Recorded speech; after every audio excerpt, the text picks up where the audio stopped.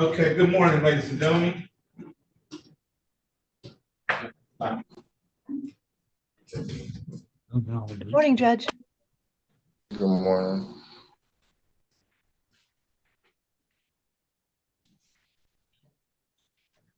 All right.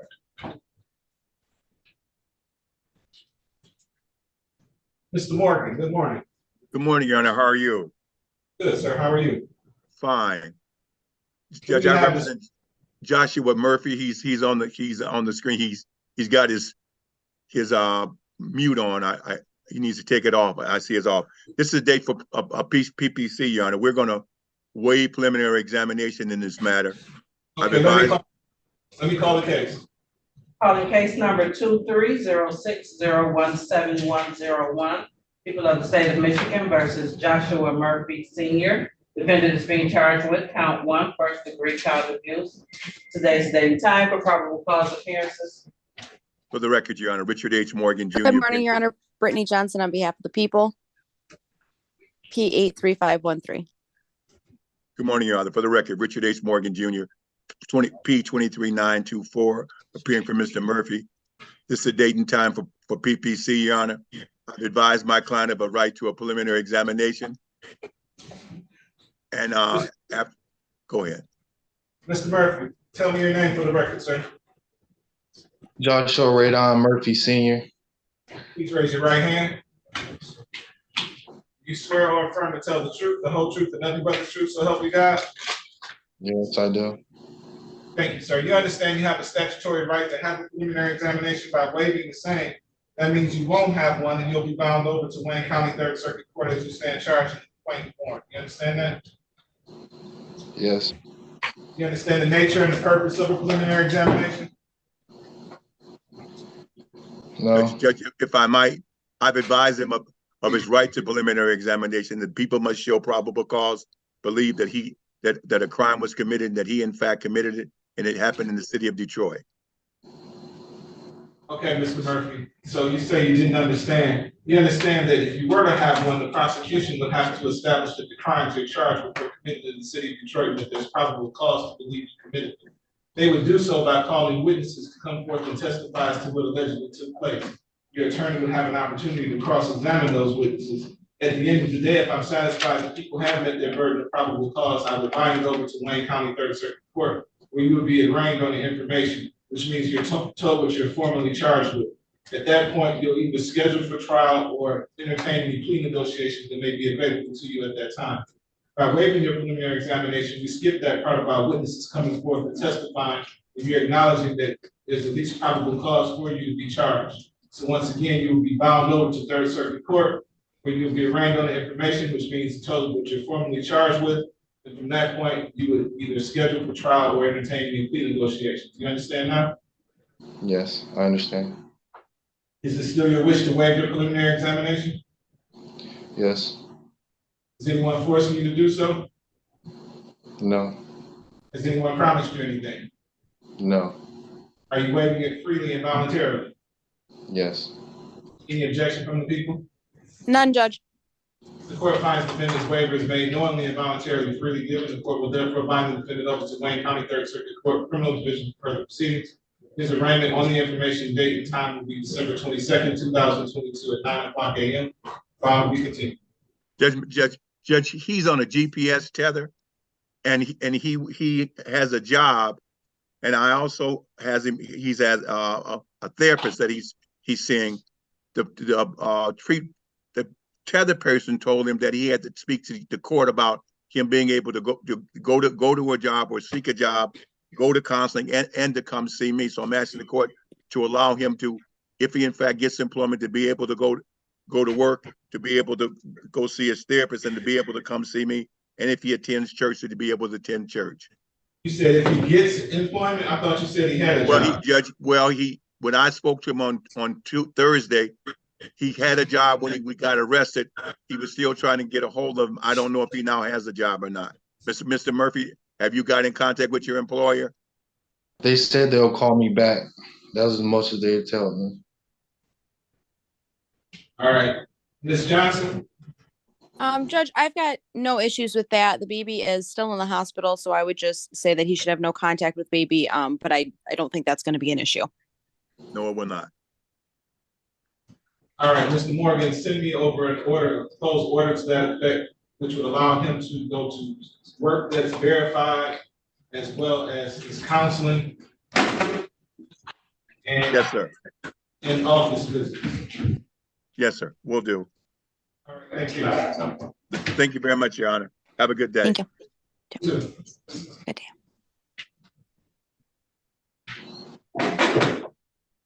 Okay, who else do we have here? Ms. Adrena, Good morning, Your Honor. good morning, how can I help you? I am here on Demetrius Griffin, Your Honor. I did submit a substitution of counsel earlier this week. I am here with Ms. Drain. We are here early on Zoom. It is scheduled for an examination at 12 o'clock. So why are you here early? And good morning, Judge. If I may, I have been in contact with defense counsel about this case. There are a few issues that I would like to bring to the court's attention before the noon time for this exam. Okay, let me call the case. Thank you.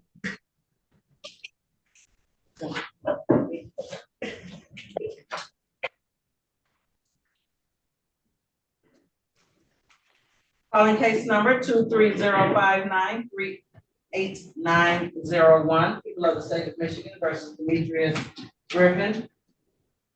Defendant is being charged with count 1, armed robbery, and also count 2, weapons felony firearm. Today's date and time for examination. Appearances, please. Good morning, Your Honor. Shelley Drain for the people, P number 60249. Morning, Your Honor. May it please the court, Parisa Sabrina, P 84945 on behalf of Demetrius Griffin, who's present on Zoom and consents to proceeding via Zoom this morning. Mr. Griffin, please state your first and last name for the record. Demetrius Griffin. Okay, so what's going on? And Your Honor, first may I also say that there is a co-defendant that is also scheduled for exam at noon, and that is Ebony Diggs. Defense counsel on that is William Glenn. I did reach out to him yesterday to see if he would be able to appear this morning as well. I also sent him another message, left another message for him around 8:30 to see if he could. I have not received any response from him either. I just wanted to let the court know that as well. All right, so for this case, there are discovery issues as well as a third defendant that may or may not be added to this case. Let me first indicate that before there was a first APCC on this case on November 22nd, and I did email the officer in charge before the PCC on that morning requesting digital discovery because I didn't have any. Later on, after the PCC for this case, I indicated that not only would I need the digital discovery, but I would also need the need the crash report if available, because defense counsel at that time had requested it. I did receive an email back from the officer in charge saying that he would be able to, he would look into getting the crash report.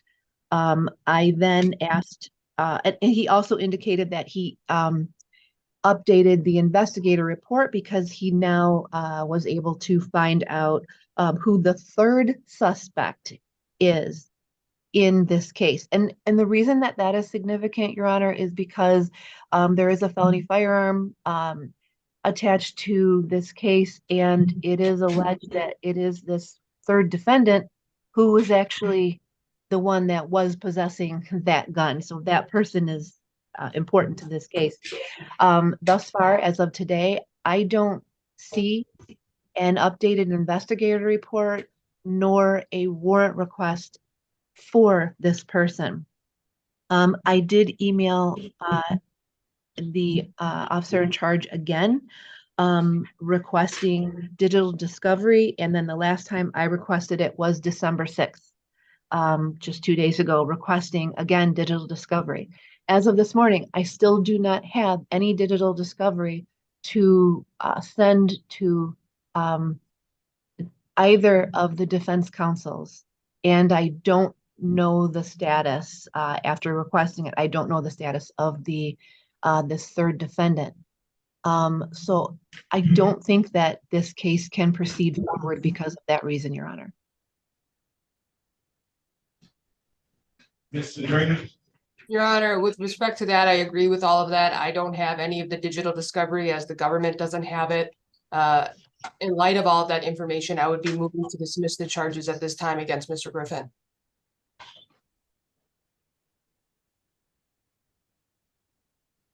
Was there a discovery order in place? A discovery demand was filed, Your Honor, from Mr. Andratz, who was an attorney at our office, to my understanding. Where is it? Yeah, discovery order in that file.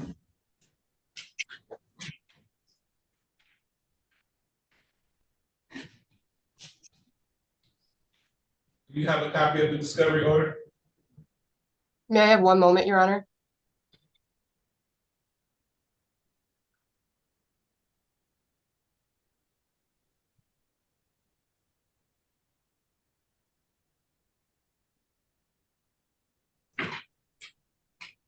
Your Honor, all I have is a copy of his discovery demand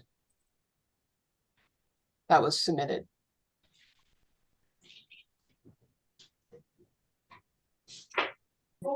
Doesn't look like we have a discovery order. Do you have a discovery order, Ms. Grant? I do not have one, Your Honor. Ms. Train, what do you feel about the court dismissing this matter and letting police get their ducks lined up in order? And if there's going to be a third defendant, having them all charged in the same warrant? Yes, although I'm not happy with with that option, because the complainant is on board and he is ready to come to court and testify today. However, I don't have enough information right now. I don't have any of the digital discovery, and I don't know what is going on with this third defendant. And I think that is crucial to this case. I think it would be better to do all of it at one time. So Well, I have at my disposal. One, I can show cause your officer in charge, have them show cause why I should not hold them in contempt of court for complying with the discovery demand and your multiple requests and adjourn the matter. Or I can dismiss it and let them start from scratch and get this thing done the right way and have all three defendants charged at the same time. You know what? I think I'm inclined to do that. okay, and that's what I kind of. Thank you, Judge. That's what I kind of anticipated would happen. Okay.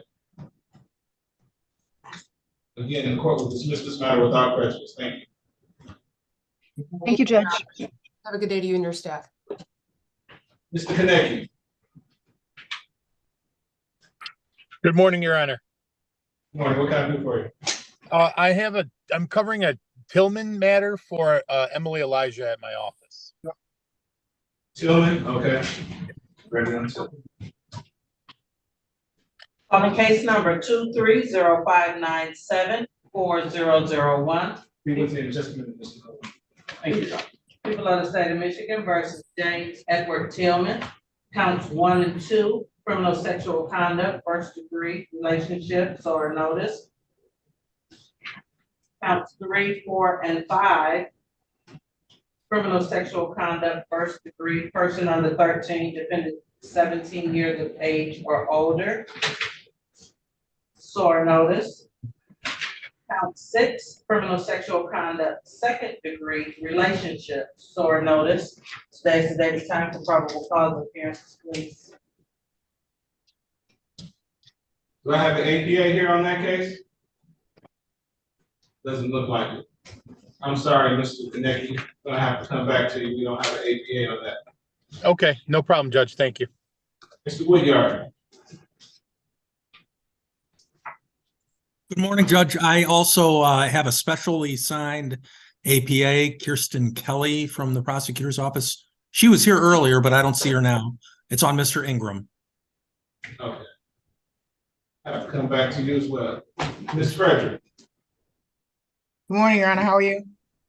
Good, and yourself? Fine, thanks. You're So I'm here on Zoom. Mr. Yes, sir. We got the evaluation back. Do you have your copy?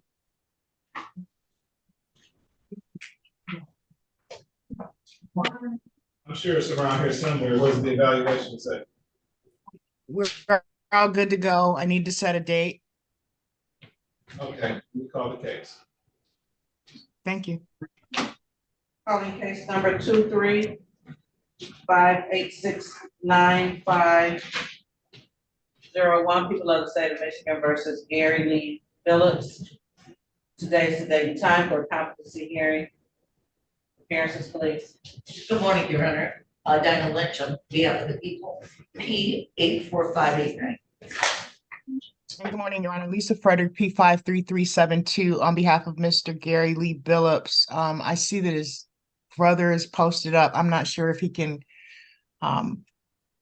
show up on the camera, but in any case, Judge, the competency evaluation came back that my client is in fact competent and can assist me in his defense. All right, you're willing to stipulate to that report? I am, Your Honor. People? Yes, the people stipulate to the. All right, the court makes a finding that the defendant is competent to stand trial. You're demanding an exam?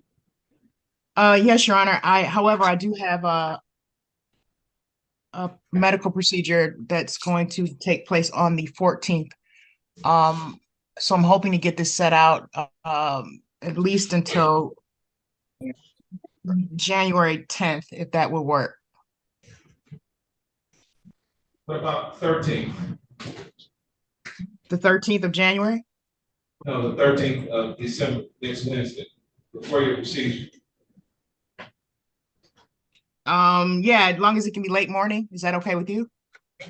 Your Honor, I'm unavailable on the 15th. Sorry. I have a training class in East Lansing. Someone else in your office? This is the case I was assigned.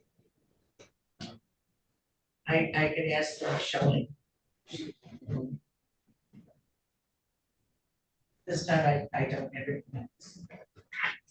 Given the circumstances, I'm not willing to put this matter out to January, mid-January, that I'm available on the 15th.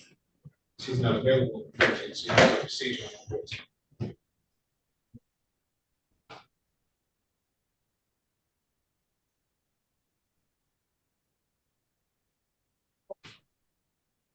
It's a bit unusual. How about the 12th? Your Honor, Your Honor, as for me, Your Honor, because of my circumstance, I did pile up a lot of stuff on the 12th. I do have some space late morning on the 13th, though.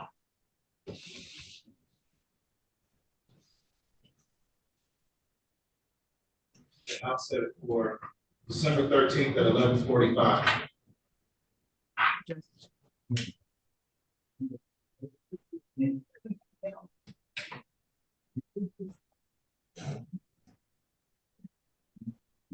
December 13th, 11:45, bound we continue. Mr. Phillips, tell us your name for the record. My name is Gary Lee Phillips. All right, bound we continue. Thank you. Thank you, Judge. Thank you, Your Honor.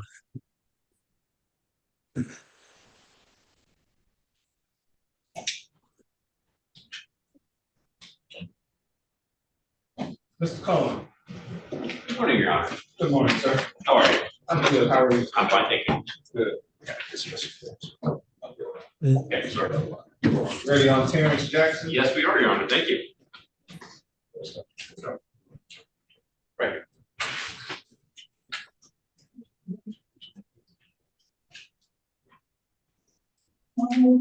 Calling case number 23060048.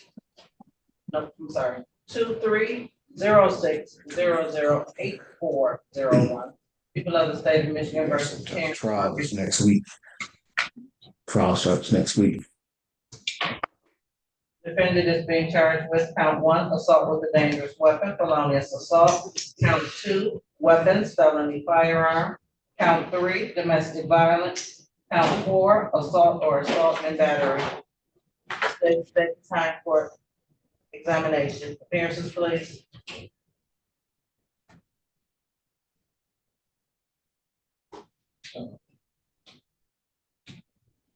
I don't see Ms. Browning, she must be on the way up. Oh, okay, we can wait, or I can make my appearance. We'll wait. Okay, thank you. Sorry about that. No problem.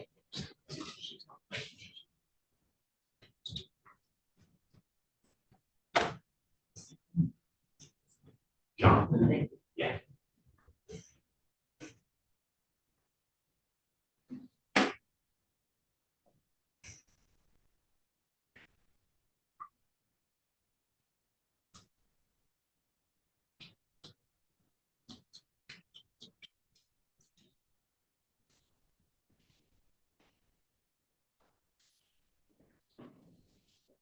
We let that other APA get away, she could have stood here. for dismissal.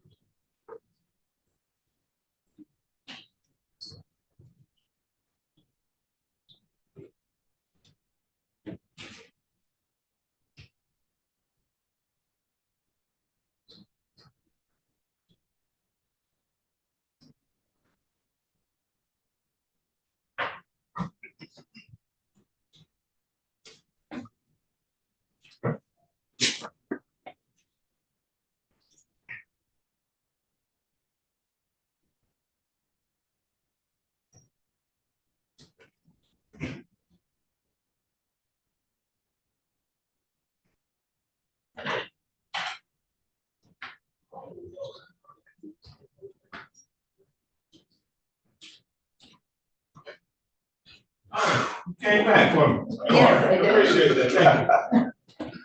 Can you maybe negotiate that? Still better. Okay, thank you. May I have your appearance for the record on Terence Jackson? Yes, Your Honor, Dinah Lynch, on behalf of the people, P number 84589. Good morning, Your Honor. Neighborhood Defender Service by Jonathan Cohen, P86151. I'm appearing in person on behalf of Mr. Terence Jackson, who stands to my left. He's out of custody. Mr. Jackson, can you please state your name? Terence Jackson. There's the date and time set for preliminary examination. I understand you're not the APA of the record. Oh, now. I was walking over. That would know here now. Thank you, though. Appreciate it. That's it. Your appearance for the record? Good morning, Jessica Dazal for the people, please, 6743.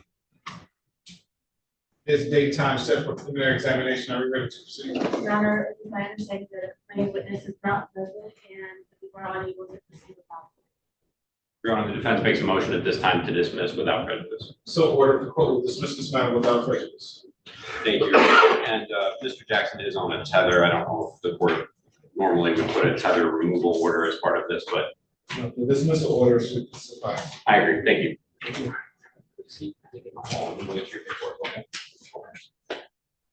I was on Zoom this morning and I was like, let me use this time to head over. A couple minutes later, I apologize. Are you good? Thank you. Are you guys good?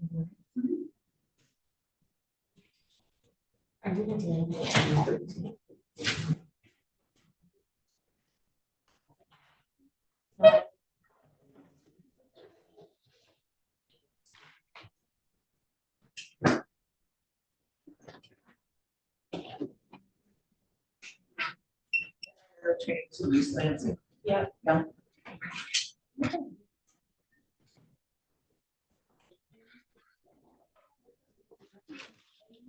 I'll look at that. We're not. I'll look at it.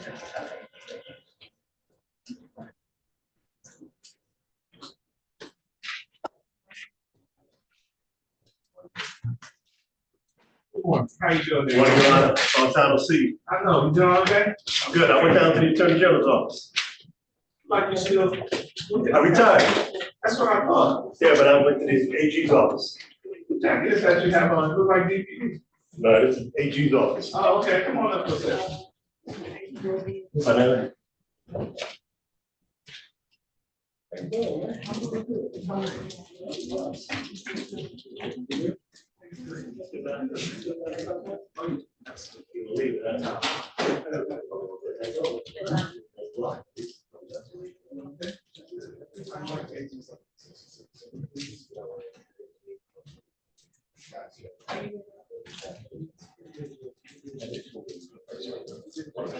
You have a happy holiday. You too. Stay safe, okay?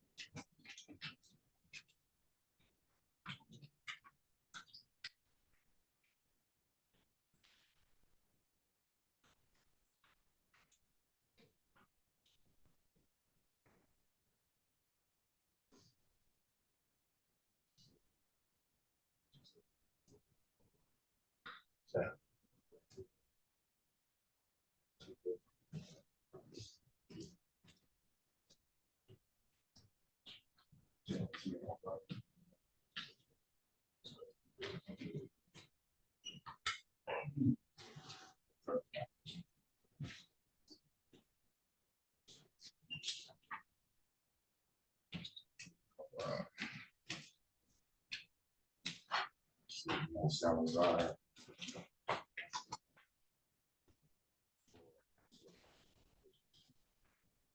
What was that again?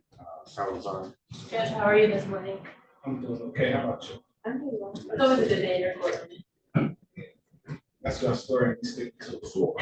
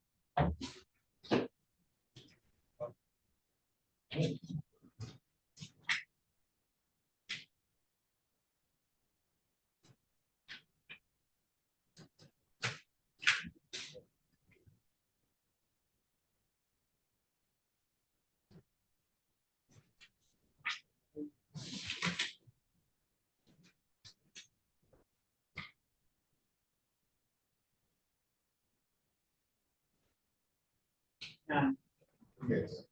So 78 on the line, sponsor notices. Or some case get the switch, you better put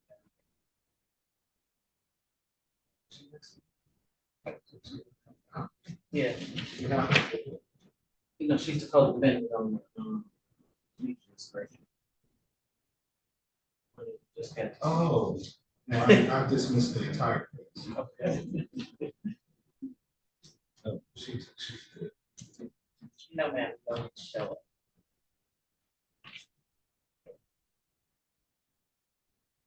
The dismissal will take care of that.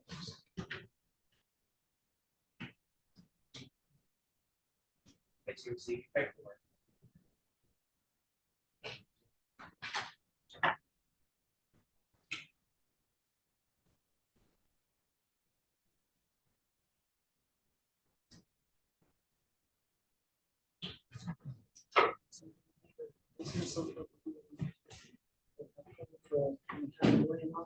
Or does the one dismissal? You should.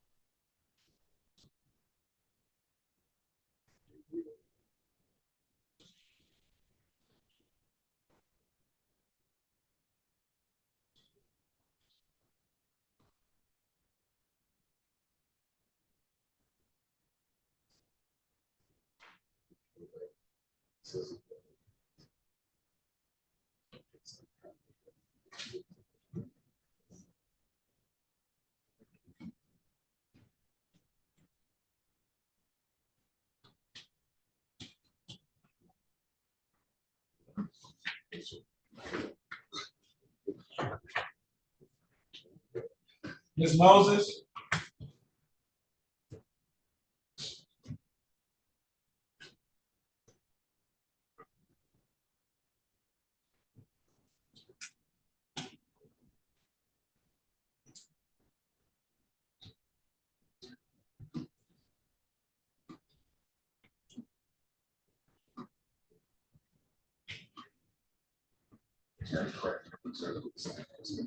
Ms. Moses?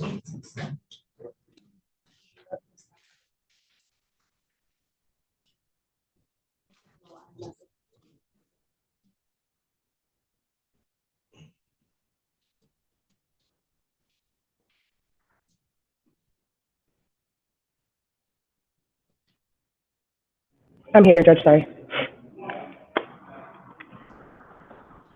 Ms. Moses, what case are you here on? Mr. Tillman, Your Honor.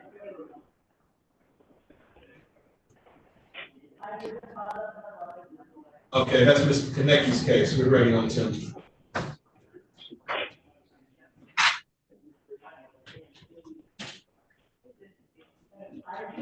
We're calling case number 23059740001. People of the state of Michigan versus James Edward Tillman. Defendant is being charged with counts 1 and 2, criminal sexual conduct, first degree relationship, SOAR notice.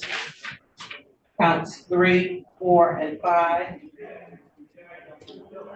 Criminal sexual conduct, first degree, person under 13, defendant 17 years of age. SOAR notice. 6, criminal sexual conduct, second degree relationship, SOAR notice. Today is the day and time for probable cause appearances.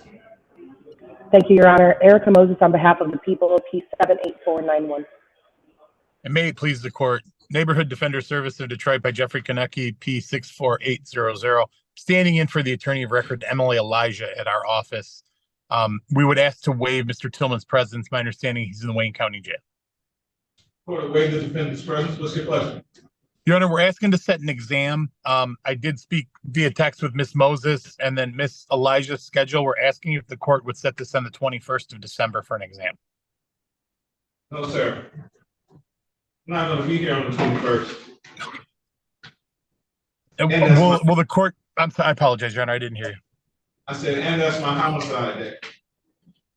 What about the 20th? I'm not going to be here all that week. Have any availability next week? I would ask for the 15th then, Judge, just because, and then if we could do that as late as possible in the morning. What about the afternoon? Judge, I can do the afternoon. I can't do the morning. I have 2 evidentiary hearings that day in the morning. December 15th at 1:30? 1:30 on the 15th? That works, Judge. Okay. December 15th at 1:30. Bond will be continued. Thank you, Your Honor. Have a good day, everyone.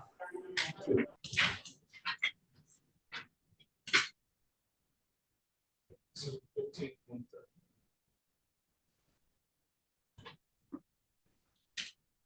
Mr. Ingram, we're just waiting on your attorney, sir. Oh, your attorney's here. We're waiting on the prosecutor.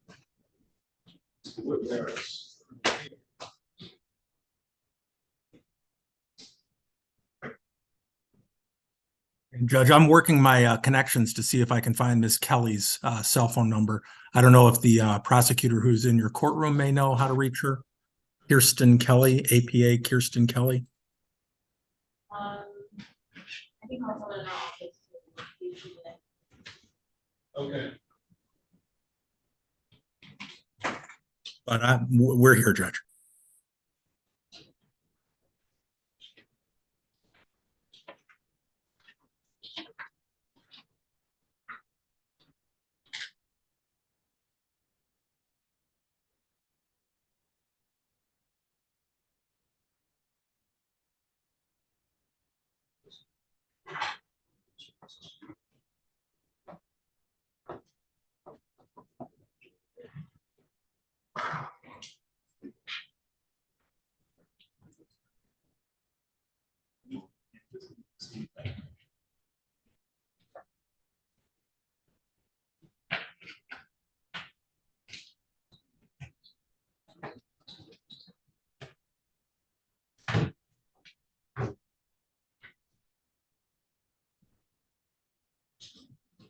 Just like see.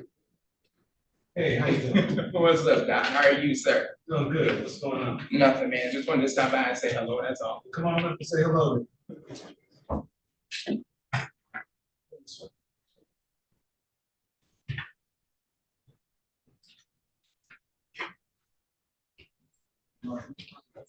Happy holiday.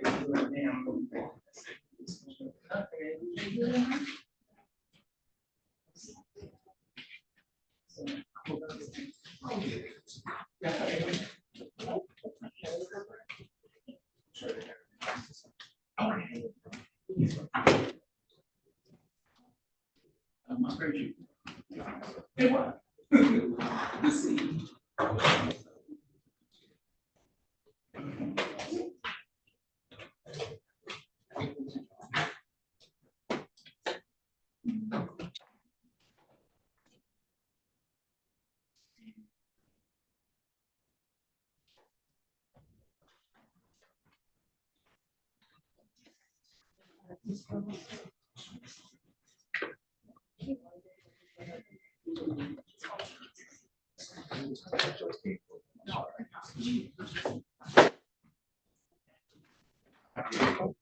You know what, here, out in Salazar upstairs.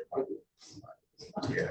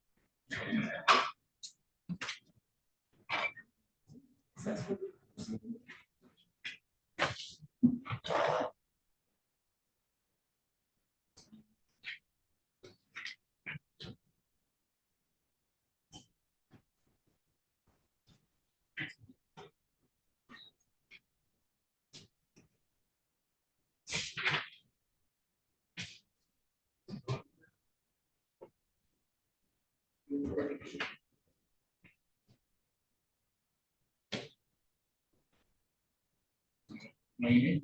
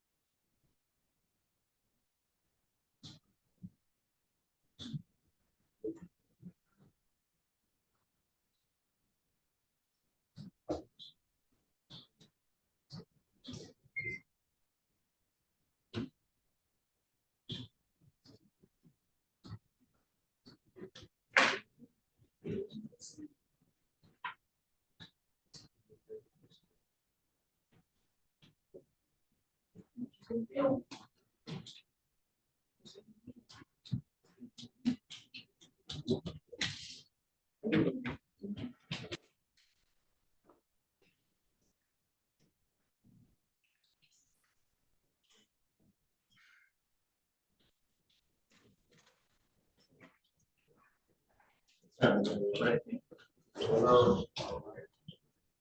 Hey, Mr. Salazar, what's your birthday? Birthday.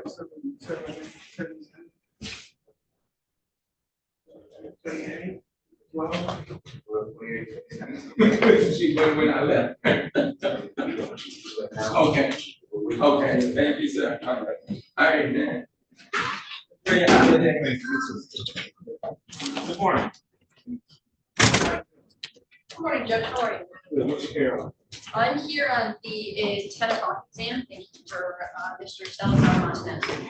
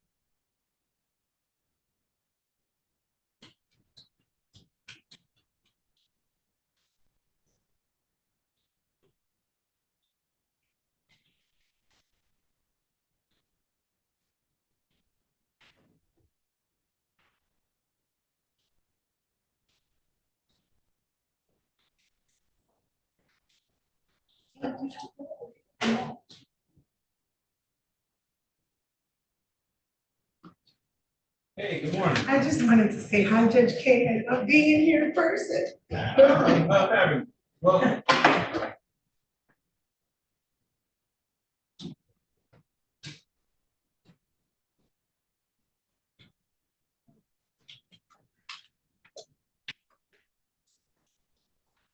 We'll just wait, Judge.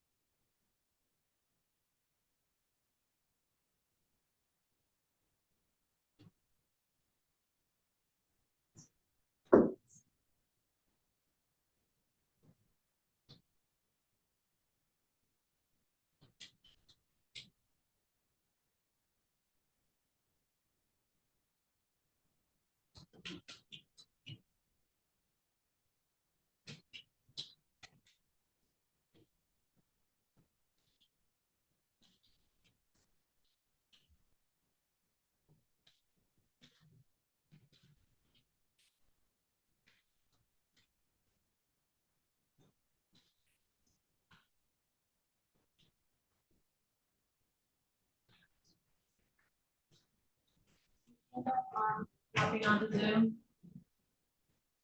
No. I couldn't get a hold of her, until I checked in her office. I don't know if she's working remotely, texting. Appreciate you. What?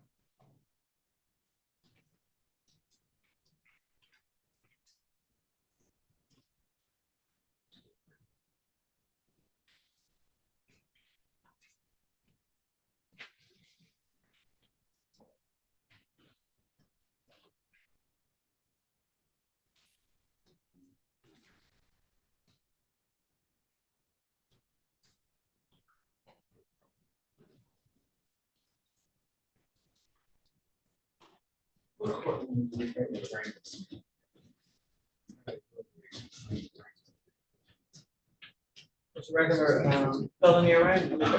Oh, 134. Morning.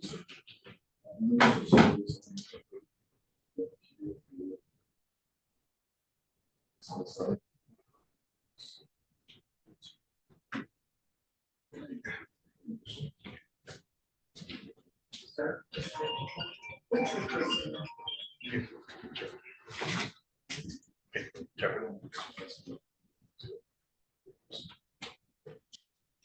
Morning. This was like J-O-S-E. Last name is Louise R-U-I-Z-Z. And my, I'm sorry. I'm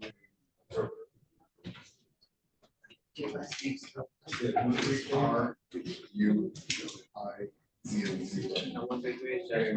He's getting a rank today, right? Yeah, 134. You don't need that?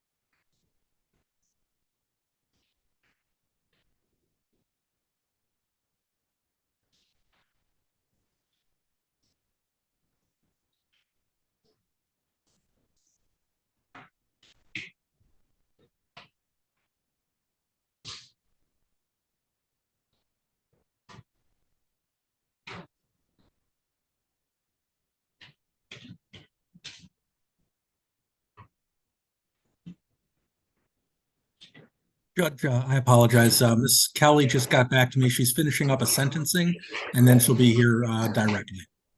Okay, thank you. Yep. Hang in there, Mr. Ingram. Good job, Mr. Woodyard. I had to text 6 different people to get her number. Honest to goodness, I was surprised. You're resourceful, though. Well, we got it. We got it done.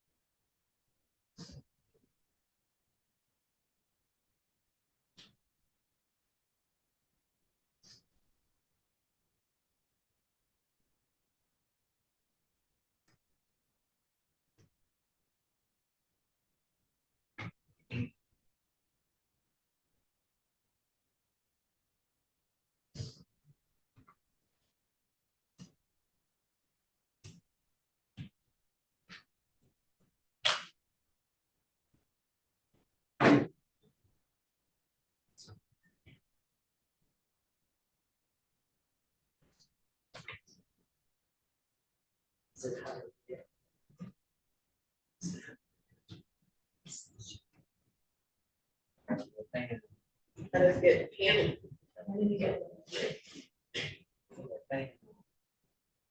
Yes, I got one right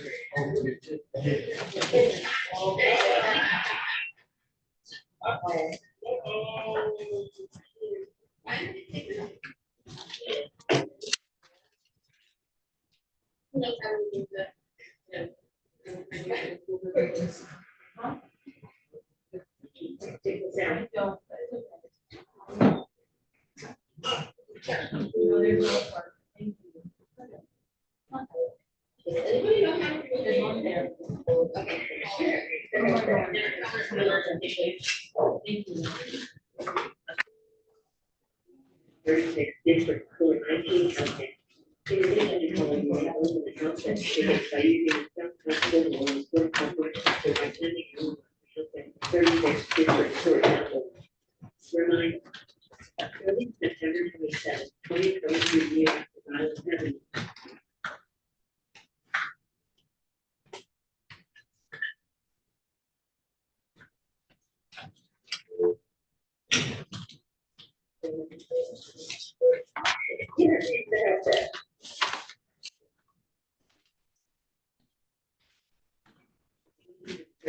District Court 19 County. By using the South House portal on the website by sending an email to 36 District Court number. Reminder, early September 27, 2023 year after violence happened.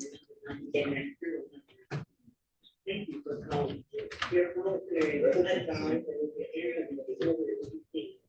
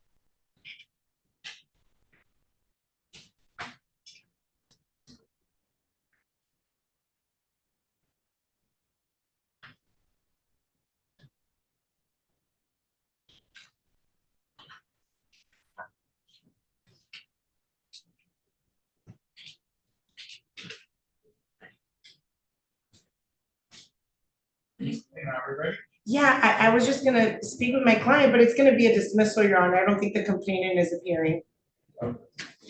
So would you like us to call it before or me speak with him prior? I'm sorry? Thank you. Yes, Salazar. Oh, thank you so much. Thank you, sir. Steve, I said this is Timano. Thank you. Nice to see you. Judge, happy holidays. Hi, buenas, señor, ¿cómo estás?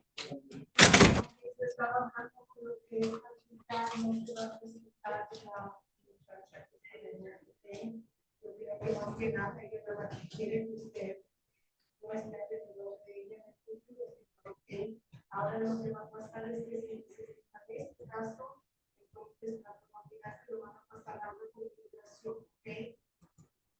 Ok, sí. So, ya lo van a explicar. Permítame aquí un momento. Now get the prosecutor. Thank you. Oh, yeah, sorry, I speak Spanish. No problem. Gracias.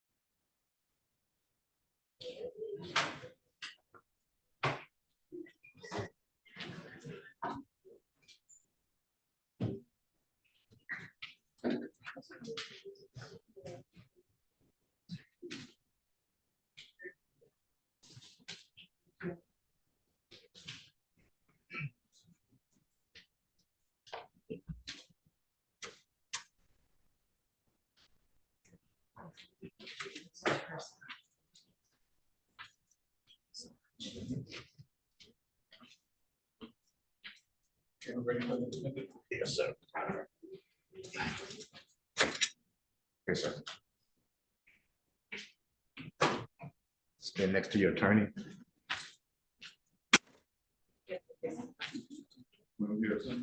Calling case 2359981. People of the state of Michigan versus Noel Salazar Martinez. Defendant is charged in count 1 criminal sexual conduct, 4th degree force or coercion. Count 2 criminal sexual conduct, 4th degree force or coercion. Appearances for the record, please. Good morning, Your Honor. Elizabeth Moore on behalf of the people, P84724. And Your Honor, Crystal Marie Medina, P number 77211, on behalf of Mr. Salazar Montanez. What's your name, sir? Good morning, Your Honor. My name is Jose Ruiz. I am a Spanish English translator, sir. Certified? I'm qualified, Your Honor. Not certified?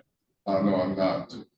Your Honor, we would waive the need for, or the option to have a certified interpreter, Your Honor. I believe, if I could just confirm my client is understanding him, I would feel comfortable proceeding, Your Honor. Please raise your right hand, sir. Yes, Your Honor. Swear or affirm to translate from English to Spanish to English to the best of your ability. Yes, Your Honor. Thank you, sir. Thank you, sir. And your name for the record? My name.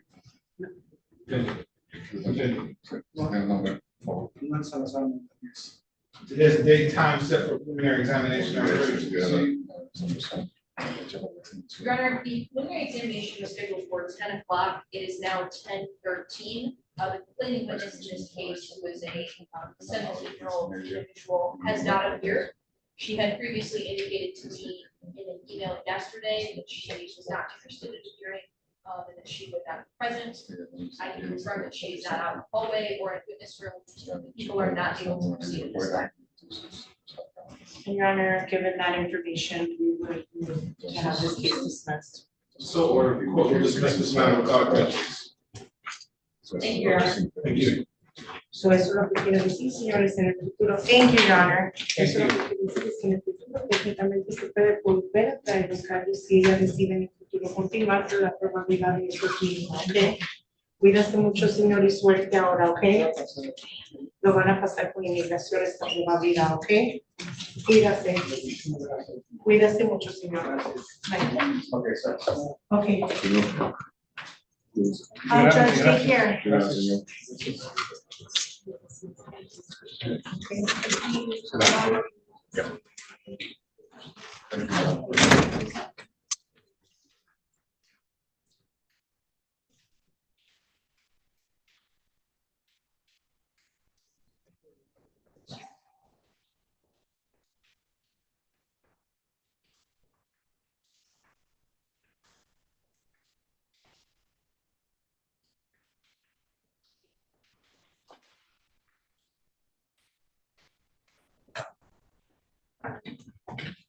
Would you prefer that I stay here? Or you want me to just sit over there? No, you have to sit right there. Thank you. Oh, no need to sit. Here you go.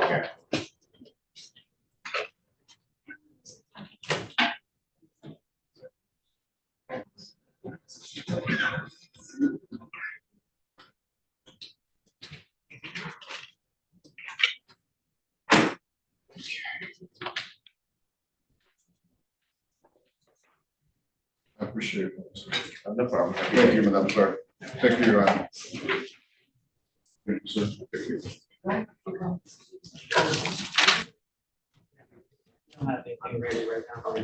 Or did, oh, well, wait, that's what we were waiting on, right?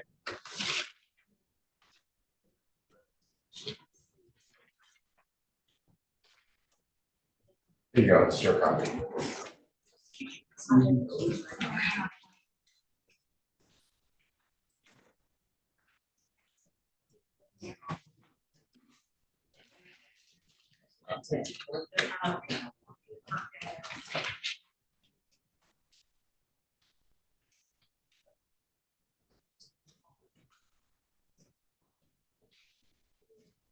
Salazar is right downstairs. All right. You ready on Ingram? Mr. Woodyard? Ready, Judge? Yes, Your Honor. I apologize for being late. Calling case number 2306-024-001, people of the state of Michigan versus Malik Ingram, defendant is being charged with count 1, criminal sexual conduct, 3rd degree. SOR notice, today is date and time, probable cause, appearances, please. Morning, Kirsten Kelly on behalf of the people, P83952. And Judge, good morning to you and to your staff. Good morning. Michael Woodyard. My P number is 64612. I'm a staff attorney at Neighborhood Defender Service of Detroit, and we represent Mr. Ingram. He's on the call here. Mr. Ingram, you need to unmute your device there and then say good morning and say your name, please. Good morning. My name is Malik Ingram. What's your pleasure, Mr. Woodyard? Judge, Ms. Kelly sent me a link to some evidence this morning. I haven't had a chance to see it, but I presume it is everything to which I'm entitled. We'd like to schedule this for a preliminary examination in person, and I'd also like the opportunity to speak with you about Mr. Ingram's bond. How's December 15th at 11:30? A week from today at 11:30, that's perfect with me. That works for the people, Your Honor. Okay, December 15th at 11:30, as the bond. Judge, Mr. Ingram is now being held on a $75,000 10% bond. It appears to me that Mr. Ingram has no prior contact with the criminal legal system.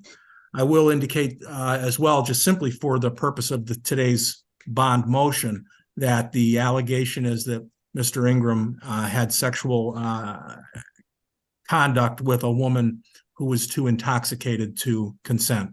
Kind of in a nutshell, I think those are the allegations. I think on its face, Judge, the evidence of guilt is by no means manifest. In terms of his likelihood to return, Mr. Ingram has lived in the city all his life, in the city of Detroit. He's lived for the past 10 years with his mother at the Cadillac Square Apartments. He was last employed about a month ago as Cadillac Square porter and maintenance and things like that. He's currently not sure if he has a job. His mom has had a couple of strokes and he provides care for her. So he's really simply a homebody. He has a high school diploma. He's taken a couple semesters of college at Baker College. The bond of $75,000, 10% simply, it doesn't appear to us to be appropriate. We would ask if the court would see its way to it for a personal bond with a GPS tether. Mr. Ingram indicates he intends to contest these allegations vigorously and will always show up at court. Ms. Kelly? Your Honor, the people have extreme concerns over Mr. Ingram. I understand that this might be the first charge that he has, but based on all of the evidence that the people have, and I believe what Mr. Woodyard will soon see in his interrogation video, this is not the first time that Mr. Ingram has done something like this. He has stated to police that he would leave his apartment, find drunk women on the street, and bring them back to his mom's apartment. To me, that sounds like a danger to the community and is not somebody that should be released on a personal bond. I would ask that it remain in place. Your Honor, it's also my understanding that when police had gone to the apartment a couple times, he was not there. His mom would say, well, we'll give him notification that you've came. The day that they went to arrest him, they had gotten a call that he had just gone upstairs. Police go up to the mom's apartment. She says son is not there. He is going down a back flight of stairs and is caught at the bottom of those stairs. I believe that that shows that there's flight risk in this case, and his appearance would be an issue. So we ask that the bond remain in place. Thank you. Your Honor, can I say something? No, hang on, Mr. Ingram. Are you employed, sir? Sir, I have family helping me out right now. I have a son. That's a no? You're not employed? No, sir, not currently. How old are you? 28 years old. Why aren't you employed? I was working for the building, They kind of got me on the reserve list. They let me go because the person I was replacing came back. I've been currently looking for. I'll ask again because you didn't answer my question. I said, why aren't you employed? I've been looking for a job, and if they confiscated all my stuff, they can see I've been putting in many job applications. Where are you looking for a job? Amazon, wherever I can on Indeed. When I'm not looking for a job, I'm taking care of my mom, helping her heal, helping myself heal because I have a heart problem. I try not to put too much stress on myself, but this is totally not in my character, Your Honor. Mr. Ingram. Working a job is too stressful, huh? No, I said in the meantime, I've been taking care of my mom and myself. I have a health condition. I have a heart problem of some sort, and I've just been trying to heal. And I take care of my trial services for bond recommendation. We'll take a longer look at Mr. Ingram. Excuse me? Judge, do you imagine that report will be prepared by the 15th? Hopefully it will. I think so. Okay. Your What time Honor, do you want us? I'm not a flight risk at all. I'm very forthcoming. I have no problem with coming to court. I never had a problem any other time with coming to court. I'm not going nowhere. I want to prove myself innocent. Okay, so we'll see you December 15th at 11:30. Okay, thank you, Judge. Thank you. Bond continue. Mr. Ingram, I'm going to be over to visit with you, okay? Okay, I didn't hear anything you said. I don't know what's the verdict. I said December 15th at 11:30. I'm referring your matter to pretrial services for bond recommendation. On the 15th, if need be, they will submit a report to the court and suggest what your bond should be.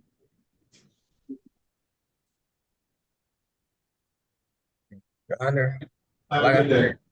Okay.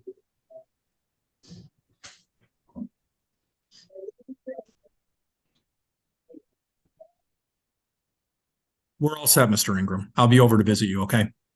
When? If not later today, then on Saturday, tomorrow. Right, see you there. Okay.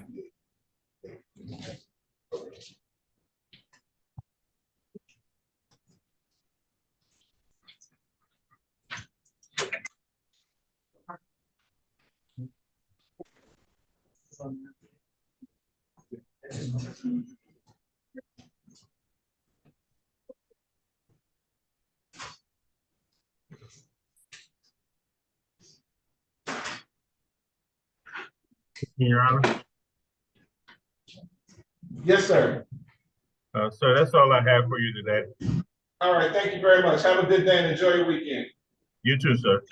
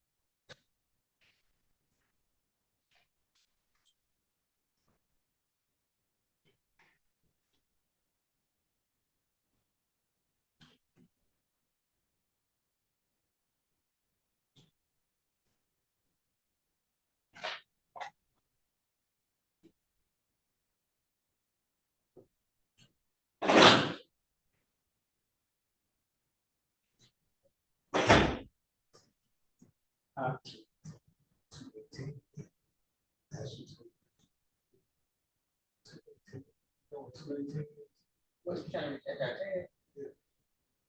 didn't know we had a 218. You all right? That the one that's supposed to be across the hall. Oh, she's just doing you know where the jury room is? Behind the Scotch waiting on. That's the elevator. Yeah, right about this right here. Okay, I think that's Judge Robinson. Okay, everybody all right? Across from everybody else? Doing good, man. Haven't seen you in a minute. I know. Been all right? Good. Everybody have a safe, happy holiday season too.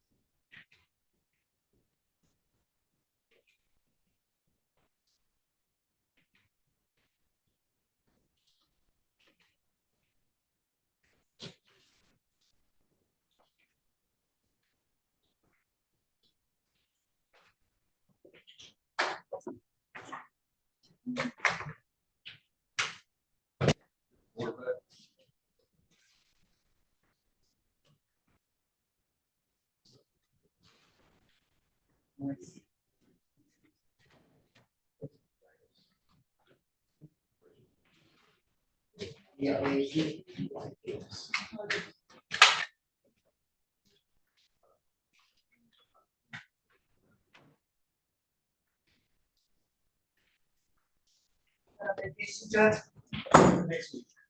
No, not next week, week after next. Where are you going? Nowhere. Good. Vacation. You're. I always take time over the holidays. Usually take a week before Christmas, during Christmas, and after Christmas. But I got gypped this year because the week after Christmas and during Christmas is the same week.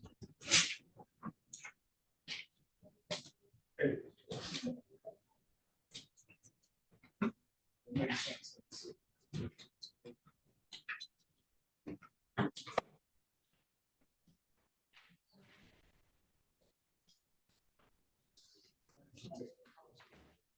What's your mom do?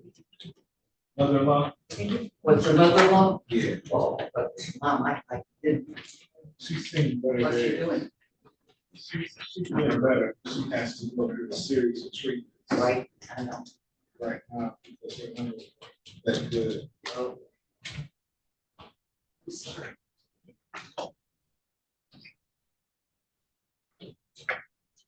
That door doesn't close, and when I came in, people were coming in, nobody was here. I don't know what to do. I gotta push her. Yeah, I know that now.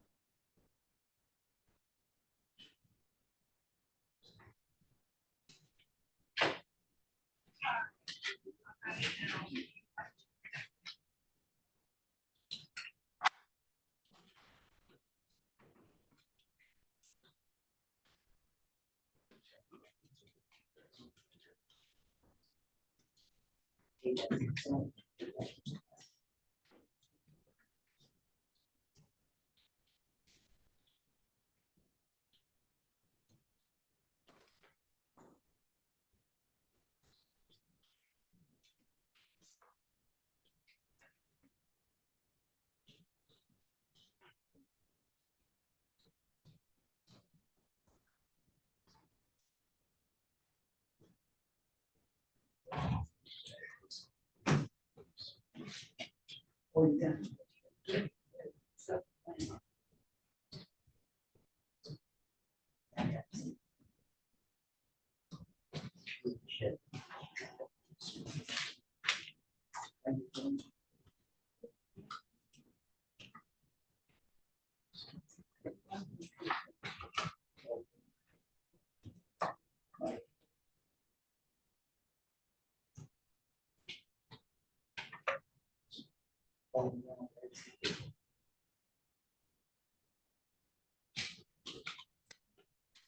These still contagious. Oh.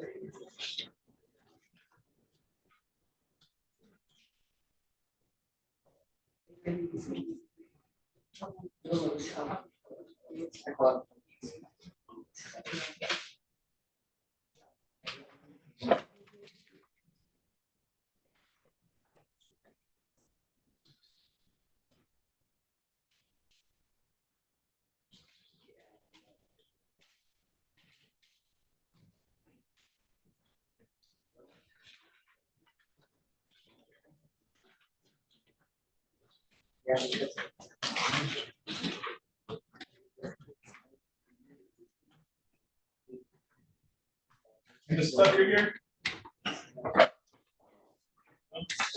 Take care.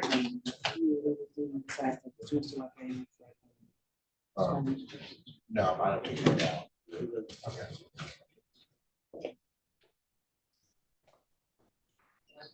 Yes. They call my son, yes, Cory. Oh, no. Oh, how you doing? He's doing better today. He's been sick for 3 days. And How old is why he he? hasn't come.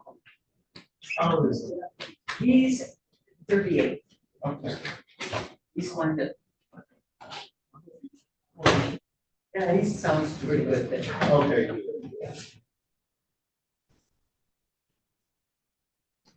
He's so hyper though. He hates sitting home. I know the type. He likes to work. Like his mother.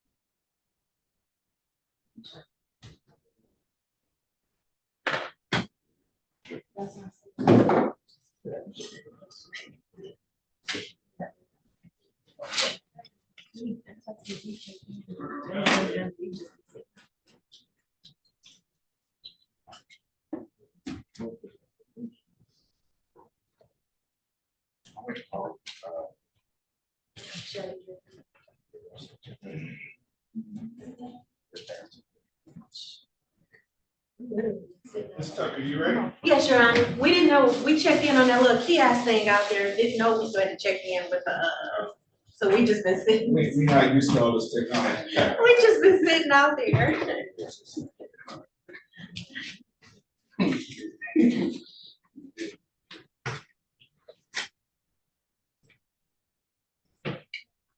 I'm sorry, you, right? You had to call that other one, I'm like, okay.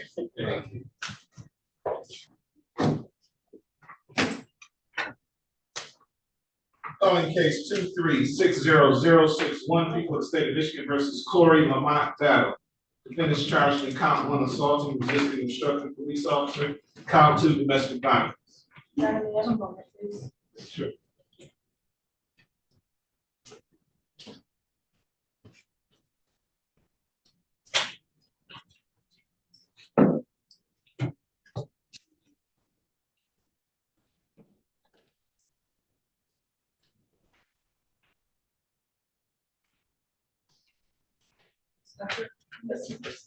Tanika? Best friend's name there.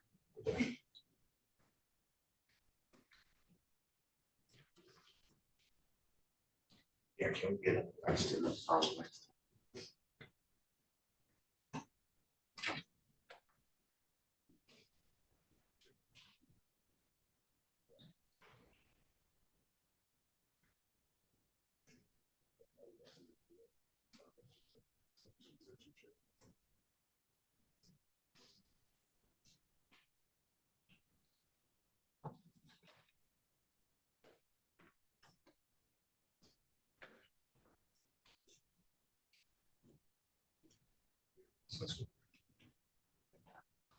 Yeah.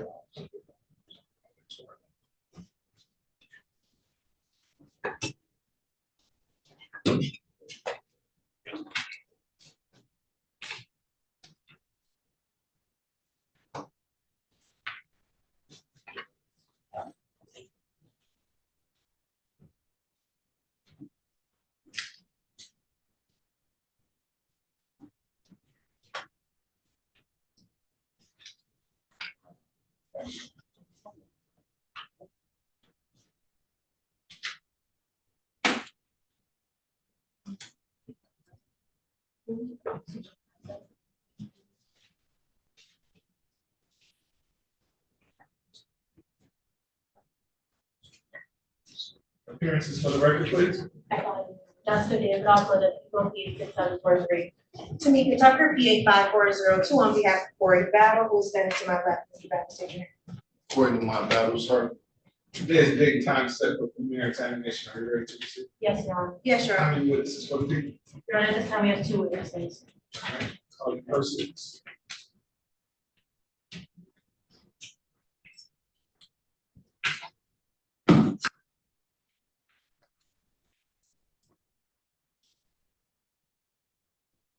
Your Honor, people now call Officer Kyle Delaney to the courtroom.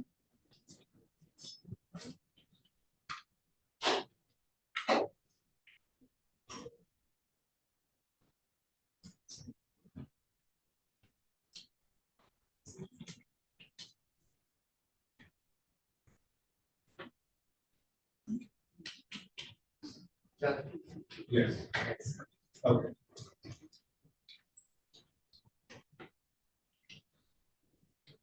So please step forward, raise your right hand.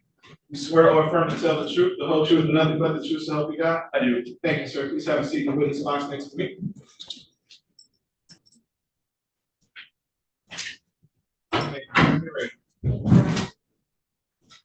Officer, Delaney, can you just state your name for the record? Officer Kyle Delaney, that's 4624. Red Bull.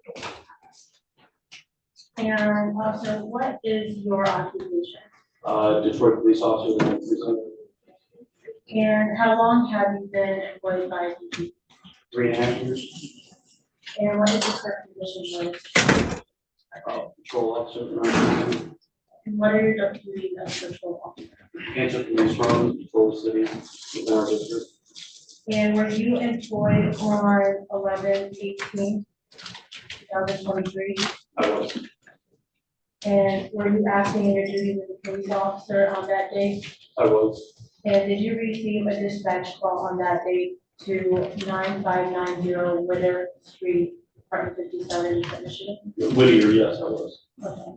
And is that in the city of Detroit? It is. Is that in the county of Wayne? It is.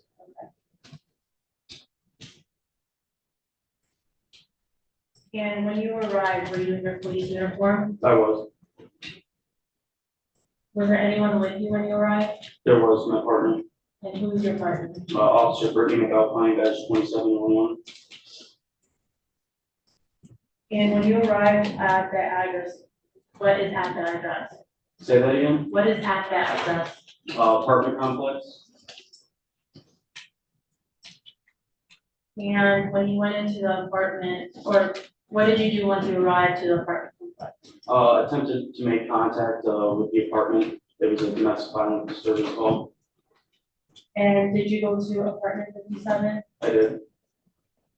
And when you came to apartment 57, what did you observe? Just the apartment door was shut. I attempted to make contact. I knocked. The individual inside refused to open the door. Did you announce that you're a police officer? I did. And what was the response when you announced that you were a police officer? Essentially, the response was that the individual did not care that we were police officers. He refused to open the door. And did the individual respond by a name? I do not recall if he stated his name or not. Okay. Did you later see that individual? I did. Okay. And was that individual Cory Battles? Yes, it was. Okay. And do you see that individual in the courtroom today? Yes, I do. Can you point to him and identify with a piece of clothing? Yellow shirt. Okay. Your Honor, the record reflects that the witness has identified the defendant. So noted. Okay. And you said that you refused to open the door. He did. So what happened next? So after I realized how aggressive he was acting, just with his tone of voice and banging on the wall, banging on the door, heard loud commotions inside the apartment as well, asked for a backing unit to show up. So the backing unit showed up as well. He still refused to open the door. So then I called for a supervisor to get the supervisor's guidance. We then tried to get him to have the female come to the door just so we could make sure that she was okay. He refused to let her come to the door. And how did he refuse to let her come to the door? I couldn't physically see what was going on because the door was shut, but he kept telling her she was not to come to the door. And then he did make her go to the balcony. She went to the balcony, but we couldn't see anything. It was 2 or 3 stories up and it was dark. So we kept trying to convince him to let her come to the door, and nothing, no response. Okay. So how long did this take while you were outside of the door and the defendant was behind the door and you were hearing this conversation? I do not recall the exact time, but it was in the ballpark from making contact initially to when we finally made entry. It was in the ballpark of 40 to 45 minutes, I believe.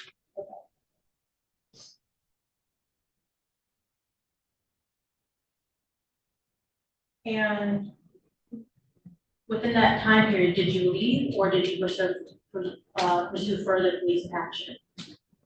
Did I leave the apartment? Yes. I stayed in front of the apartment these days. Okay. And at some point, did you eventually make yourself way into the apartment? I did. How did you make your way into the apartment? I had to kick the door open. Why did you have to keep the door open? Because he barricaded chairs and tables behind the front door and locked it.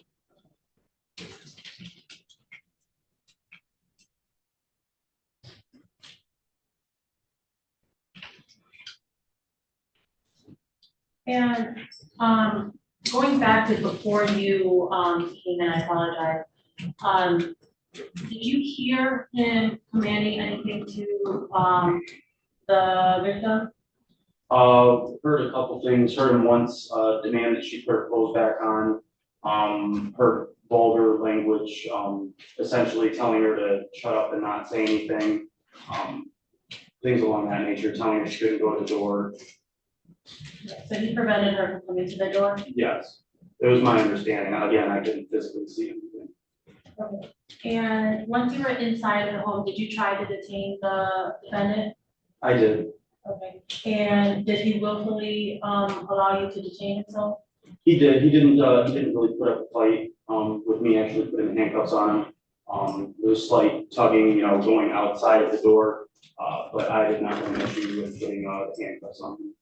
Okay, but prior to that, you did have an issue with allowing entry into the home? Absolutely, yes. Okay, and going back to when you had to kick in the door, can you describe with what force you had to use? I mean, I believe it took me 8 kicks to get it in. I'm a larger person, so it was a very sturdy door. There was a lot of tables and a lot of chairs behind it. So even after I did have the door open, I still had to ram it a couple times with my shoulder just to push all the chairs and doors out of the way. And were you injured because of this? I was not. Okay.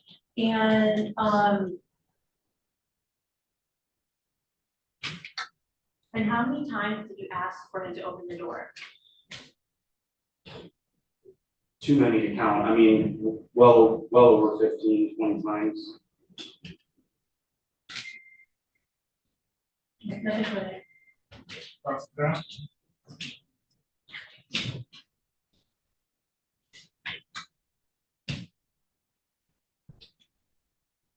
Good morning, Officer Johnny. Good morning. You just testified that, Mr. Battle refused to open his door for you, correct? Correct. It's against the law to, not open the door for an officer? It's interfering with an investigation when it involves domestic violence, if that answers the question. Okay. Do you know who called? The police? The police? The neighbors.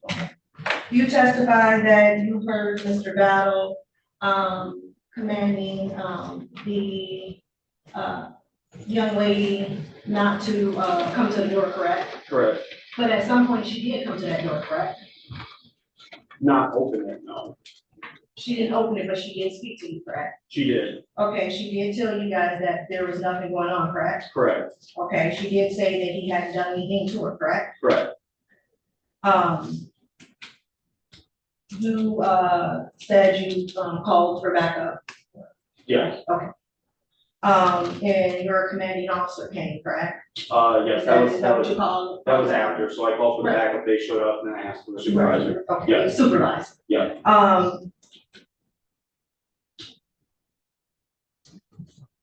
Did that supervisor attempt to, open the door? Yes, multiple times. Okay. You said that, the young lady came out onto a balcony. You said the balcony was 3 stories up? 2 or 3 stories.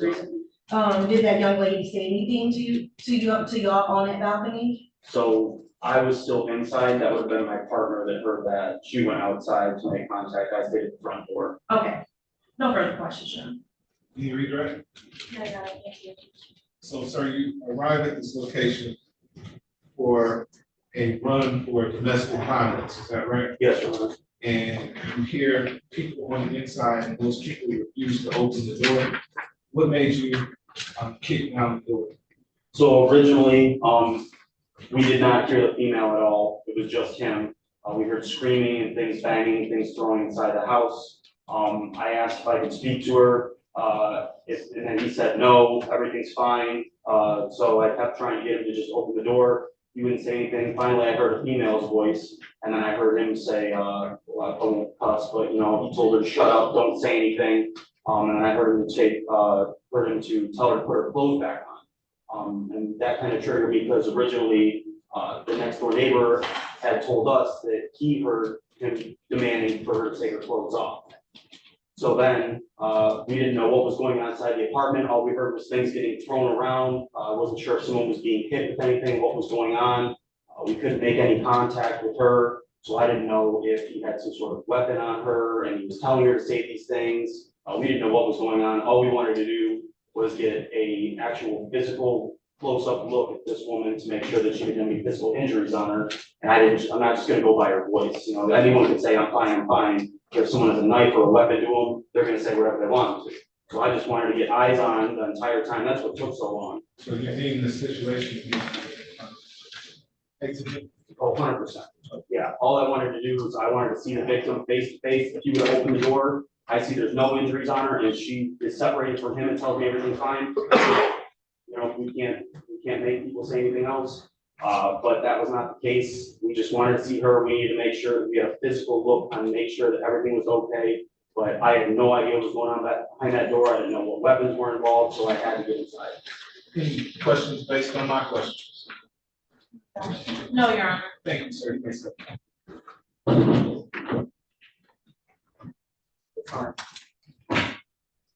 You have another witness? I believe, this witness is sufficient. Okay. You witness on behalf of the defense? No, Your Honor. People? Your Honor, we move to, reserve argument and find over in charge. Your Honor, Mr. Battle, did not assault or resist or obstruct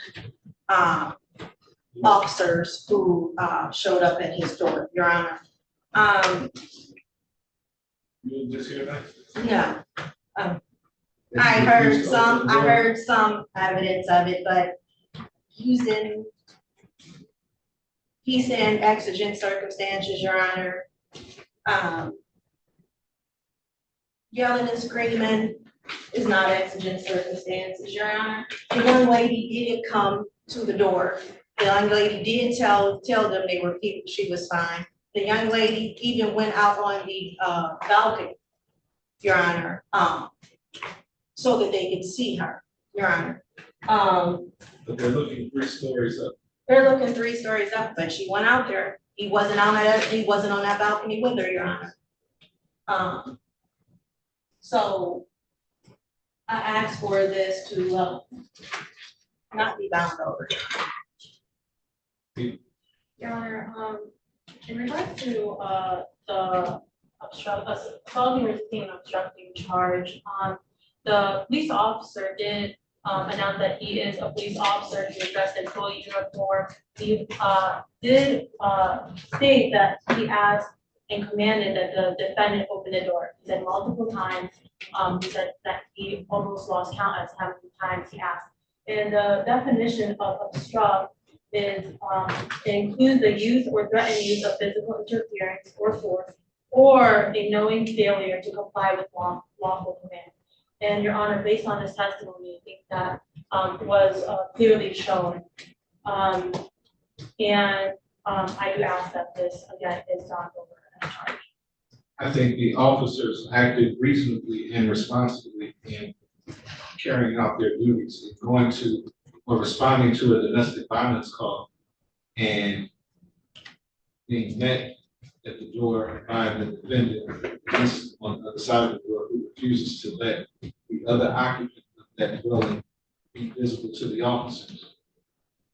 I think the officers did everything that they were supposed to do, not satisfied that she went to the balcony and they're looking 3 stories up. They can't see what's going on 3 stories down below where she's standing. And the officers were presented with exigent circumstances to gain entry to make sure that the other occupant in that home was safe. So the court finds people have met their burden of probable cause because the defendant is not opening the door and following that lawful command did obstruct and or oppose or resist the officers in carrying out their lawful duties. The court finding those charges working with the city of Detroit, the court finding probable cause to believe this defendant committed will bind the defendant over to Wayne County 3rd Circuit Court Criminal Division for further proceedings. His arraignment on the information date and time of December 22nd, 2023 at 9 o'clock a.m. Your Honor, may we address bond? Okay. Your Honor, Mr. Battle is on GPS tether with house arrest.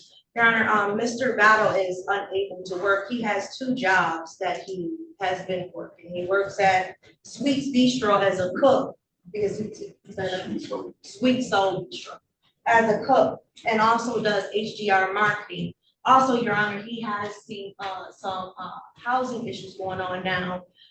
He has been told that he has to vacate his apartment within 28 days, Your Honor. Is it 10 days? Sorry, 10, okay, stop. Where's the apartment? Where, the address where all this took place, Your Honor. Originally, he told me 28 days, so now it's down to 10 days. Okay, so 10 days. He's been trying to find other places to stay, but he can't do that, you know, when he's stuck in the house. Without. Far be it for me to give legal advice, but I think all of us here know what time of year this is and what this court does as it relates to eviction during holidays. Doesn't happen.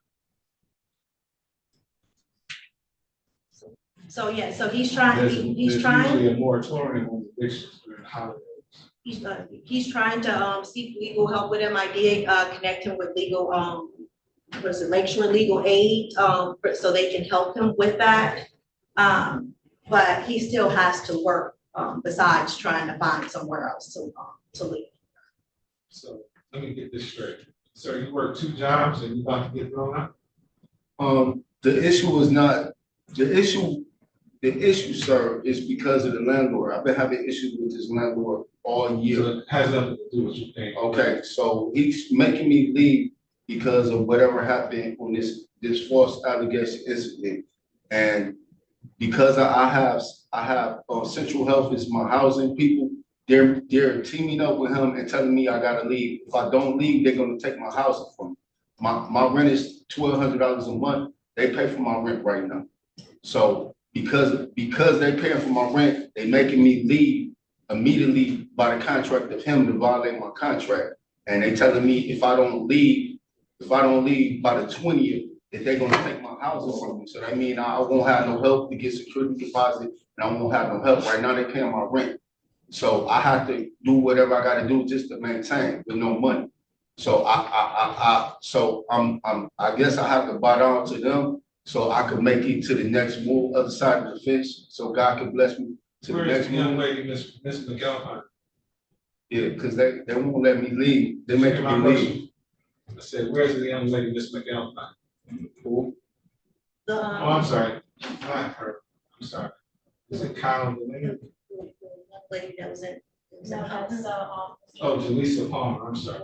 Oh, I haven't seen her in months. I don't know. She just popped up out the blue that day. I haven't seen her before then in months. We used to be together for years. She's an ex-girlfriend. So you're not in any contact with her, right? No, I haven't seen her in months. I haven't seen her since I've been out of anything. Your Honor, I asked that the bond remain the same. I do believe it's the discretion of the court. I think the argument was that is being evicted. The eviction is not something in control of like the people or being able to do his bond. So, Your Honor, without having the opportunity to have the complaining witness here and speaking to her about her concerns for safety, I do ask that bond remain the same, but I leave it to the discretion of the court. Your Honor, we're not trying So to I'm gonna get. do house arrest. If you will remain on tether. Yes, we're not trying to get the tether taken off her at all, just the house arrest portion. With everything that's going on, with him, with I his just don't want house. him to have any contact with this. Palmer is? Jaleesa Palmer. No contact whatsoever with this Palmer. Who got something to say? That's why I'm on.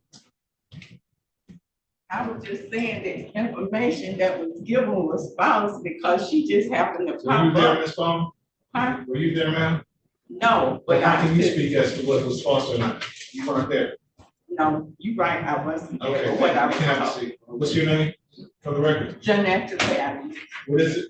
Janetta Battle. Janetta Battle. Just back. Okay.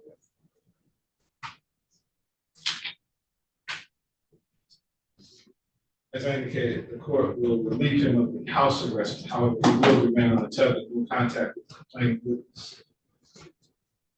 We will make that an unrestricted tether. look for a job and handle his housing affairs and that type of thing. Yes, sir. Your Honor, so, that being said, can do I have to tell the teleunits right now so I can go where I have to go? Cause I gotta go look at some places today if possible. We're gonna get the information over to you. Okay, thank you, I appreciate that, Your Honor. Thank you, God bless you, thank you.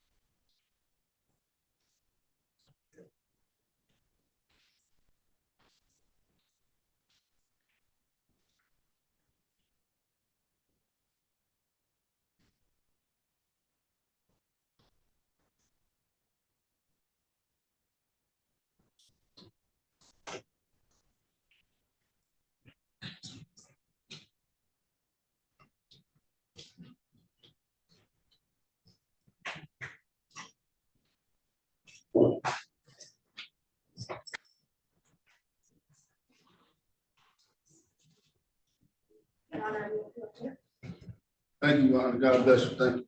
Thank you, sir. I hope you have a great day. Happy holidays, sir. Thank you, same to you. They'll bring a copy door.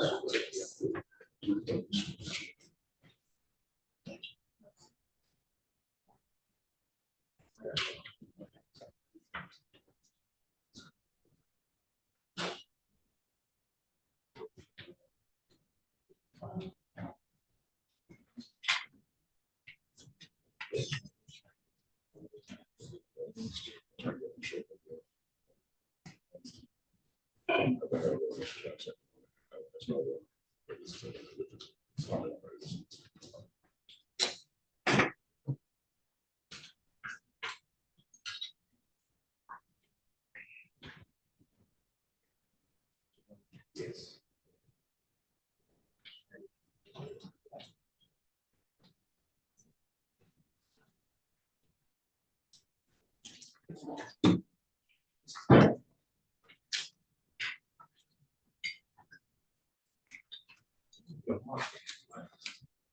Yes, sir.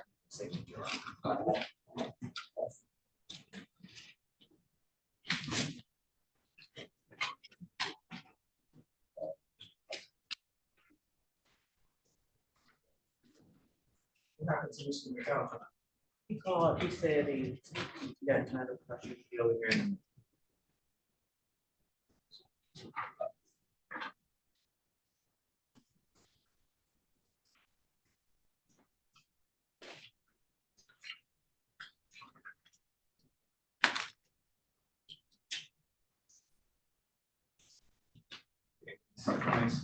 Sorry. Jackson.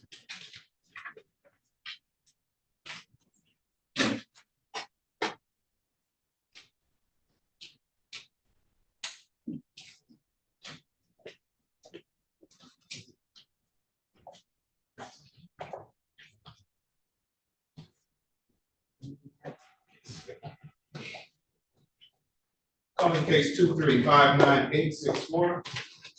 State of Michigan versus Willie Lee Jackson. Charged in count 1 assault with intent to do great bodily harm, murder, or by strangulation. Count 2 assault with a dangerous weapon. Count 3 felony firearm.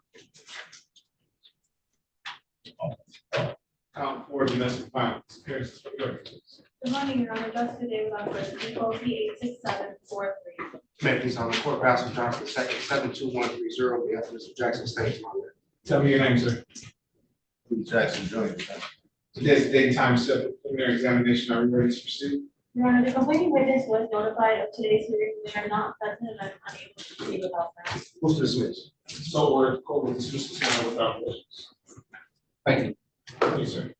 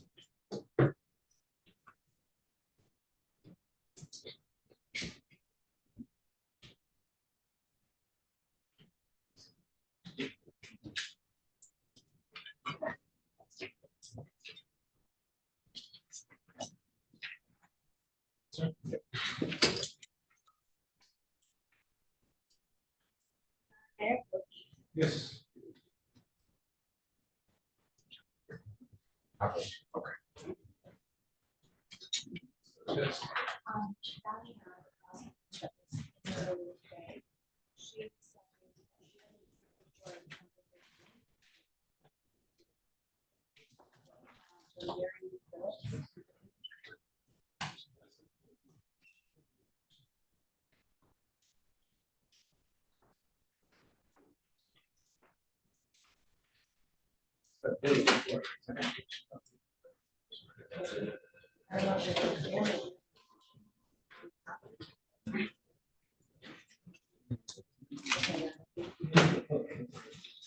I just need to.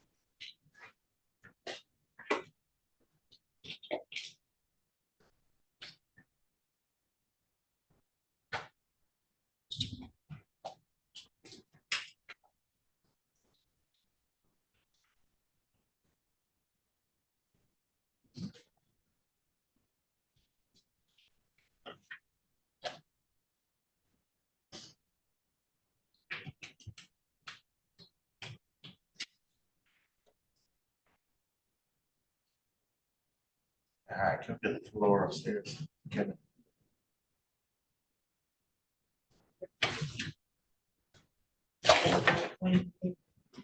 Just have.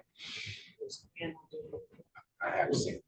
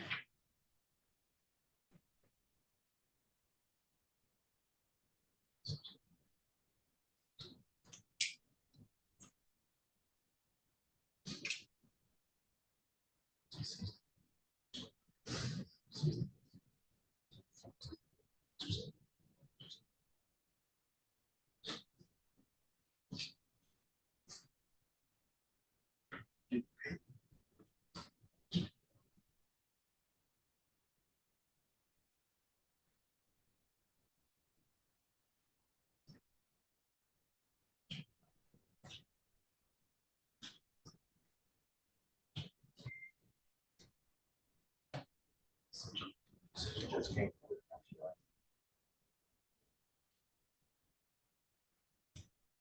We'll put it on the other side. All right.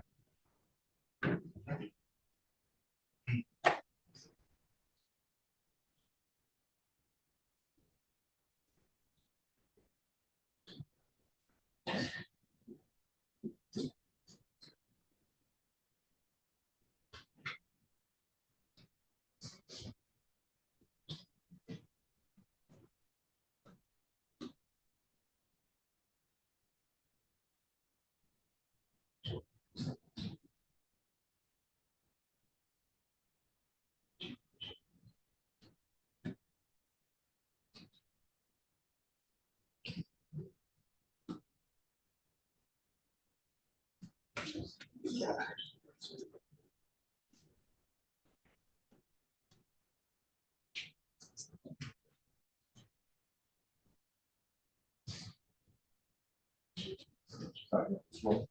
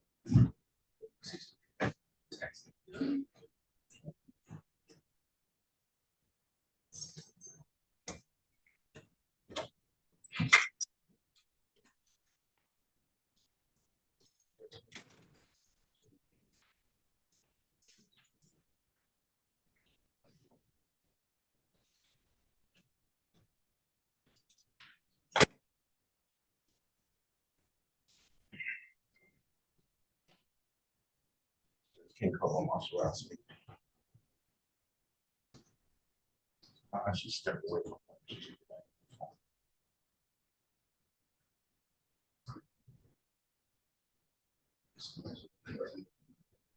Yeah.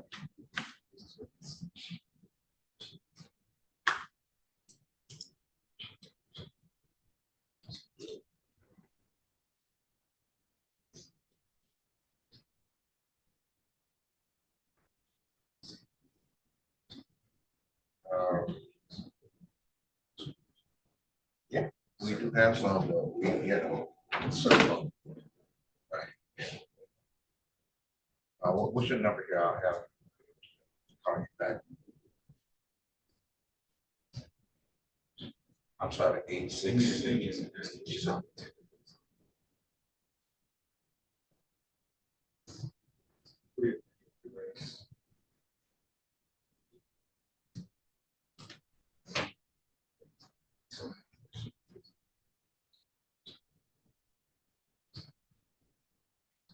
I'll let you judge.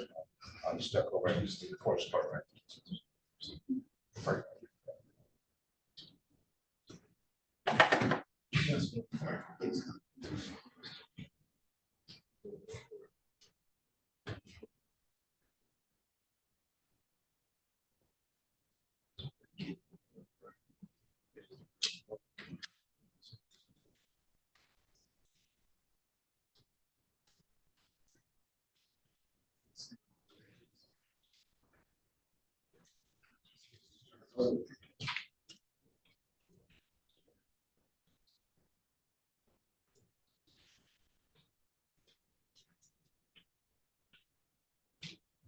Y'all had this call.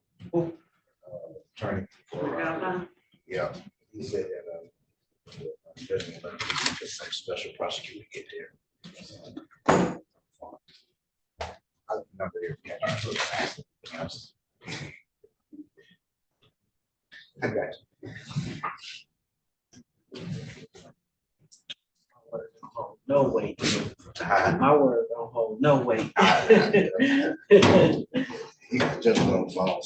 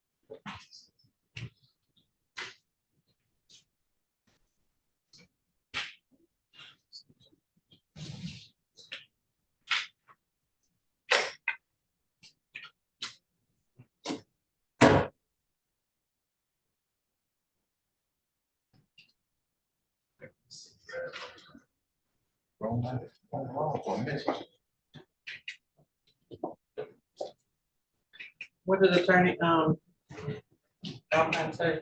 He said that, the judge would let him leave, until a special prosecutor got there. He said it should be short once he gets there. Whatever case he's on, we'll get the judge on that and leave.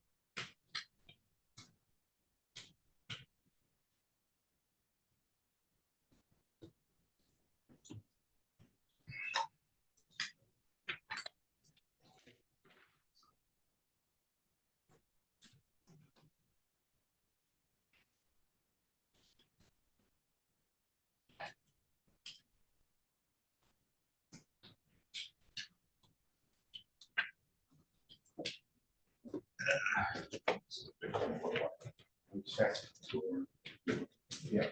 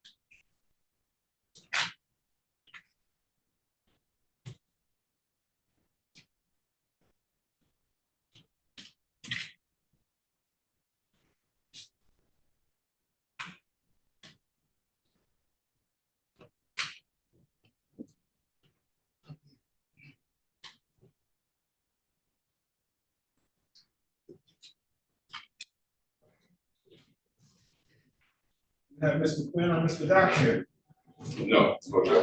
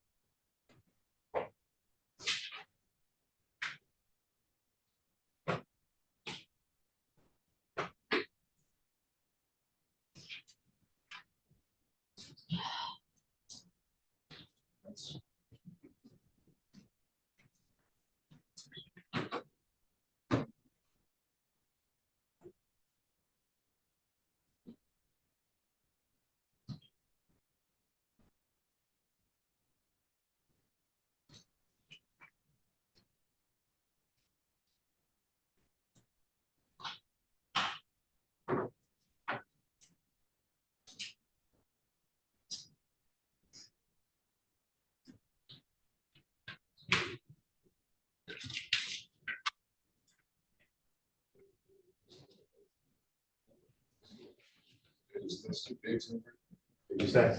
I'm big, yeah. It did, yeah. Oh, that's it. We need a copy of a dismissal. We need to fill out dismissal. No. Yeah, that's for the mother. Yeah. Yeah, he needs to fill out, I asked the judge, remember I said, when he said no, he needs to fill out one.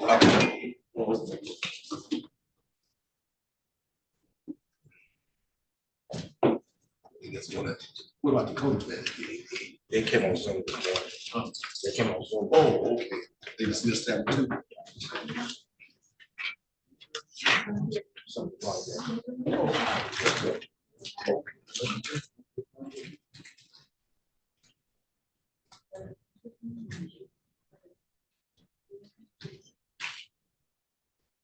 I need to fill it out. Okay.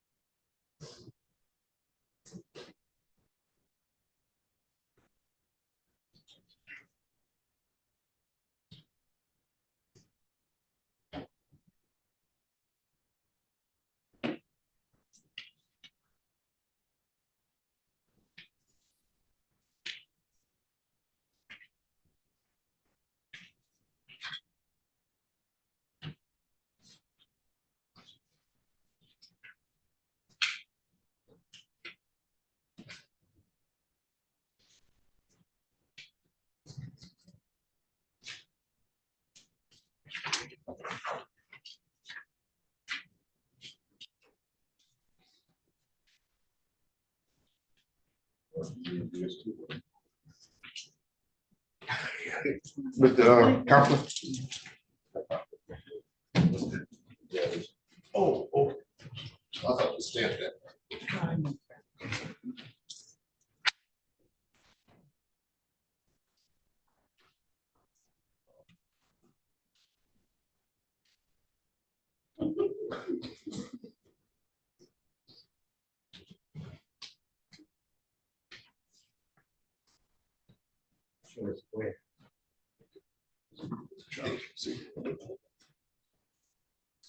Like I said, he never spoke to the Dr. Never spoke to Docs.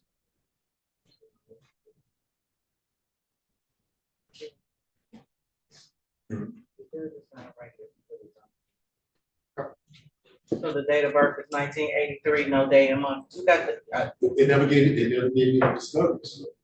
you don't have anything. All they put on the order report was the year. Okay. So Wilbur, we wait on docs. So never talked before, that's fine. Actually. About 20, zero next month.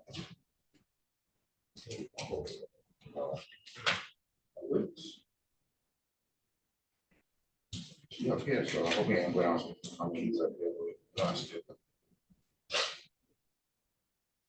Yeah, not out there. Back. Back.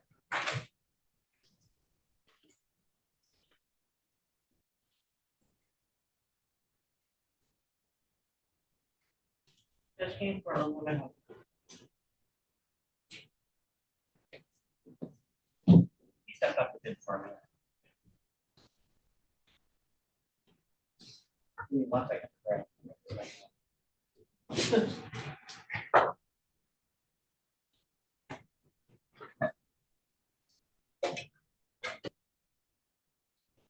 Gotta post it.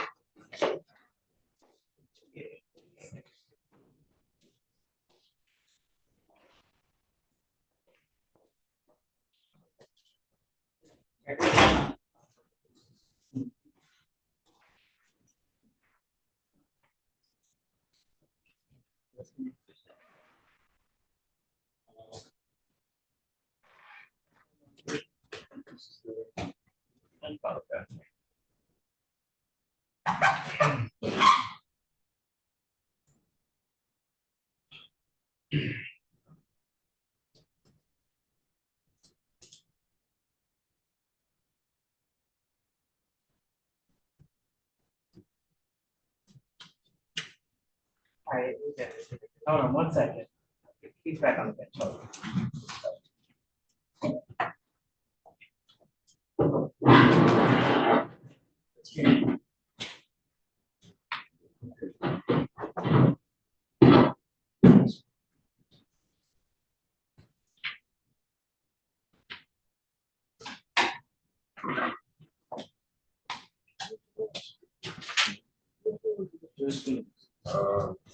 Well, it was extra. It was just extra. Oh, well, okay.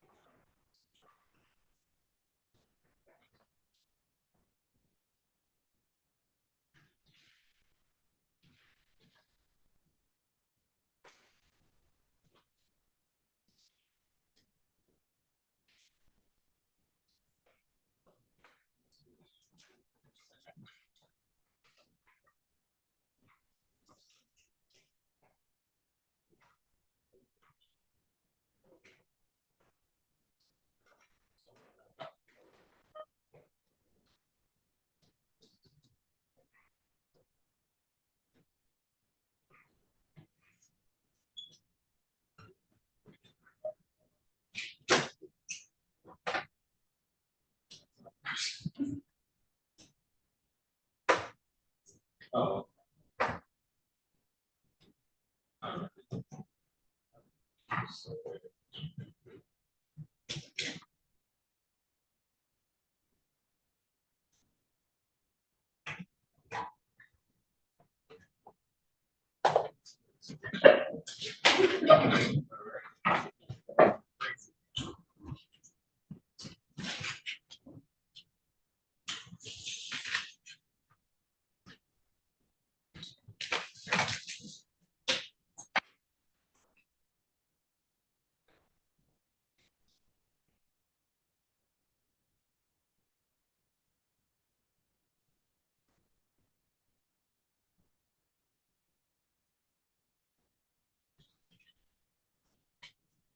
Civilian process came in for the Ebony Gigs.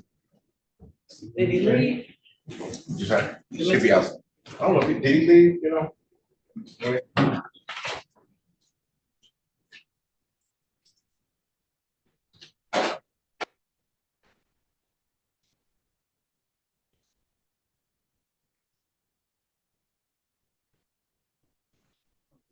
Check the right thing on there, did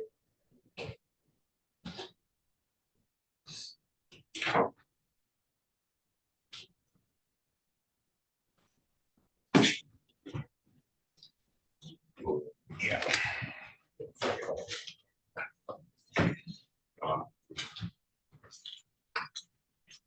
I don't know one more. I just.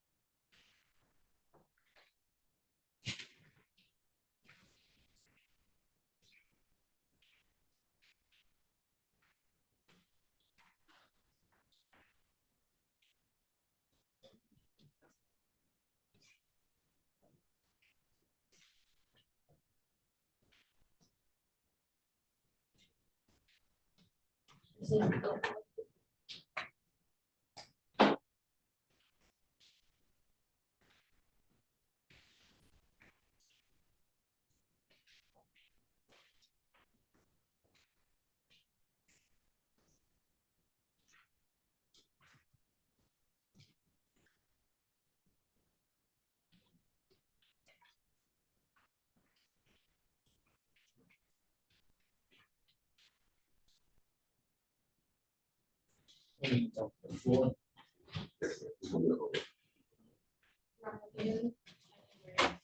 the case earlier today, do you want to do the council?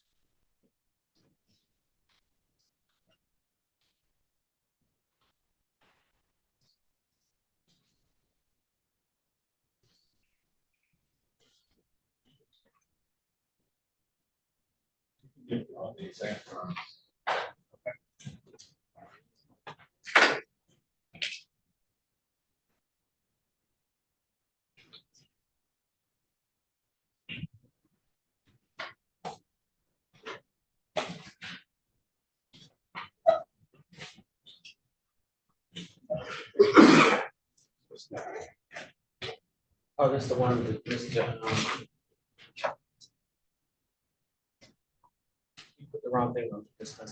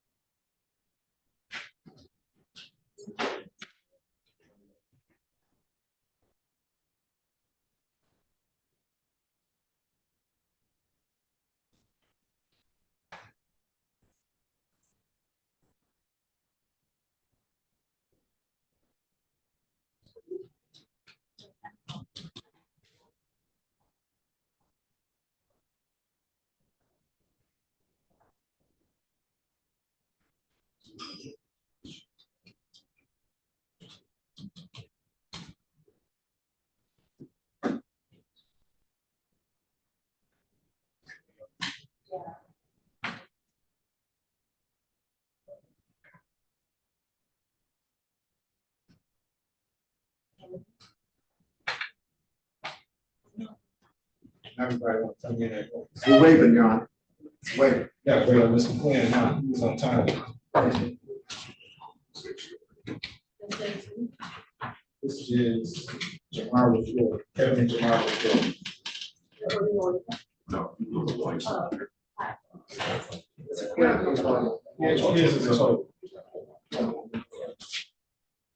Special credits on it before, I'm here. I want to give you the credit for being on time, so I'm taking you. Being on time. Judge. Calling case 2360112, equal state of Michigan versus Kevin Jamar LaFleur. What's your floor? Discharged in Would you go count stand one. next to your attorney? Assault with intent to do great bodily harm or murder or by strangulation. Count two, domestic violence. Defendant has an individual from the second. Terence, correct. Good afternoon, Judge. Christopher Quinn, P6943, apparently definitely press. Tell us your name for the record, sir. Date, time, step for preliminary examination. Are we ready to proceed? Yes, Your Honor. How many witnesses for the? Your Honor, I will have one. Call your witness.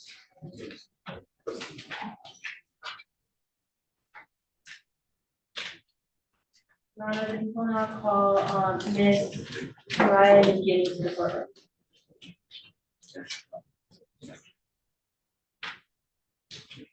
His first name is P-U-R-I-Y-A. Last name is Nguyenea.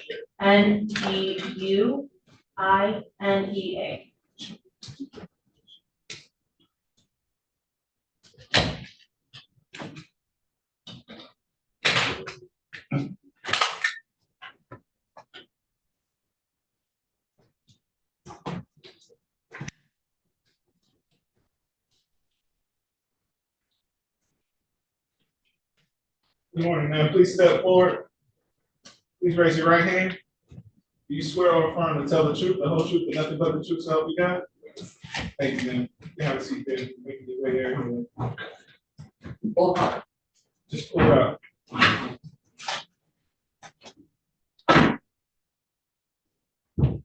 You may begin when you're ready. Thank you, Your Honor.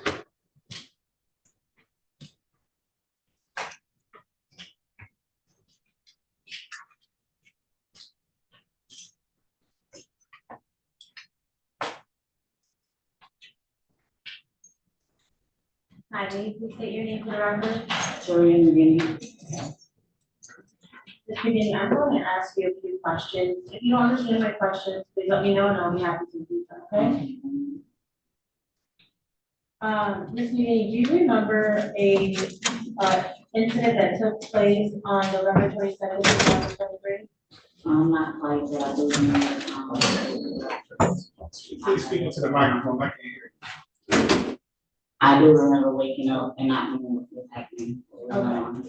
And let's step back a little bit.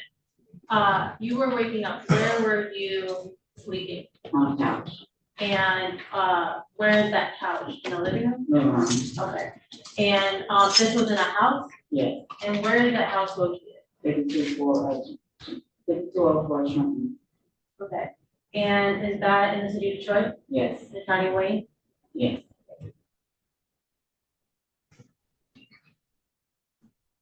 And who lives at that home? Me and Mr. Moore and my two children. We have one together. Okay. And you say Mr. LaFleur, do you see a Kevin LaFleur in the courtroom today? Yes, I do. Can you point to him and identify him with the article of clothing? He has a ring suit on.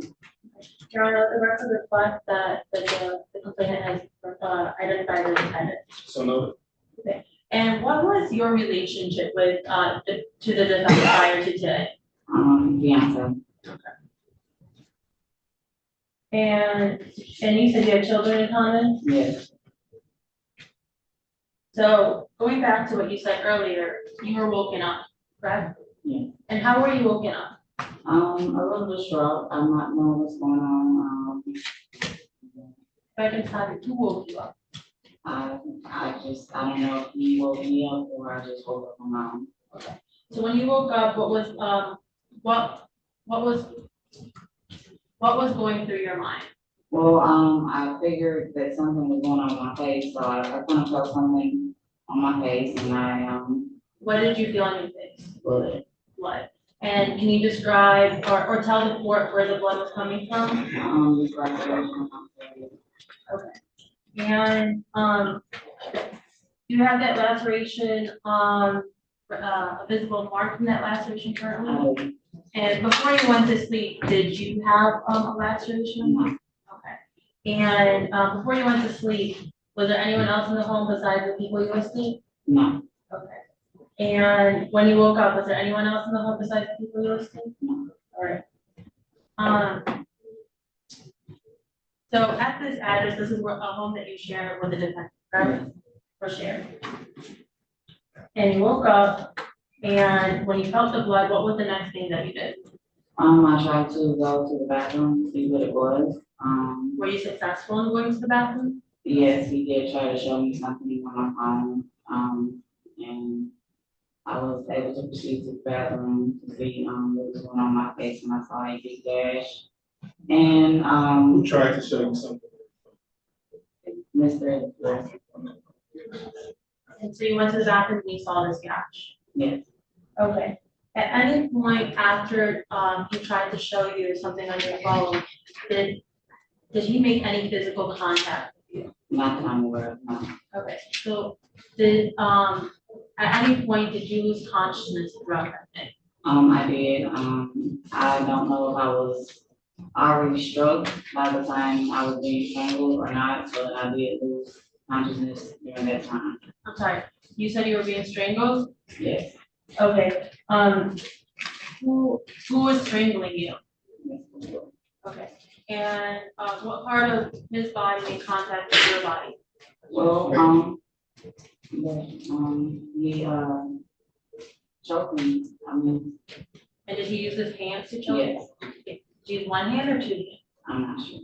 Okay, and when he put his hand on you, did it restrict your breathing? Yeah. Okay, can you describe your breathing? Right now it's okay, but, During that incident? It was very, I was asking to, be able to breathe, like I can't breathe, so that stopped. So your breathing was different than usual? Yeah. And when he applied his hand or hands, did you feel pressure on your neck? I did.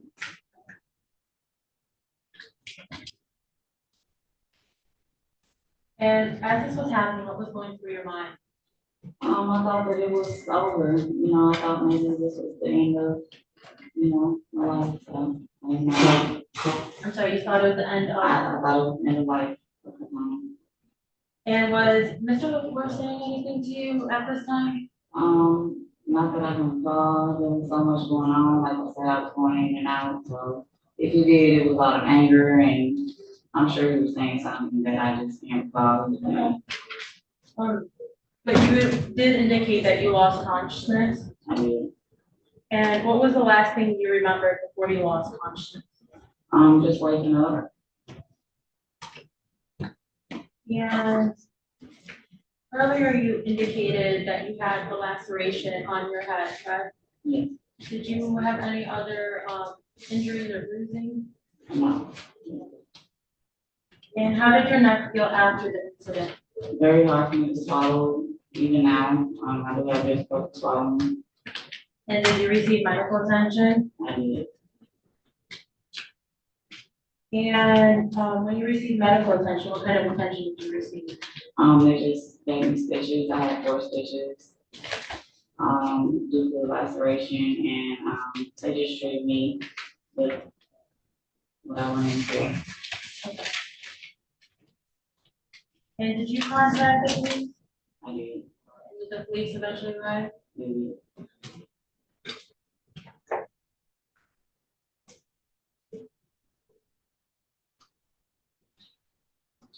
My first question. Cross-examine.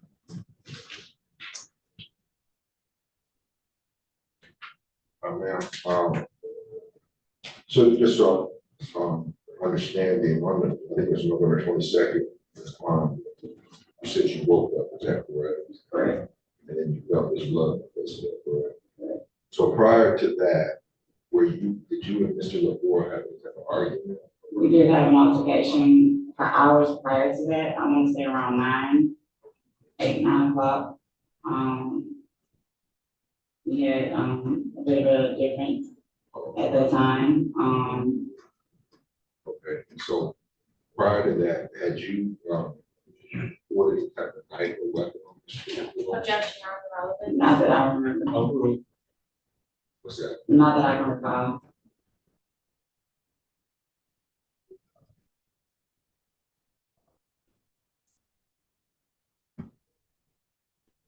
So after,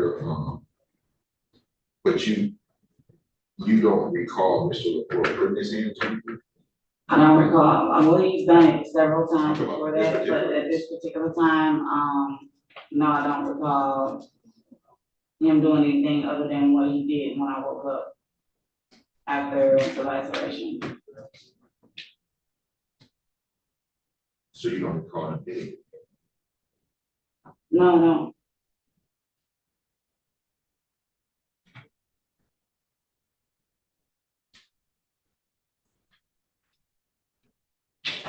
So then you wake up and you say that Mr. LaFleur actually was the one that showed you the injury? No, I wanted to see about the injury I had. He showed me a video on my phone as I was going to see what was going on with my face. A video? something that was on my phone, What was it? a video. Did you turn that over to the prosecutor? No, Why not? what did I need to turn it up to the prosecutor? You never asked for anything like that. I mean, you're testifying about the video. Well, she brought it up. I don't know what she brought it that my client showed her video during this incident. You asked what happened. The prosecutor asked questions about the incident. During that testimony, there was a discussion about a video and my client showing the video.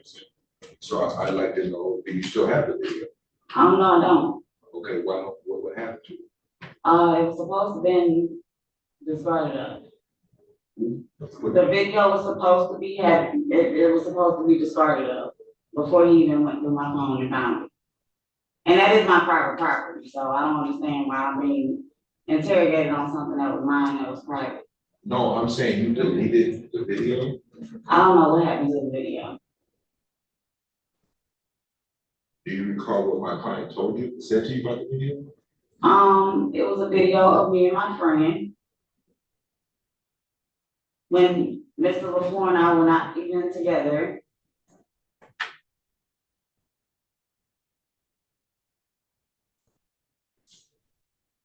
And so, is that after you woke up, is that when you kind of went to the bathroom, then you contacted the police? No. I woke up, I went to the bathroom. After bypassing Mr. LaFleur, showing me a video, and I was already in some type of situation where I was bleeding. I went to the bathroom, I saw what happened, I left. I went to his mother's home, where she cleaned me up, and we both went to my home on 5204 Trenton. I asked her that she remove my children from the premises. That never happened. So I called the police. You never told the police that Mr. LaFleur hit you either, did you? I didn't know what happened to me. I had just waken up out of my sleep.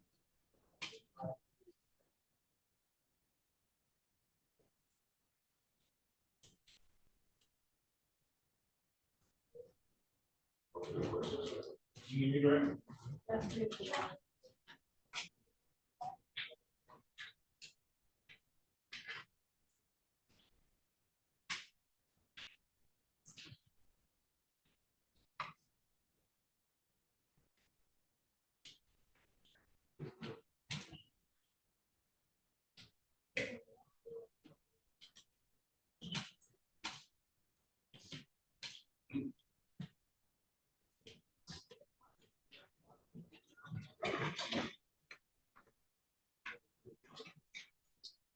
Just for clarity, you never gave your phone to the defendant, correct? I didn't. Okay, so you took your phone without your permission? You did. Did you try to attempt to get it back? I didn't know he had it. Okay, but once you saw that he had it, you try to get it back? I did. Okay.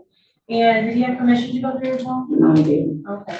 And, you said he didn't hit you when, counselor was, speaking, asking questions, but you told me that, he did strangle you. He did. Okay, so you are differentiating strangulation from hitting, correct? Yes. Okay.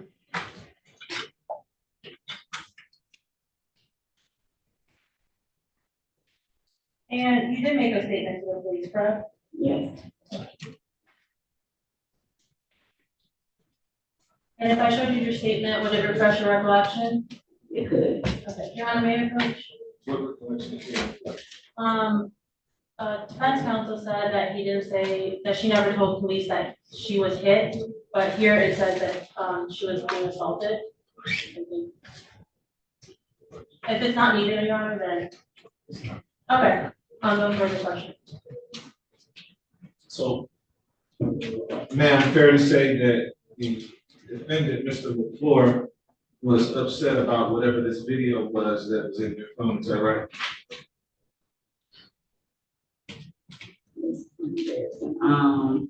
I just asked you if you could be upset. I guess so. All right, in this video, you said it was of you and a friend. I take it that probably was you and a friend in a compromising position, so to speak? Not intercourse, but something of that nature. And it was after, I'm sorry, it was before he showed you the video that you showed, so, right? Yes. You said you had some kind of scarring on your head.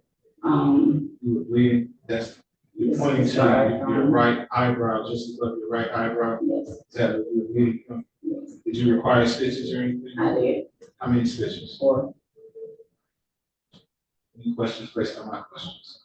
No, Judge. Thank you. Next up.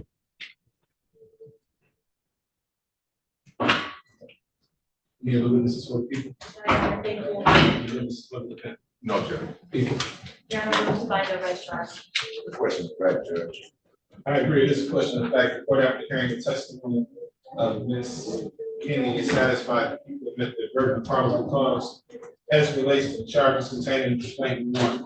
The court finds those charges were committed in the city of Detroit. The court finds probable cause to believe this defendant will be bound over to Wayne County Third Circuit Court of Criminal Division for proceedings.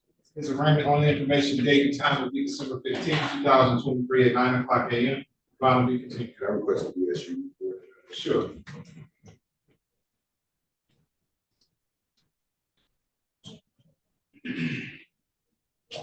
Let's have Mr. Doc step in.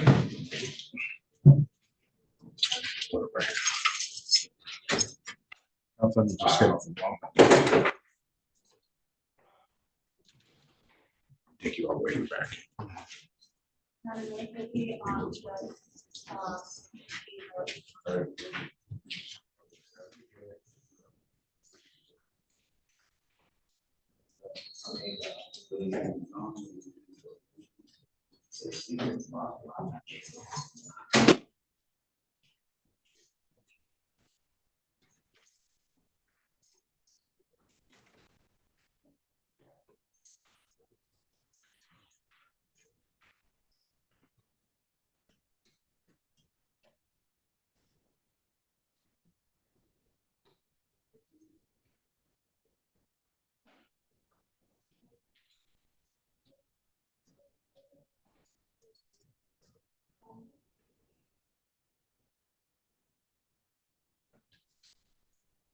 You'll start with the floor ready for downstairs. Okay. Yeah. Yeah. Right.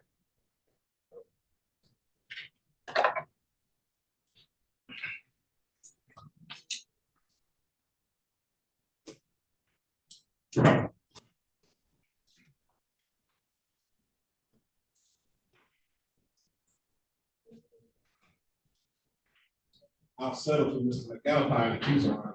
Yeah, he's in here. He's in there, okay. Yeah. You can step up. Come on, Mr. Doc. I'm ready. How you doing? All right. We're ready. Okay.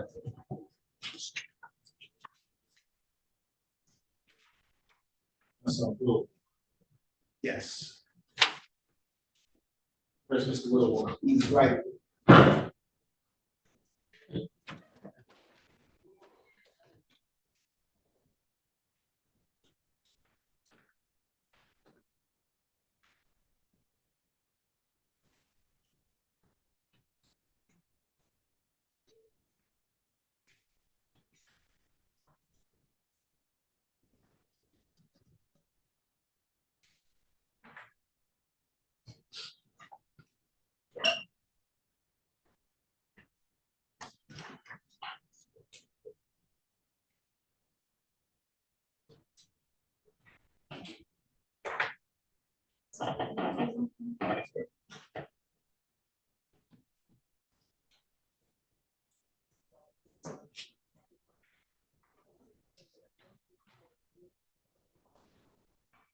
I can keep you around.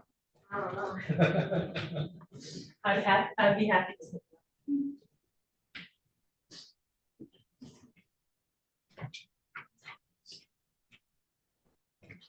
It's a black hole out there. Oh.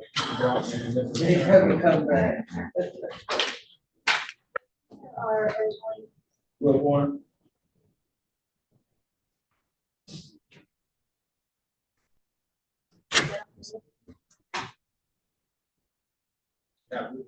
I do. I do.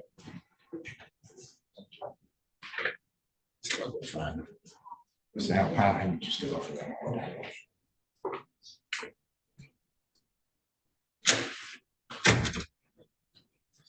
Oh, no, I said.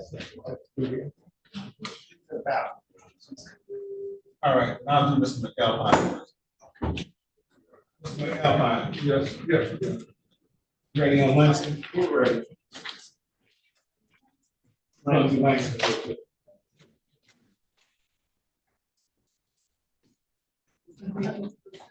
Thank you. Stand right next to your attorney. Calling case 2360080, people of the state of Michigan versus Carlo Langston. Defendant is charged in count 1, assault and resisting obstructing police officer, count 2, domestic violence. Appearances for the record. Jessica Davidoff for the people, P 6743. Good morning, Judge. Good morning, Matt Galpin, on behalf of Carlo Langston, present standing to my left, number 5252. What an easy peanut. Yeah, it's good. I can remember it. Yeah. Tell me your name, young lady. Carlo. Today is the date and time set for preliminary examination. Are you ready to proceed? Your Honor, the people are not ready to proceed. The complaining witnesses and the other witnesses are not present and we are not able to proceed without a Judge, in light of that fact, I would ask the court to dismiss this matter without question. Dismiss this matter without questions. Thank you. Dismiss the order. Thank you, Judge. All right.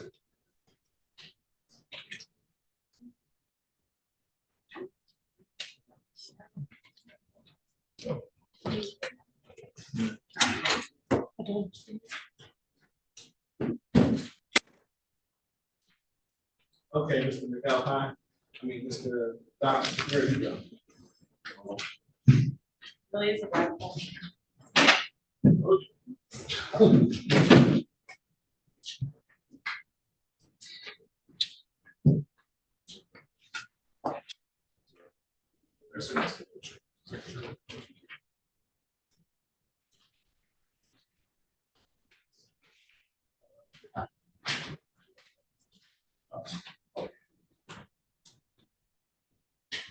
So give Mr. Wilborn and then his attorney disappears. That's good, right?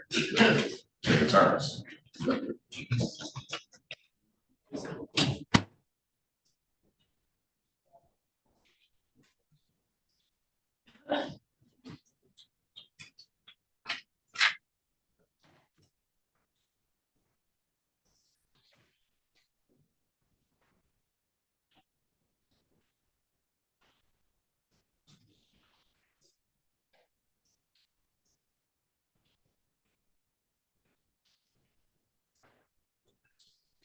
Calling case 2360095, people of the state of Michigan versus Arden Wilborn. Defendant is charged with count 1, assault with intent to do great bodily harm, murder, or gross strangulation. Count 2, assault with a dangerous weapon. Count 3, assaulting, resisting, obstructing police officer. Count 4, domestic violence. Defendant has an official member second offense. Appearances for the record. Jessica Davidoff for the people, P 6743. And Judge, afternoon, Your Honor, your staff, Attorney President Bass, P number 79657, double time for Arden Wilborn, left. Mr. Wilborn, please state your full name for the record. Arden Wilborn. There's a date and time set for preliminary examination. Are we ready to proceed? Your Honor, the people are ready to proceed, however, I think that that's possible. Yeah, Your Honor, for my client has a statutory right to have a preliminary examination to do this verdict. He has chosen to waive that right at the docket of the affairs of the court. Mr. Wilborn, please raise your right hand. Do you swear or affirm to tell the truth, the whole truth, and nothing but the truth to help you now? Yes. Thank you, sir. You understand you have a statutory right to have a preliminary examination. By waiving the same, that means you won't have one and you'll be bound over to the Wayne County Sheriff's Circuit Court if you stand charged. Yes. You understand the nature and the purpose of the preliminary examination? Yes, sir. You understand if you were to have one, the prosecution would have to establish that the crime you're charged with was committed in the city of Detroit that was probable cause to believe you committed. Yes, I do. Is anyone forcing you to waive your right? No, we're not. Has anyone promised you anything? Are you waiving your right freely and voluntarily? Yes, I am. Any objection from the people? No objection, Your Honor. The court finds defendant's waiver is made knowingly and voluntarily through the court of therefore finding defendant over to Lane County Third Circuit Court, Criminal Division for the proceedings. His arraignment on the information date and time will be December 22nd, 2023 at 9:00 a.m. And bond will be continued. Gentlemen, I want to get you to sign this waiver form, okay? Okay.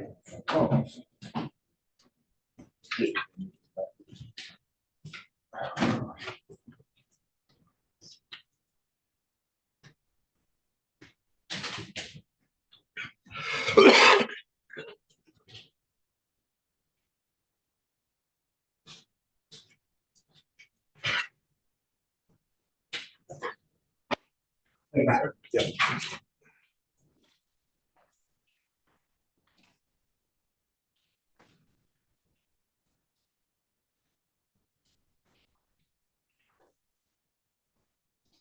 I need it. No, excuse me.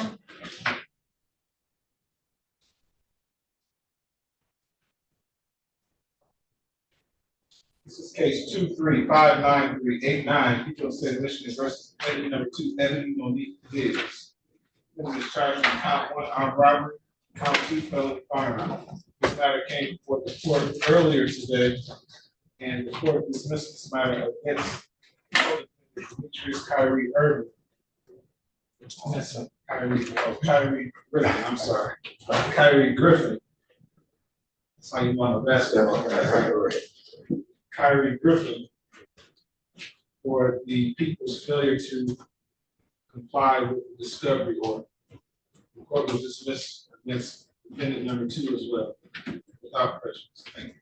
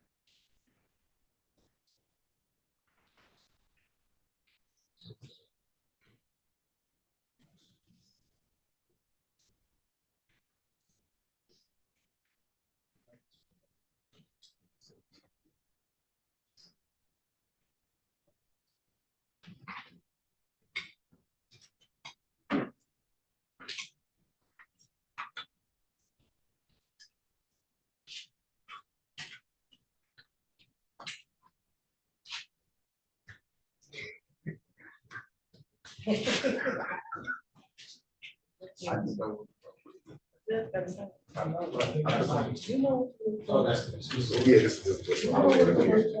I do.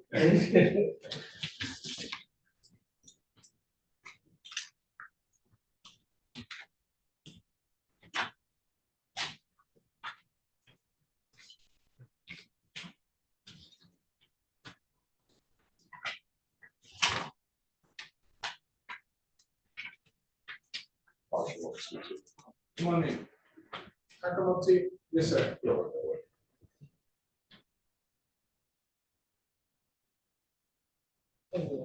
Sorry, sir. Sorry, sorry.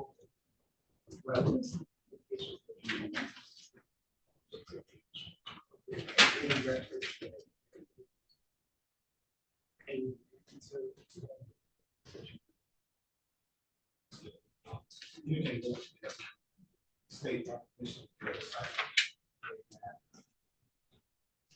Cases.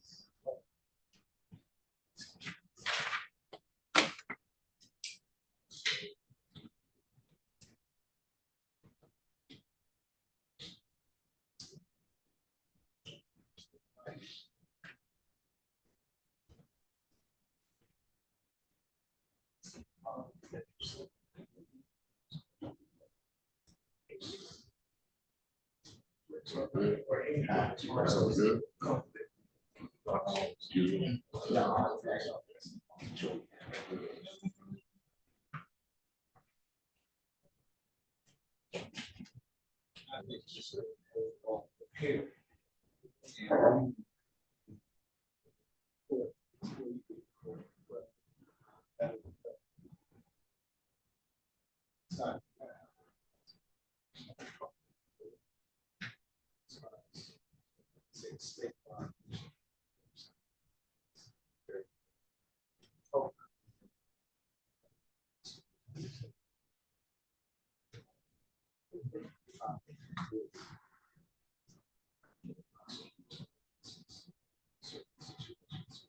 Okay.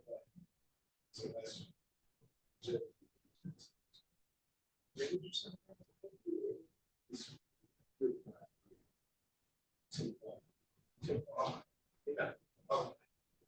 Contact.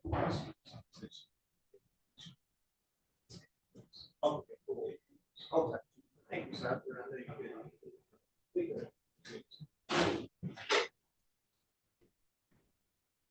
All right, looks like we're down to lunch till 1:30.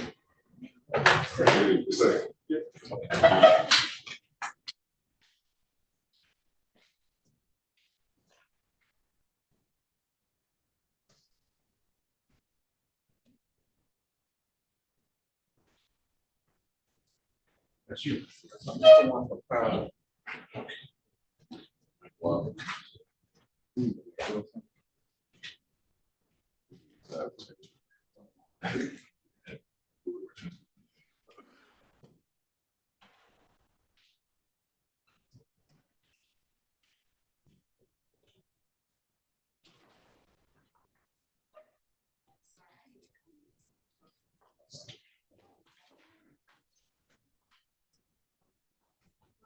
Anything else? Around lunch till 1:30. Okay, I think I'm done for today. Okay. Thank you very much. Great job. Thank you, Judge. That one piece that we, that was the one I was looking at. Oh, okay. Did everything else?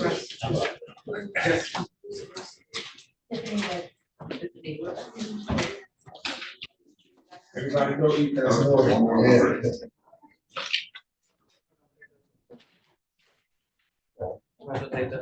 Okay.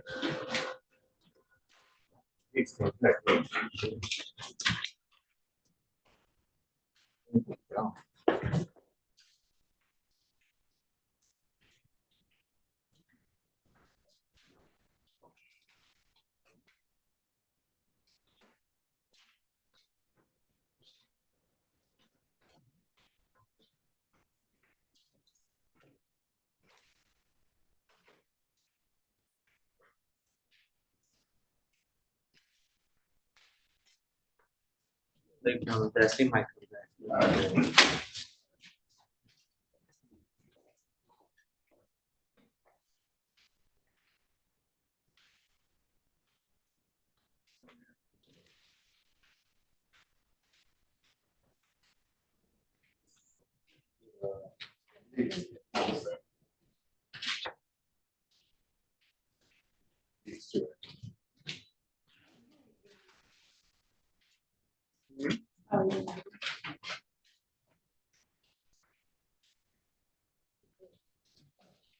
Oh, these are the ones Shelley did in the morning. So. No, she did one more, right? This is recorded. You didn't look at it. No, I'm not sure. The co-defendant on that one, do we have a dismissal copy for that? Did someone fill out one for them? No. Because it was the one that was on Zoom. She was asking. I'm saying, I know, I'm saying the attorney was here, they fill out one? No, that one was on Zoom. That's Diggs that came in, but we had co-defendant with that one. Right, the Diggs lady never came in, right? No, I think Right, she called. she called, she didn't come in. Okay. Thank you, everyone. Have a lovely weekend. Bye, you should just.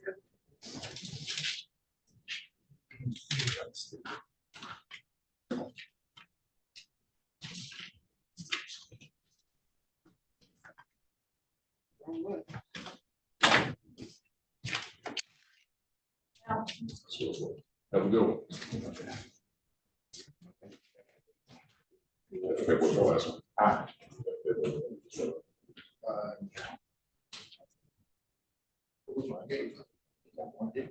No, you gonna need paperwork, but, The floor.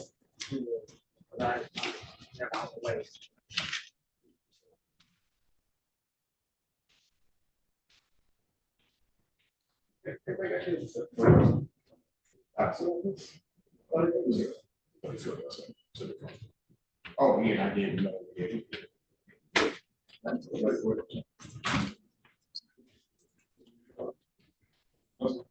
First, we filled out.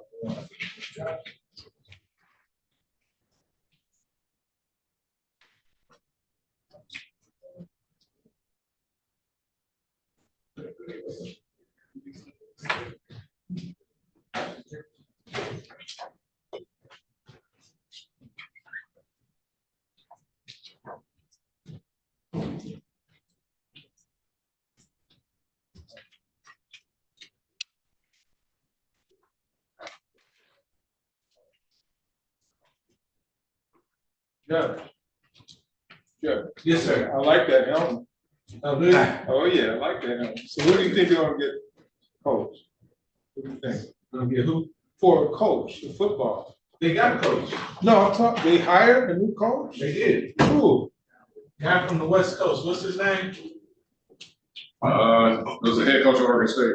Oh, okay, yeah, I remember they were talking Smith, about that. something Yeah, Smith. yeah. Good coach. I saw him play. Oregon State played Oregon. I've seen them play. Good program out there. He tells me he's pretty good. The program there. Yeah, they playing tough. I've seen them. I imagine he's probably gonna bring a lot of West Coast players. Okay. Bringing the quarterback that was there, supposed to be a five-star quarterback. Athletic. I don't know. Are you a Spartan, Mr. McDonald? I went to the blue school. I almost went to state. I went to the blue school, yeah. I don't think Michigan State had an African-American quarterback in a long time. Michigan State.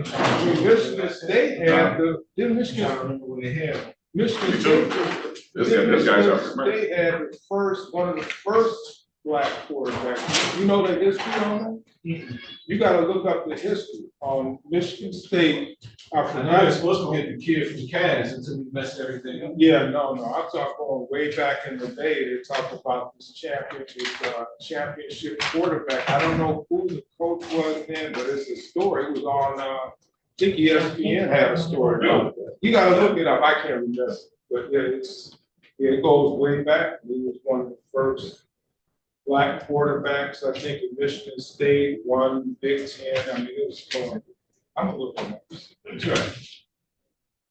Never really thought about it, so one was coming. I do remember one, had to be like in the eighties. Tall, slender kid, had a pretty good arm. Was he local? Did the mountain.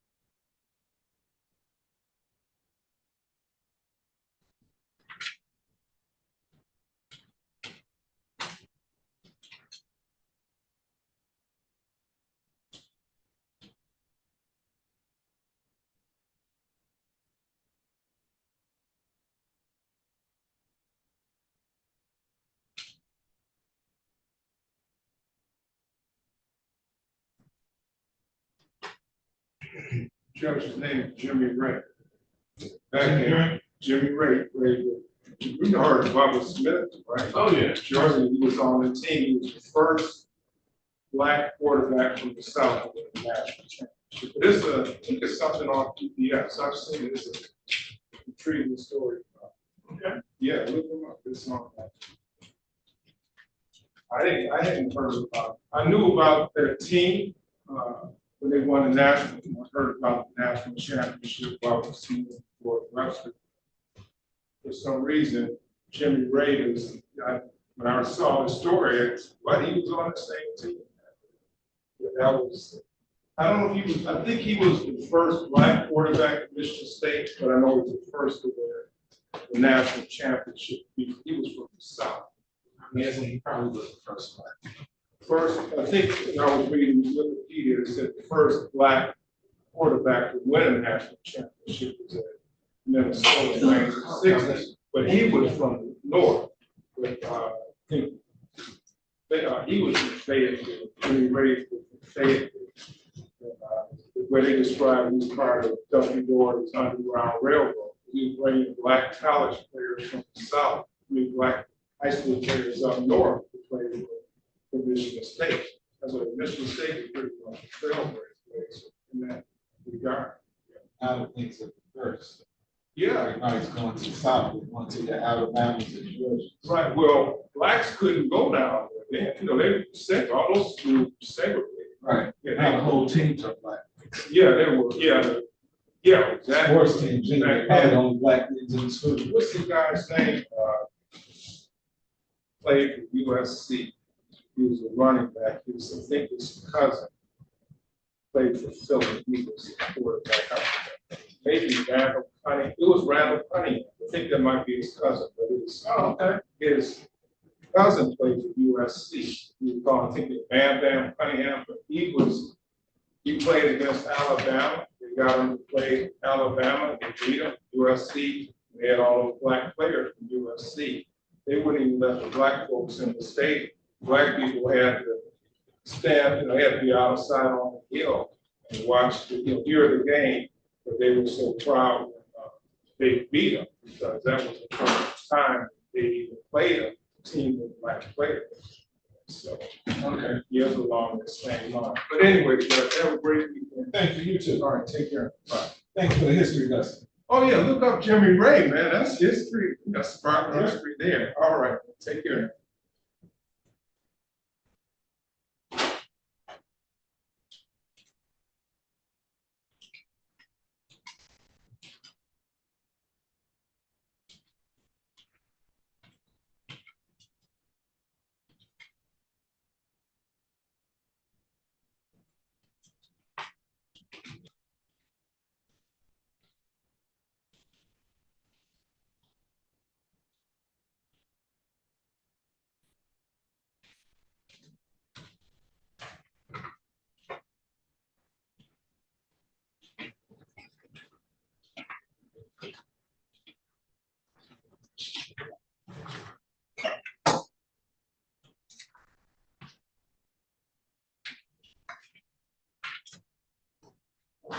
Coming from the floor, and I do a TSU report, or you do the same. I just want to get this, and then that's one thing we come back.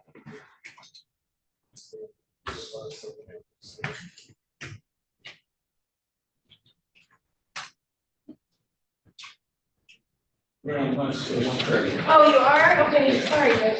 No, you're good. How you doing today? Hi, how are you? All right.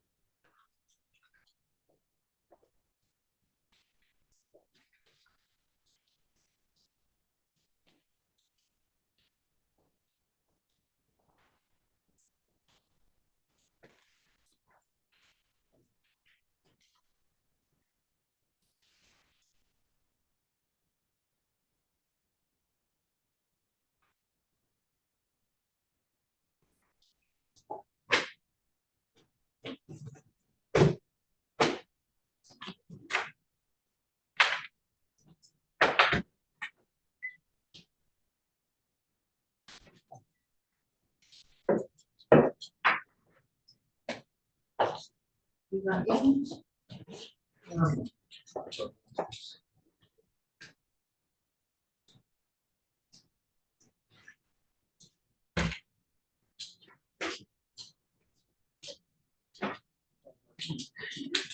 see, you decided I'm about to go smash. See you in a minute. All right.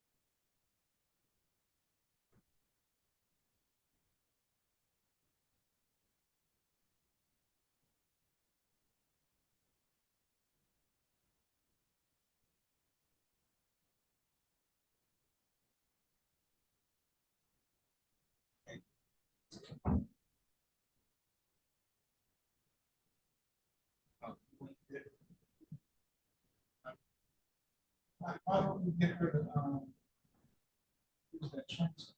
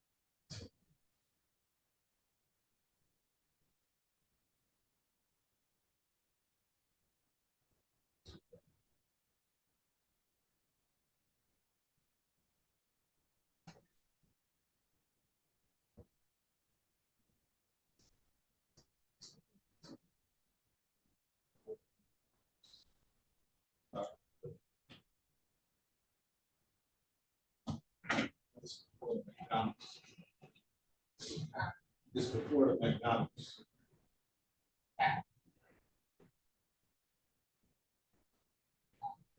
Oh, down there.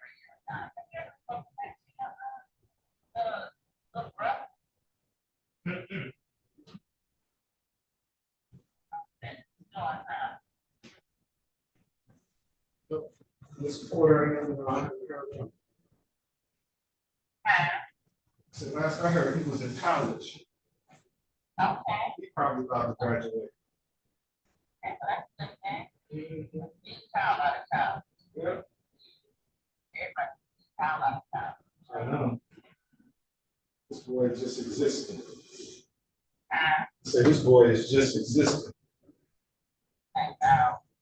I even texted him, to get my, respond. I said, shoot, mama, no. Just want to from In Lansing. land, yeah. Already know.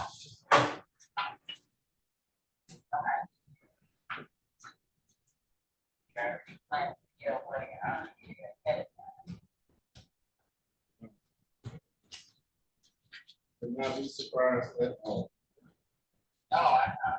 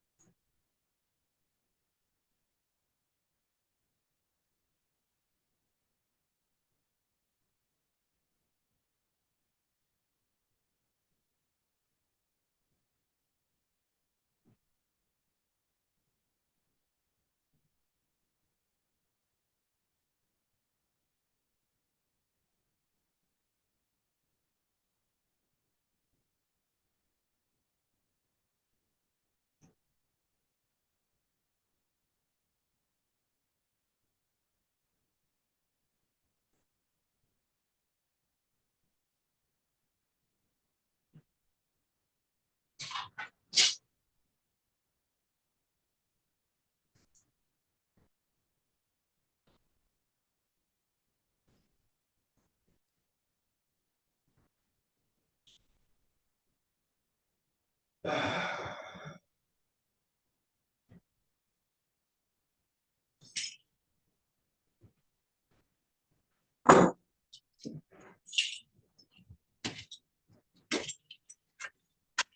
you downstairs to the ready for you to come back up.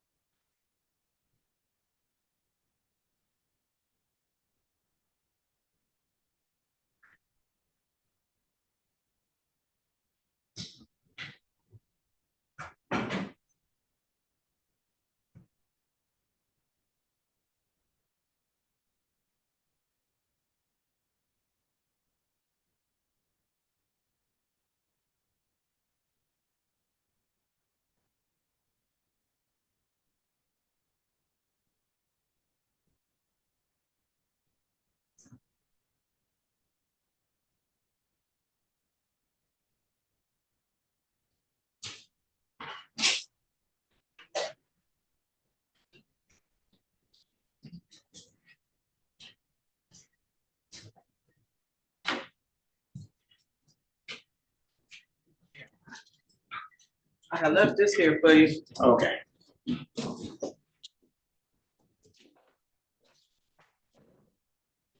I ain't gonna need both of them. That's the little guy, on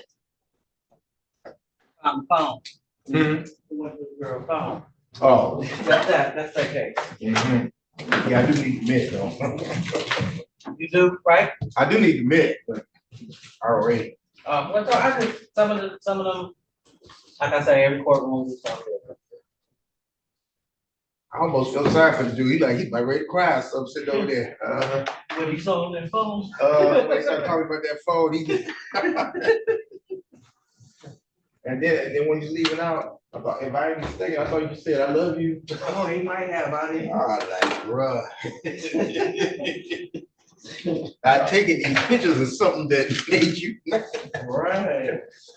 We wasn't even together then. Okay. Did he know that? Or maybe he feel. Right. It might be that. You don't do that. But he knew.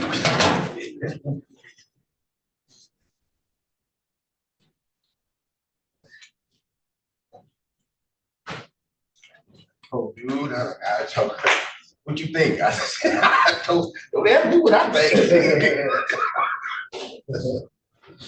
Why would you say it?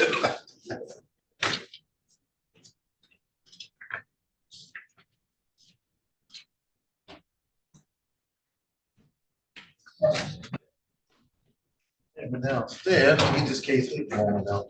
That's something we need, right? Mm-hmm. Not everybody else, all right? Yep.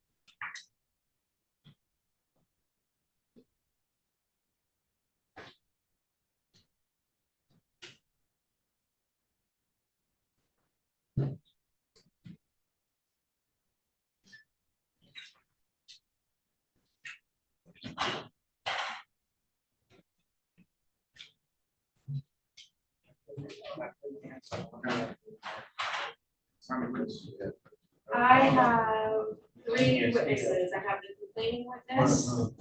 And then I have, yes, and I have 2 officers. Officer Lefton and Officer Buchanan. Hi. Can I believe it? Is this what we have? Of course. So the complaining witness, her name is Jamar Myers, and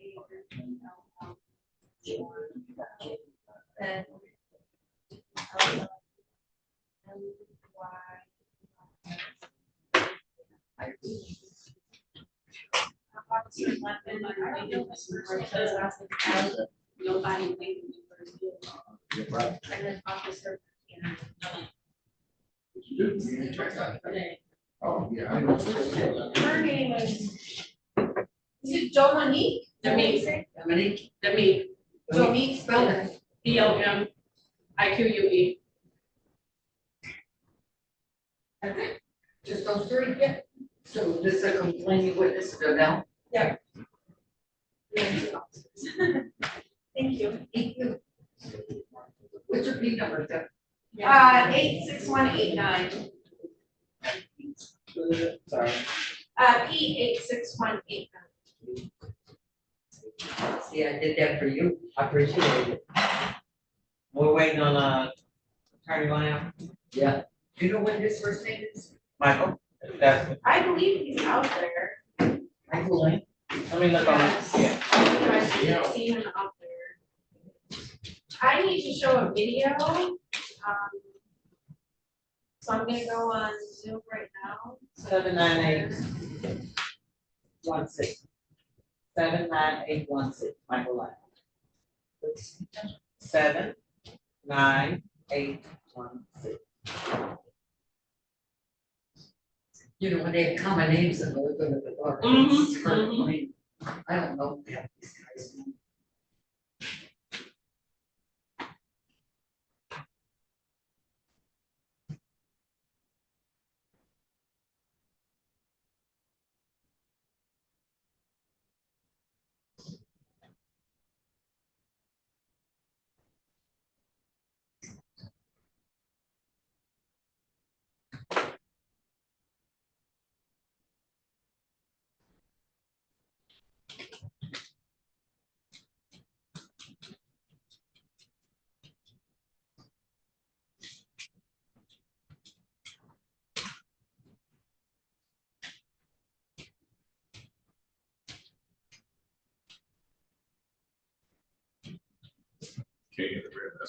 You say right there, I ain't had that in a while. What you do, corned beef?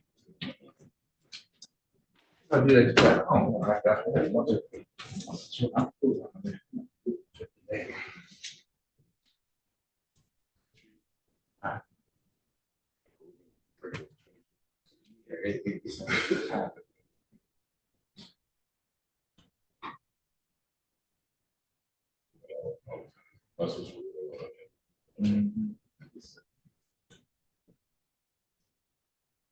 You went, where'd you go? Bread basket. Jefferson. You want you want on Gratiot, Motor City? Motown? Everybody talking about that. The Audi bid. And they. Audi? I'm gonna try that. It's called Motown? It's like a Gratiot and, yeah, it's right there like a Gratiot and Montana. Yeah. They have like a trunk. Yeah. They got a smoked, it's from. It's like they smoke it out back. Yeah. Sometimes I get to mix it between corned beef and That's right. You said it's pretty decent size too. Price is about the same. No, you know, they got. Where you went? On Jefferson right there by Tubby's. Yeah. So when I had a roof and a drink, it was $20. Yeah. Hello. Mercy. All right, I'm gonna sit with you. Joyce said just some. Hi, Joyce.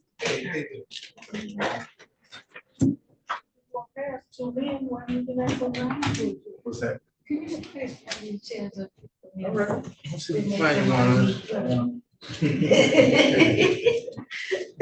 with me this afternoon? I'm just observing with Marcia today. Yeah, Watch her smoke, now she run. I know. I meant to put my flats on, Judge. I got my heat on a little bit. Gotta keep up with her. Thank you. Mr. Lamb hasn't showed up. Thank you so much. Might still be in trial. Yes. Yeah, so. Yeah. I put it in the cup and keep it moving. What takes so long to get me a cup of soup? Like, man, well, I gotta come back there and get it myself. I'll take this down. So I do have to share a video on Zoom, so I did log on. I'm not.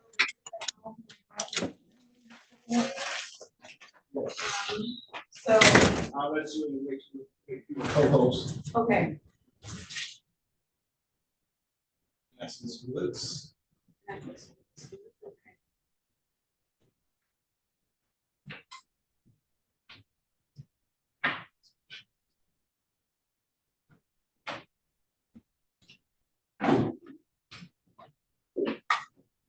Then you just share the screen and share the audio.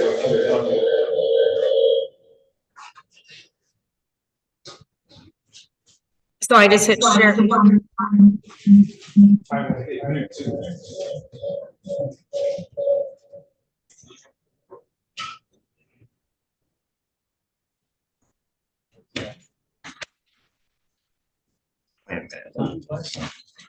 Okay, thank you. Be here in a couple minutes. Okay.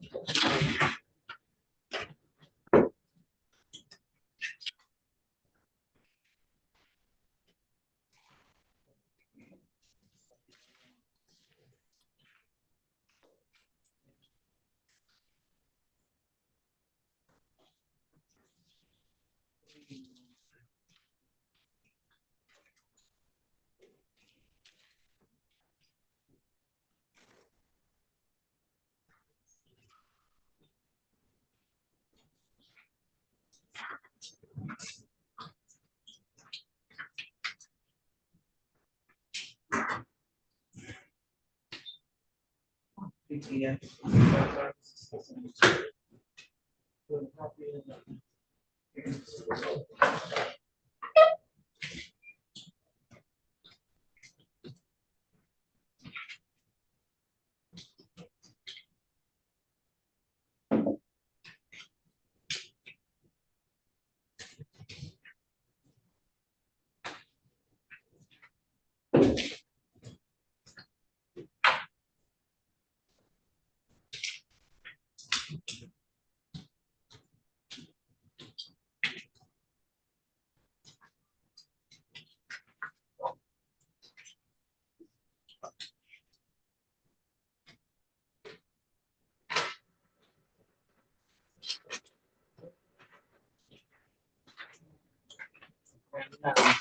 I know, I.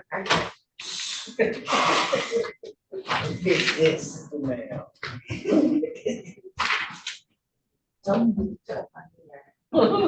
This was a setup. Why don't you just say, don't do that? Let's just make a copy of this one. Okay. I mean, that'd be easy, seem like. I didn't know. Okay. Hello there. Good, how are you? You hear me? I just want to ask you one quick special question. I see. Yeah. What is the happening? What is that?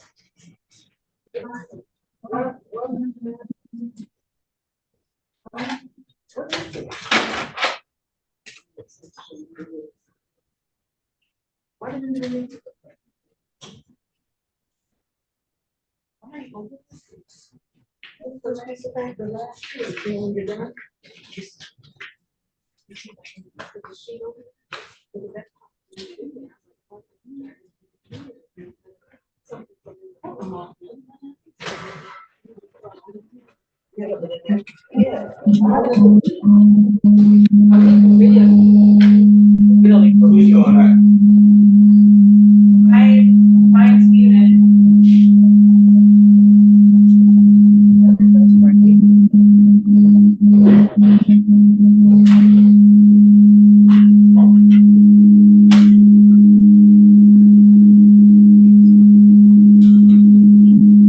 Whoever the co-host that's there, That's you can. yeah.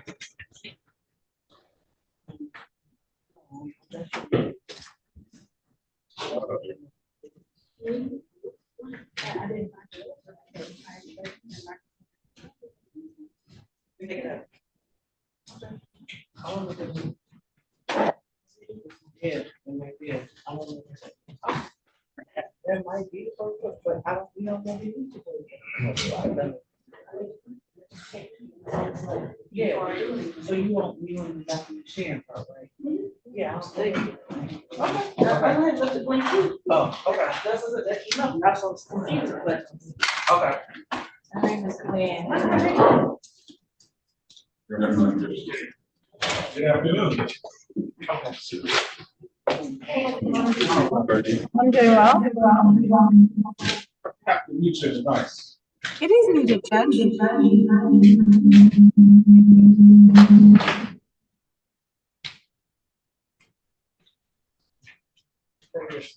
Yeah, it says it was muted. Now you're muted.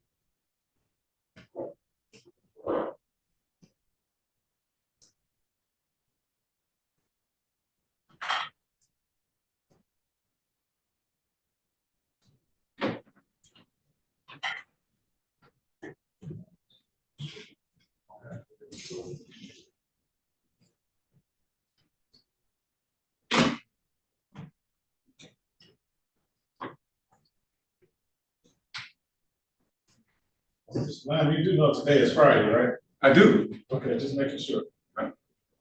Holding me here. Oh, I'm ready. We ready. All right. Let's have Joshua Fondren.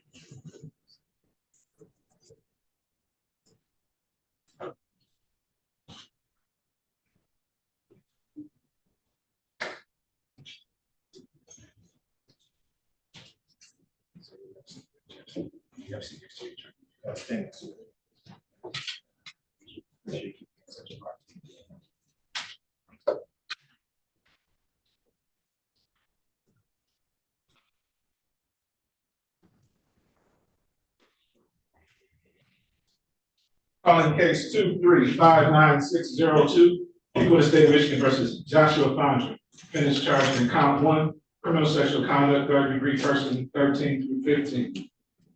Count 2, assault with a dangerous weapon. Count 3, carrying a concealed weapon. Appearances for the record, please. Good afternoon, Your Honor. Tiffany Wood, T86189 people.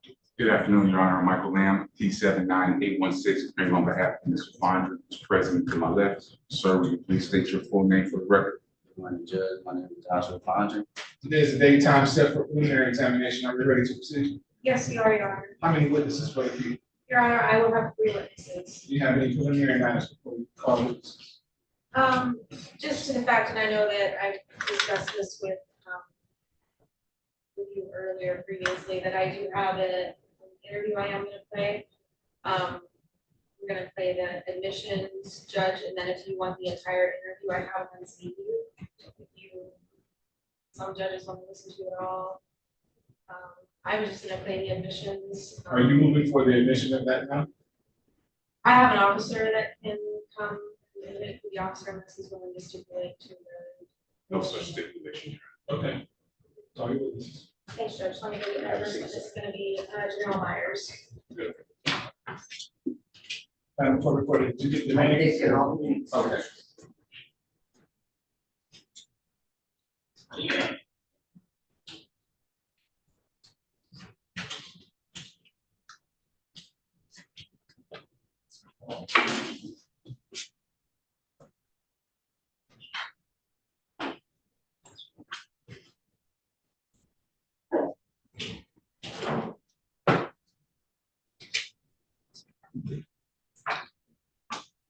Please step forward. Raise your right hand. You swear or affirm to tell the truth, the whole truth, and nothing but the truth to help you God? Thank you. Please have a seat in the witness box right next to me. All the way up. Just pull that door open and have a seat. There's gonna be a microphone to your left. Speak loud into that so we can hear you, okay? And now I'm going to put the camera on you, okay? Maybe give me ready. Thanks, Judge. Would you please state your name again for the record? Janelle. What's your last name, Janelle? Hi. And what's your date of birth? July 4th, 2008. That makes you how old today? 18. How do you know Joshua Fondren? I didn't hear you. Through Instagram, social media. Do you see Joshua Fondren in the courtroom today? Would you please point to him and describe the clothing he's wearing? What color is his shirt? White. Judge, may the record reflect that the witness has identified the defendant. So noted.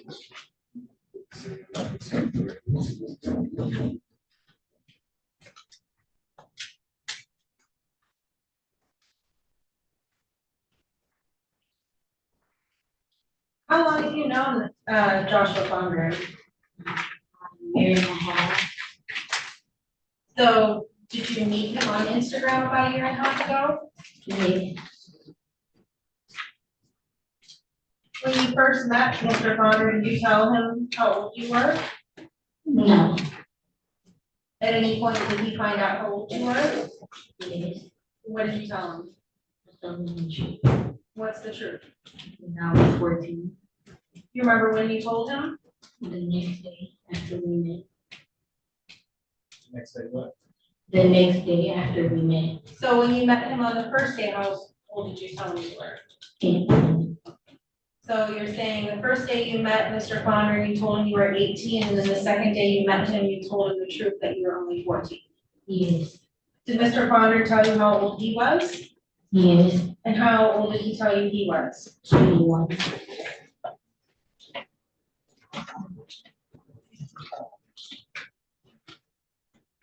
So why don't you go ahead and describe to the court what kind of relationship you have with Mr. Fondren?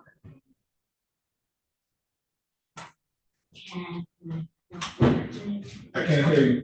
Boyfriend and girlfriend kind of situation. Okay, so you're saying you consider Mr. Fondren to be your boyfriend? Yes. And was there any kind of physical relationship between you and Mr. Fondren? Yes. Could you describe to the court to what kind of relationship that was? Can you repeat that? I'm sorry. Could you describe to the court what kind of physical relationship you have with Mr. Fondren? Penetration, sexual. I'm sorry, I can't hear you speaking to me. Like penetration, sexual. Okay. So you're saying you had a sexual relationship with Mr. Fondren? Yes.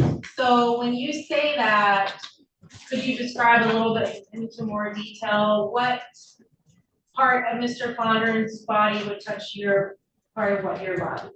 His penis will touch my vagina. And would his penis penetrate your vagina? Yes. When was the very first time, do you remember the first time it was that you two had sex? Around August 5th. Of what year? 2022. And how old were you at that time? 14. Do you remember where it was the first time you two had sex? Yes. Where was that? His brother's house. His brother's house? Yes. Do you remember what street that's on? Yes. And that's in what city? Detroit. Okay. So that's the first time you had sex with Mr. Fondren. When, do you remember when the last time was that you had sex with Mr. Fondren? So last time, March. Of what year? 2020. Okay. What? 2020. So between the August of 2022 and March of 2023, How many times do you think you had sex with Mr. Fondren?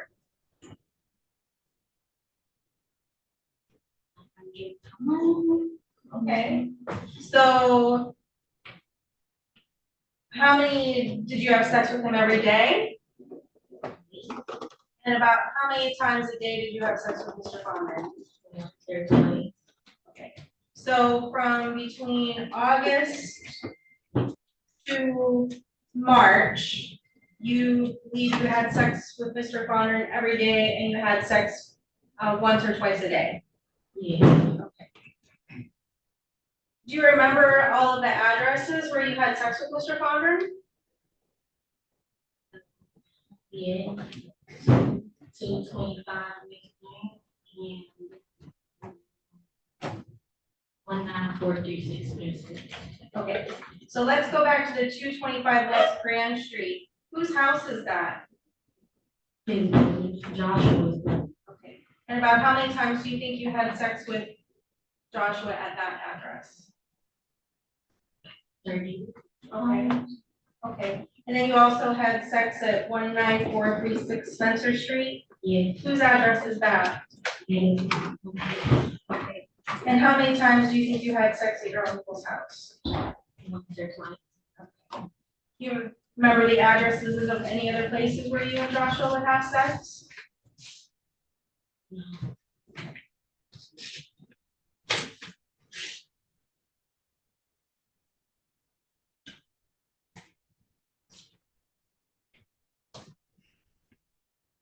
Are you still in an intimate relationship with Mr. Fondren? No. So at some point, you became pregnant. Do you remember when you found out you were pregnant? Oh, yeah. And you believe that Joshua was the child's father, isn't that correct? And to the best of your knowledge, Joshua believed he was the father as well. Yeah. So let's go back to October 22nd of 2023. Did something happen between you and Mr. Fondren that brings you to court today? Do you remember what happened? Could you tell the court a little bit about what happened that day? Okay. I got a phone call from Joshua saying that he had a coat and I guess baby food for Josiah. And who's Josiah? My child. So I told him to meet me and my mom at the grocery store. Where? At the grocery store. He can go grocery store on Wood. Okay.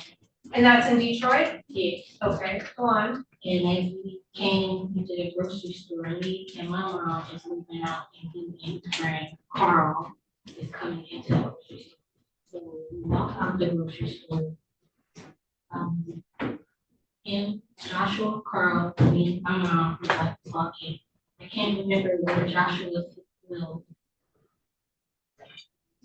Joshua was accusing me talking to somebody, and that's when I walked off and everybody else started to walk.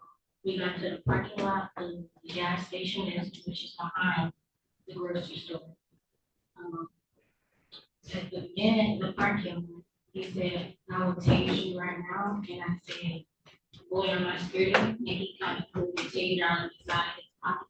Okay, so when he pulled the taser out of the side of his pocket, do you remember what it looked like? It was black and blue.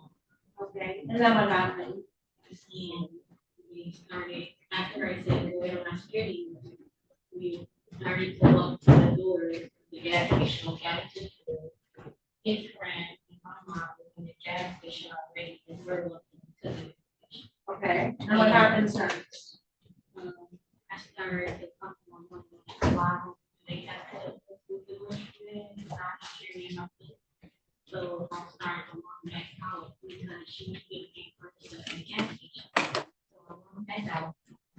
We feel like halfway up the street. When you say we get there, who's all there at that point? Joshua. And Joshua and me, we get to that half of the street of Woodward.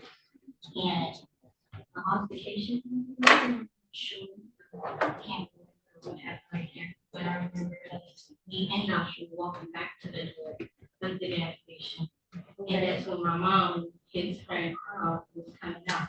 So we walked across the street to going back to the apartment building. And as we're getting like halfway to the street, he says, like a guy showed us. Can't remember exactly what he. And when you say he said, who are you talking about? Josh. So to be clear, you and Josh were kind of arguing, is that what's going on? Yeah. Okay, so go on. And we ended up working on it, and he started to check come after me, and I started to run. My shoe came off, he wouldn't give me my shoe back, so I get to walking again. And at this point, we're just arguing back and forth. So I called someone, friend of mine. Why did you call them? To like get him like to go away. Okay. So he smacked my phone out of my hand. Who smacked the phone out of your Joshua hand? smacked the phone out of my hand. And when he smacked the phone out of your hand, where did the phone go? Did it fall? It flew to the side of the room. That's what I like began to like surprise with me. And then he pulled out the tape and pulled it like close to my stomach, and it would be like big tape. Okay, so he pulled the taser. Do you remember where he pulled the taser out of? His pocket. Okay. And do you remember what the taser looked like? Black, long, and I like it. Okay. And you said you what? Buzzed it? Yes. Okay. Could you hear it? Yes. And see And where did he put the taser when he pulled it out of his pocket? it in the middle of my stomach. Did he say anything to you when he did this? No. Were you in fear that he was going to use it on you at that time? Yes. What happened after he turned the taser on and lit buzzed the taser? I managed to like get like around him and ran to the apartment building door, and like I shut it closed, and that's when I called him. Okay. Did the police ever show up? Yes. Okay. And did you speak to the police about what happened? Yes.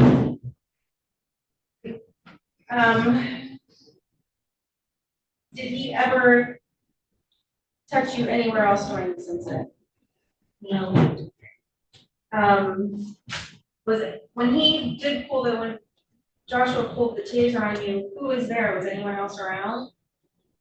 I'm sorry, can you? When Joshua pulled the taser on you, was there anyone else there? No. Okay, so it was just you and him? Yes.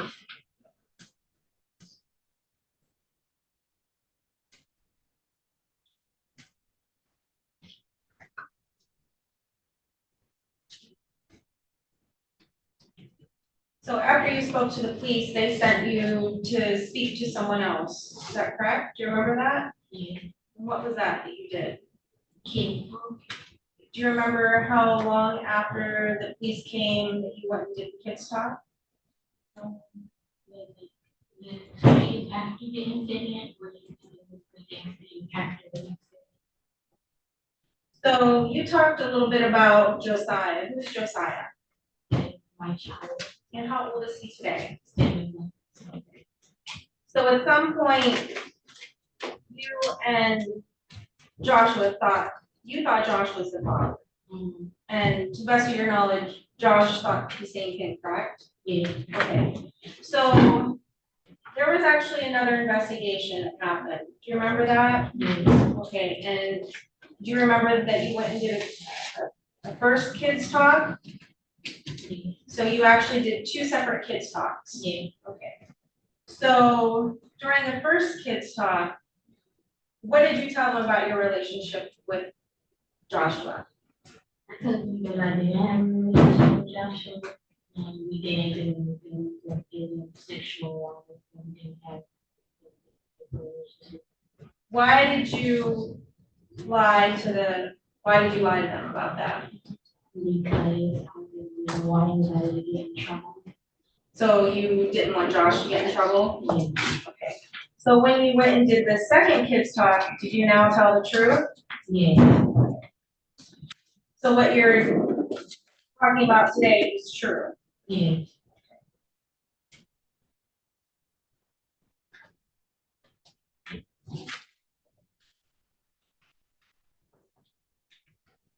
Just one more, please.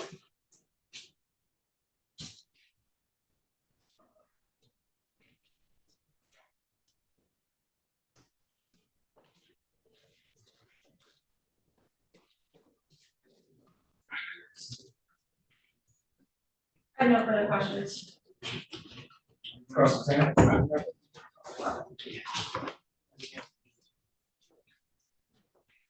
Good afternoon, Janelle. My name is Michael Lamb. I am the attorney for Mr. Fondren. I'm going to ask you a few questions to clarify some of your testimony, okay? So you stated that you met Mr. Fondren on Instagram? Yes. Okay, so how did you all correspond or talk via Instagram? Was it in person? Did you all talk via video, or did you type and talk, or how did you all communicate via Instagram? We talk, type and talk. Type and talk.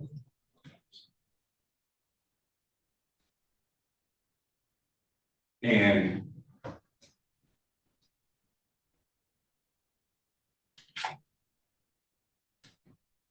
how long did you type? How long did you communicate with Mr. Fondren before you actually met him in person?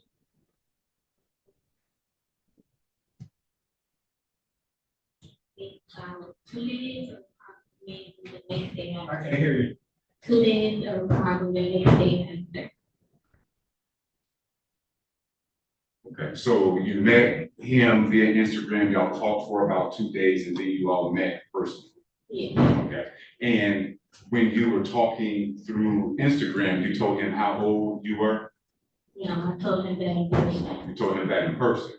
So 2 days into your conversations with him, you let him know how old you were? Yeah, I told him that I was 15. You told him that you were 18 years old, okay, and were you 18? No. Okay, and so you met him 2 days after that, told him you were 18. Did you all have sex that first day? No. And when did you tell Mr. Fondren that you were 14? The day I met him in person. So I don't understand. I told him I was 18 online. Online. The day that I met him in person. Told him you were 14? Yes. Okay, okay. And where did you meet him that day? I met him at his house. At his house? Green Street. The 225 West Grand? Yes. Okay. And you stated that you met him over there on numerous occasions and had sex with him at that address? Yes. And you met him at your uncle's address as well? Yes. And was anybody at your uncle's house when this relationship with Mr. Fondren was supposedly taking place? Yes. Who was there?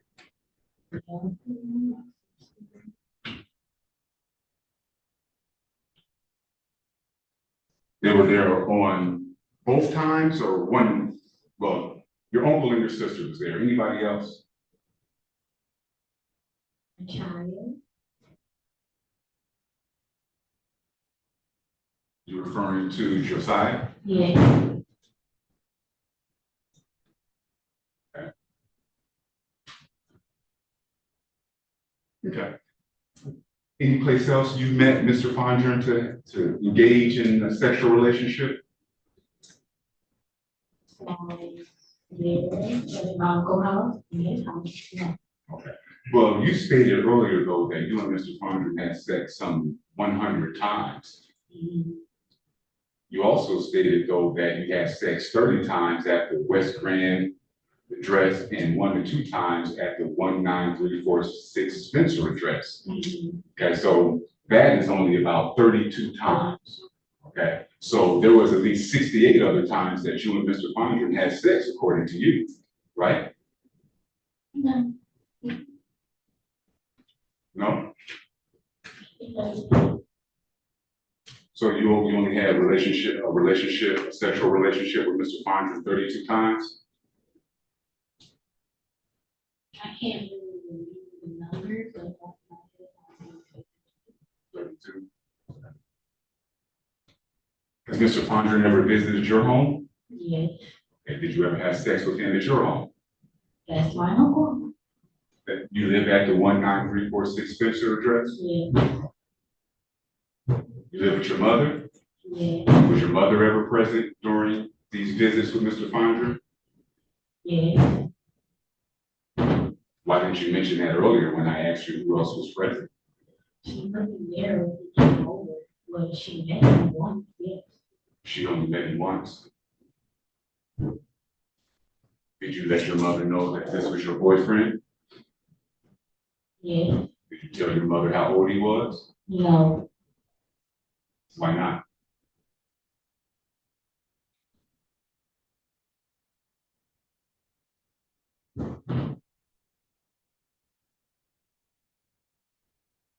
One moment.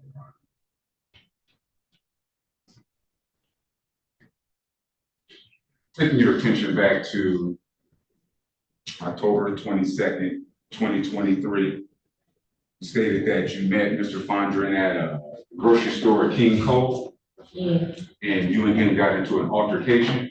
yeah. Was that altercation verbal or physical, or both? You know what I mean when I say verbal? Usually in words, correct, y'all were talking at each other. Or physical, meaning y'all, somebody was putting their hands on somebody else or some other. Right. It was a verbal altercation, okay. And what was the altercation about?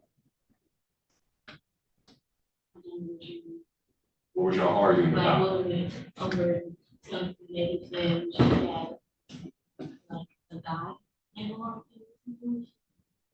I don't understand.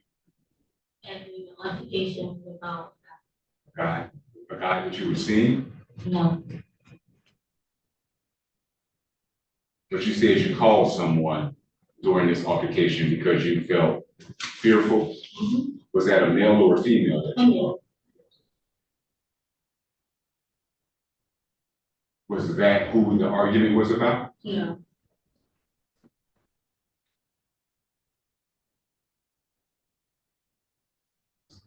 You stated that Joshua smacked the phone out of your hand. Did he ever touch you while he was doing that? yeah, Just the phone? You stated that Mr. Fondren pulled out a taser, correct? yeah, And he kind of, I guess, lit it or arced it at you? yeah. How far away was he from you when he did that? Inches. Inches? Were you ever touched with the taser? No, Did you believe he was gonna? yeah, There was, your mother had accompanied you to the store too, right? yeah. Was she around to see this altercation between you and Mr. Fondren? And when, like, Talking about, and when he pulled out the taser, yes. no, she was already up. She left you alone with Mr. Fondren? Yeah,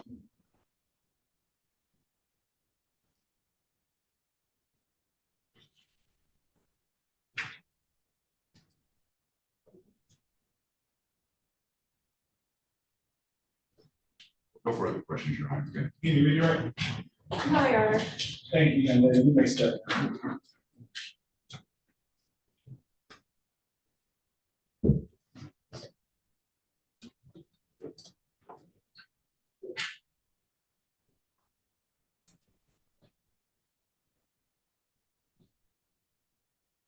Next witness, please. Your Honor, I'd like to call Police Officer Leppin.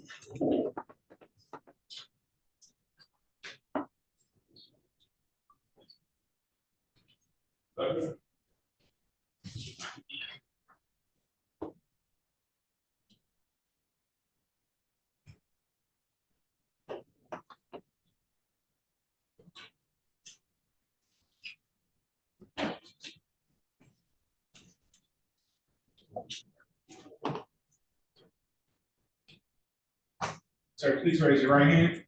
Do you swear or affirm to tell the truth, the whole truth, and nothing but the truth to help you God?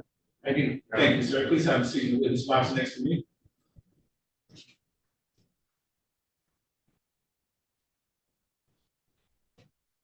You may begin when you're ready. Thanks, Judge. Good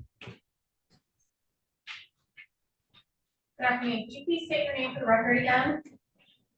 David London, I'm Mr. David London, And what is your occupation? police officer, And who are you employed with? Detroit Police Department. And how long have you been employed with the Detroit Police Department? It'll be 2 years in April. Are you currently assigned to any specific unit? Patrol, third precinct, working night shift. How long have you been doing it? Since October of 2022.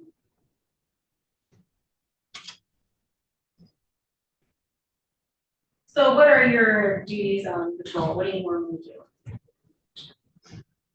Traffic stops, answer 911 calls, which is most of our time. Domestic violence or robberies or someone that just traffic accidents, someone that just needs general help with a loss, try assistance for all that. Okay.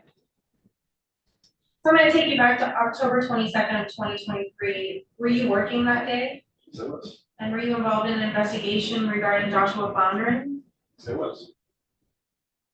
What was the nature of that investigation? I believe it came out as a domestic or a domestic violence run.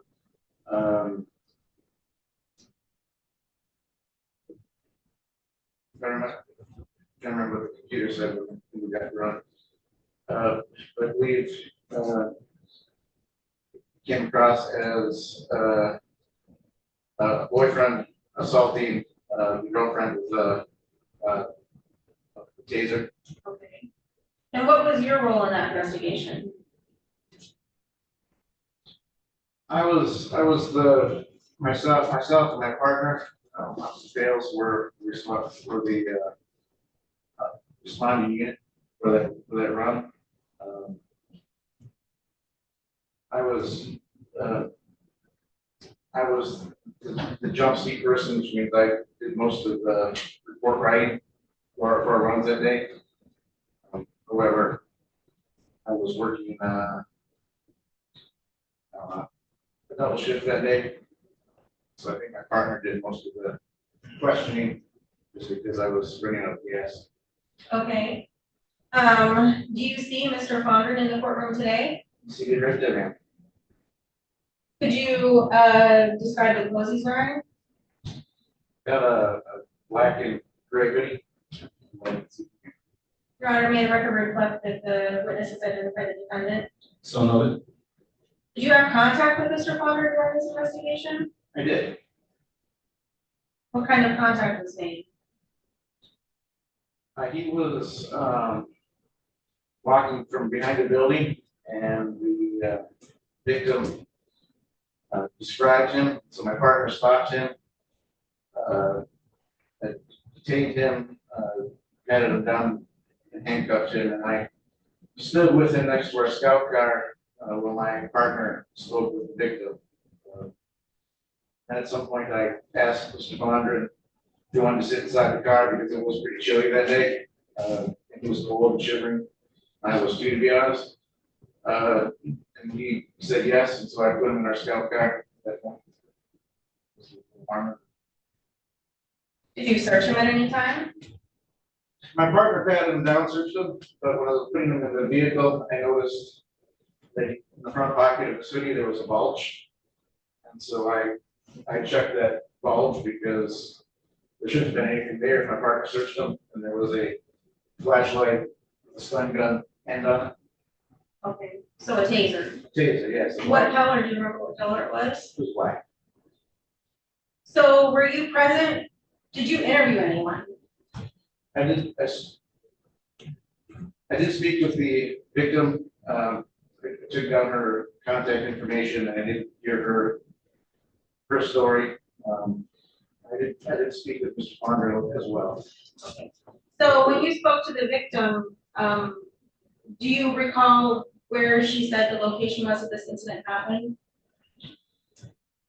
She said they walked to the store, but if I remember right, the incident happened next to Your Honor, the hearsay. Sustained.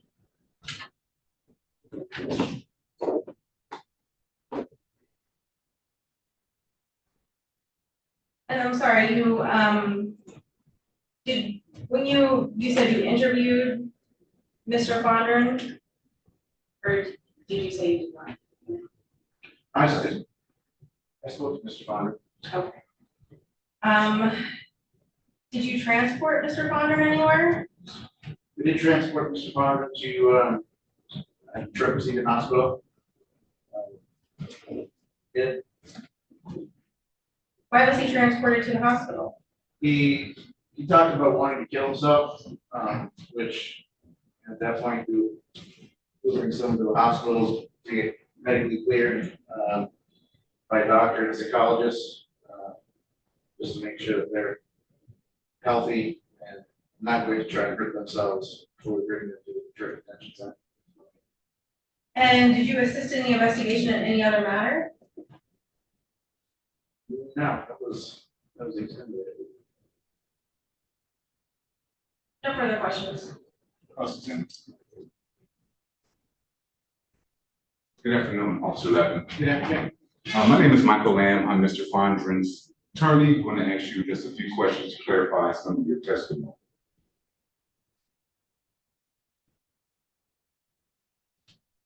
You stated that you did search Mr. Fondren prior to placing him in the. My partner searched him. Your partner searched, okay. Then though, after that search, you noticed a bulge. Correct. Okay, and you stated that that bulge was a flashlight? It was a flashlight with a stun gun. That's correct. Okay, with a stun gun in. Okay.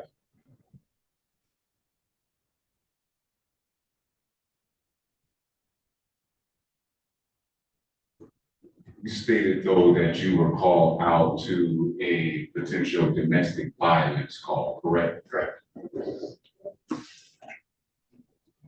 You though didn't observe any instances of domestic violence, correct? No. And you don't have any personal knowledge of any instances of domestic violence related to the two parties, correct? Correct.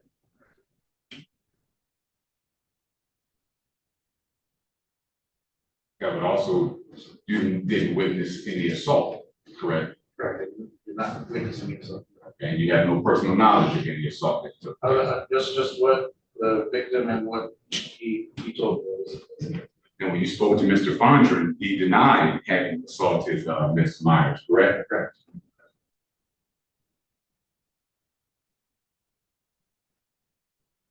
When you were interviewing the parties, did you have a body cam on? Yes, sir. Was it operational? It sure was. To your knowledge, did it record your interviews of both parties? It did record the business. No further questions, Your Honor. Thank you. Any redirect? No, Your Honor. Thank you, sir. You may step down.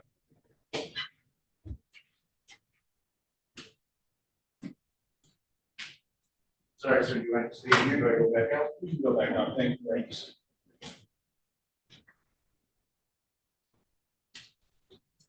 Any other witnesses for the people?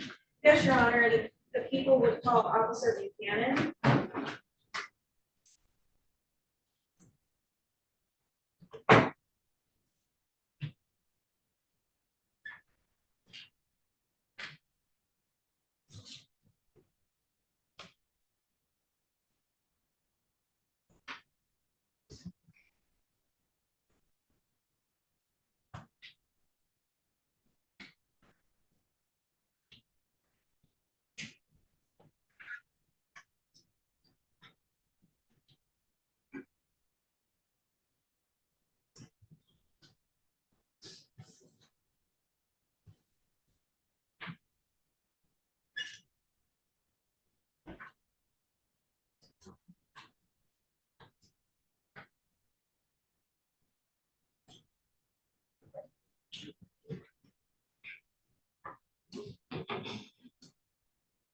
Good afternoon. Please raise your right hand. You swear or affirm to tell the truth, the whole truth, and nothing but the truth, so help you God? I do. Thank you. Please have a seat in the witness box next week.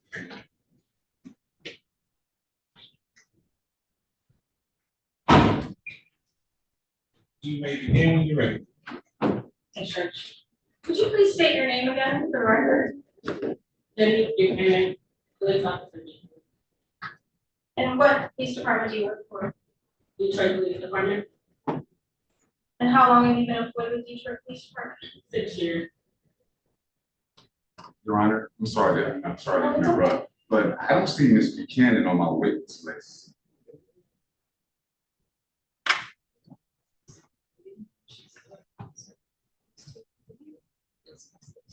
Again, we just talked about her name, but she's not on the witness list. Judge, Because she's not he's on the known witness. about this a month ago, about this officer. Do you know about this other investigation? I sent you the video of this interrogation. You know that the officer, this is the officer that interrogated him.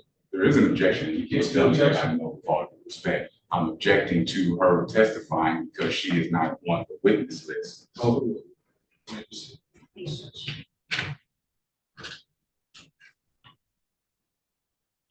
So what unit are you employed in right now? Sex crime.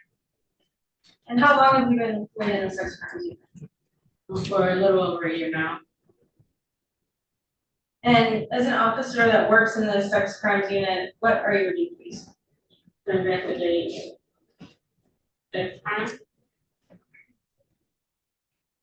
What do you do when you investigate sex crimes? What kind of things? I talk with the offender, I talk with the victim, talk with the victim offender, set up kids up for the interview, I work on a kiddie spot, so I talk to the parents, and then other parts of the investigation. I would be far more interested in finding out what she did in this case as opposed to what she.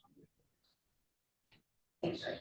So let's go back to June 19th of 2023. Were you involved in an investigation regarding Joshua Fondren? Yeah.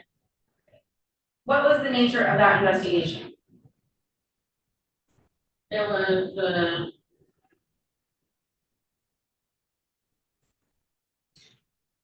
a CFC, the domestic violence, that was the CFC run. And we found out that the victim was the kid. Pretty much from that investigation. What was your role in that investigation? With that investigation, I set up the kids talk for the interview, because at the time the offender had got arrested, so we did an emergency kids talk and an interrogation with the defendant. So you interviewed Joshua Fondren as part of your investigation? Yes. How many times did you interview Mr. Fondren? I believe the one time when he was at the BBC. Okay. Do you remember what day you interviewed him? No, I don't. You remember what time you interviewed him? No, I don't.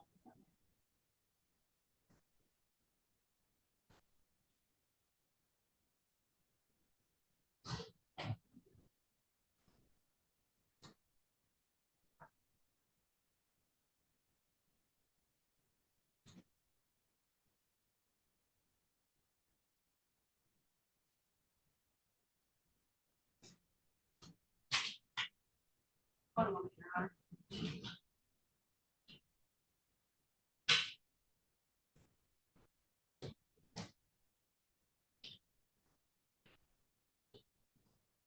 If you were to look at the constitutional rights form and that you had the defendant sign on the date of that interrogation without refreshing your memory? Yeah.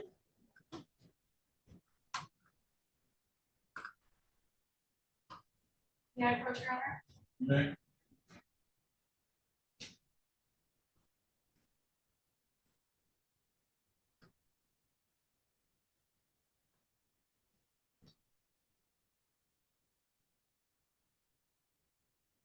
So did looking at the form refresh your memory? Yeah. And do you remember the date and time of that interview? The day is for June 20th, 2023, and the time is 12:47 p.m. Yeah. And when you interviewed him, Mr. Fondren under arrest? Yes, Did you advise him of anything? advise him of his right. Did you have him read any of those rights out loud to confirm he could read? Yes, Did you ask Mr. Fondren if he understood those rights? yes, And what did he indicate? yes, Did Mr. Fondren appear to be under the influence of any drugs or alcohol? no, Lack of sleep? no, Was he deprived of any food or water? no, And did you have him sign a constitutional rights form? yes. Can I approach your honor? Ma'am.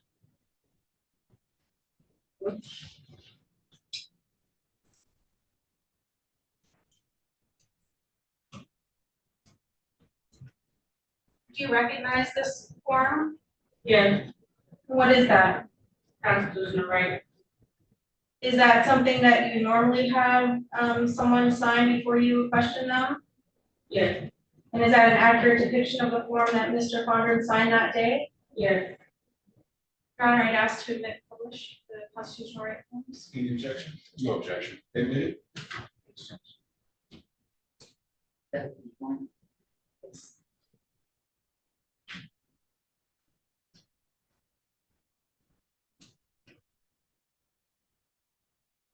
When you spoke to Mr. Fondren during the interview, did he ask for an attorney? no, Judge, I'd ask to turn over to the defense to what year for the voluntariness of the What is the statements. voluntariness, Mr. Lamb?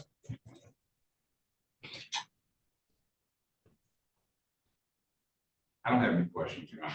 I will wait. All right, the court makes a finding for preliminary examination purposes only the defendant knowingly and voluntarily made a voluntary statement. You may proceed. Was the interview of Mr. Fondren video recorded?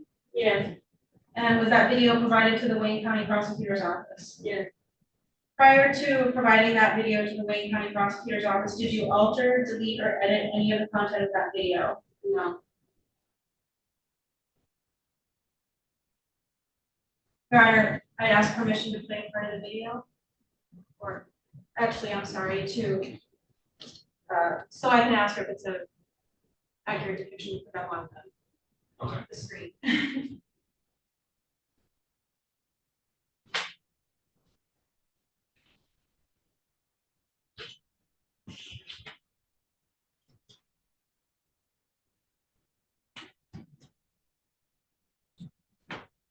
So Officer Buchanan, do you recognize what's on the screen?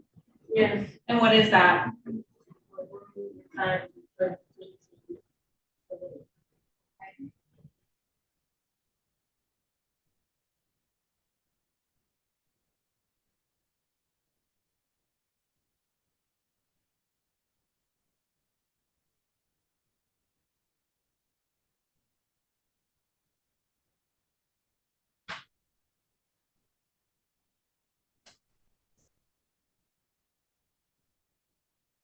Do you recognize?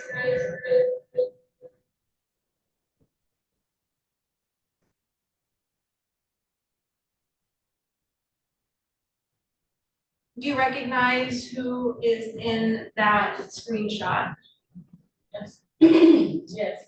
Who is that? Everybody in the room or just different? No, everyone in the room. Myself, Detective Dawson, and the defendant, and Joshua Thompson. Okay. And does this look like an accurate depiction of the video that you recorded and sent to the prosecution? Yes. So Judge, I'm gonna go to play the admissions part.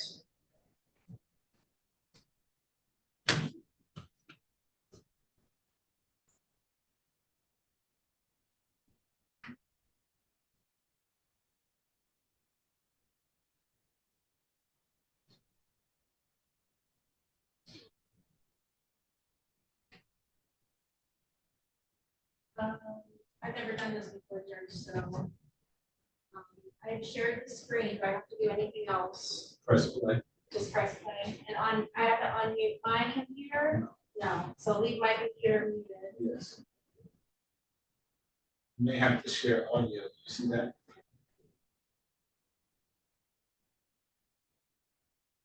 obviously where it says unmute, there's a more. Share sound. Yes. Let's see. There you go. Okay, anything else happened? Let's see. Just when the police arrived. Okay.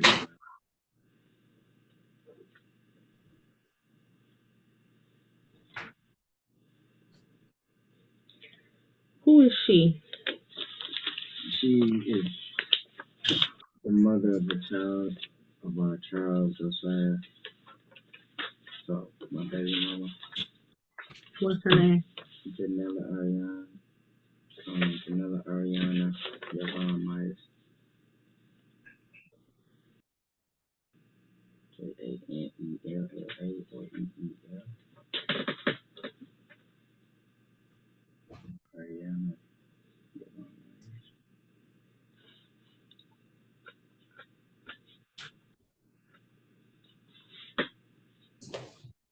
And who is Janelle Myers to you? My baby mama. That's it. Y'all not dating? Y'all not a couple? No. Have y'all ever been a couple? Yeah. How long were you guys in a relationship? Like, since July 10th last year. Oh.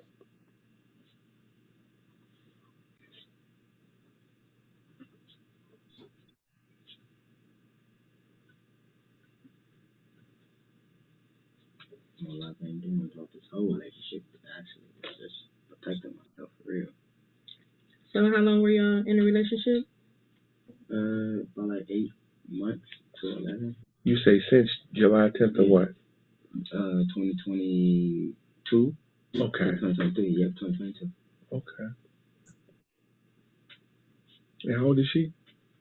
She is 14. Okay. That's how old she is now? She's gonna be 15 this year. Okay.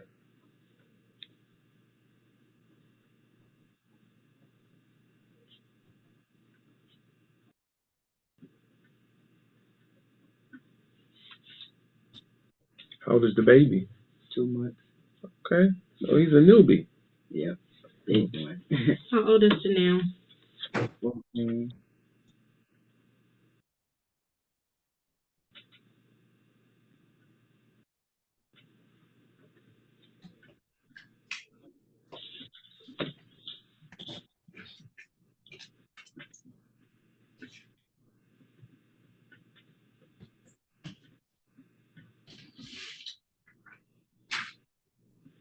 What you asked about the child? How old is the child? Prior to the child. What I say, how old is she? You know how you say she was? 14. Mm-hmm. Okay, and I said, how long? Yeah, y'all were in a relationship since? July 10th of last year. July 10th of last year, 2022. Okay.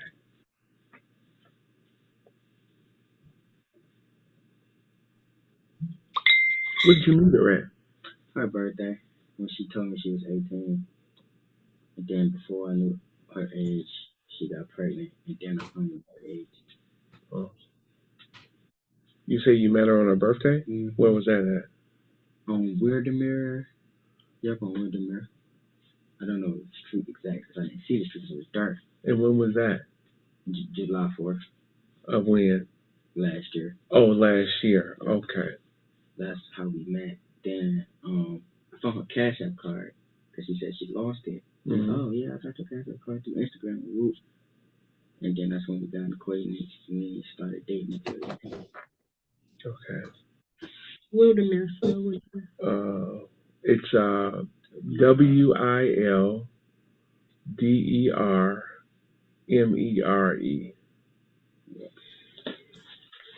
And what was on Wilderness? That was just her birthday party. One of her old houses. Okay. Which once again she didn't destroyed. There's really no good news about her. Was that her house or was she living with somebody? She was living with her mama and stuff. But nobody was there because that house then got disbanded before I knew them. So it's like, I don't know why was. When you say disbanded, what do you mean? Was it vacant or what? Vacant, yeah, nobody was not living. Any electricity in there or anything? Nope. And that's where she had a party at? That's where she had her little fun there, yep. And that's when she told you she was 18? Yeah, that's when she told me she was 18.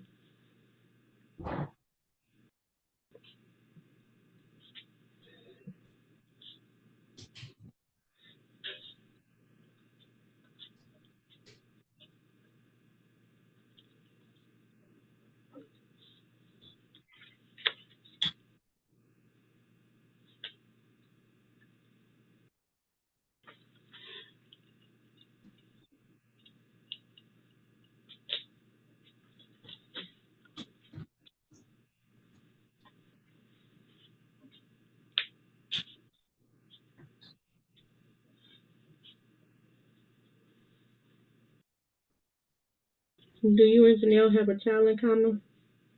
Mm-hmm. Remember, yes or no, Mr. Fondren? Yes. Okay. Oh, you all right? As far as I know.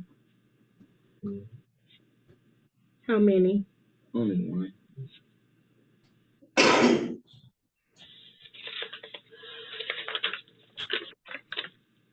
Is it a boy or girl? Boy. And what's his name? Josiah Myers. May you spell it for me? Josiah.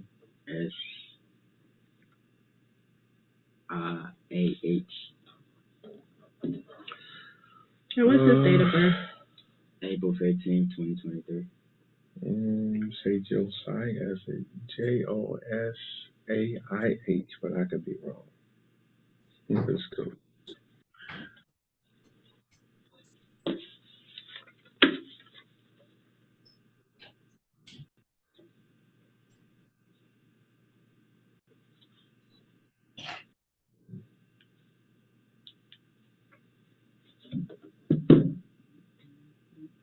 Are you and Janelle still together? No. How long have it been since y'all have been together? That's a good question. Exactly, no per se. Well, how long were you guys dating for? I said we was dating for about.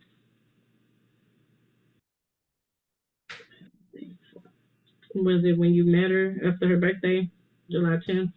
Yeah, that's when we were dating. When did you all break up? We broke up like sometime this year. I don't remember though. Like I say about a month or so. About a month. 2 weeks to a month, yeah. Did y'all stop dating? Yeah, we stopped dating, yeah.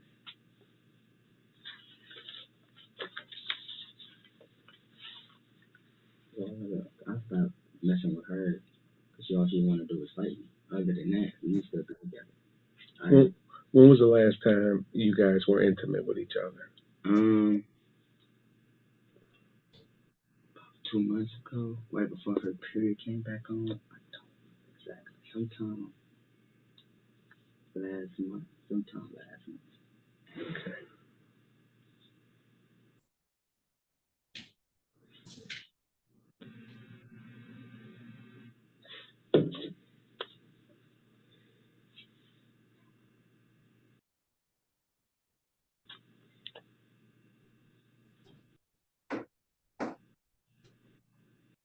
You said it was sometime last month.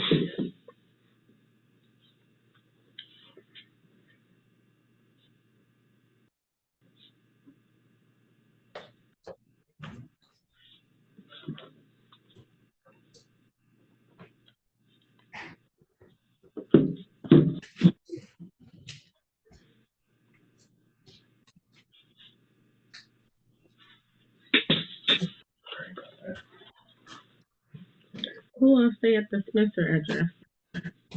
Her uncles and her mother too. Do the uncles have names? They do, but I never caught their name. Okay, so you say uncle, her mama. Mm-hmm. And how many kids her mom has? 5. So all 5 of her kids stay there as well. Do you know the kid's name? Yes.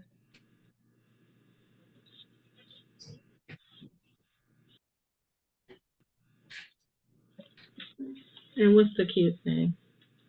You got Kennedy. Judge, I'm gonna stop playing it right there. I don't need the admissions that come out. So Officer Buchanan, was this an accurate depiction of what happened that day? Yes. Your Honor, I'd ask to admit acknowledgement. I forgot to do that. Any objection? No objection, Your Honor. Admitted. Did you assist in the investigation at any other manner? Yes. What did you do? As far as the victim, the emergency kids talk and talk to them out, get a statement from Anything else? we also got a statement from the hospital to talk to me for the date question. Thank you. And I also did local swab for all three, the defendant, the baby, and the victim. The victim, the baby, and then the defendant. So after you had found out that they were in an intimate relationship and there was a child involved, you got some buccal swabs done? Yeah. And did you ever receive the results of those buccal swabs? Yeah. And what were those results? The defendant was not the father of the child. Did you ever share that information? When I first got the results back, I tried to make contact with him and with the victim, but I had no contact number. And then the last exam that we had, I did tell the defendant in the hallway of the results of the testing. So the defendant is aware that he's not the father of the child? Correct. No further questions.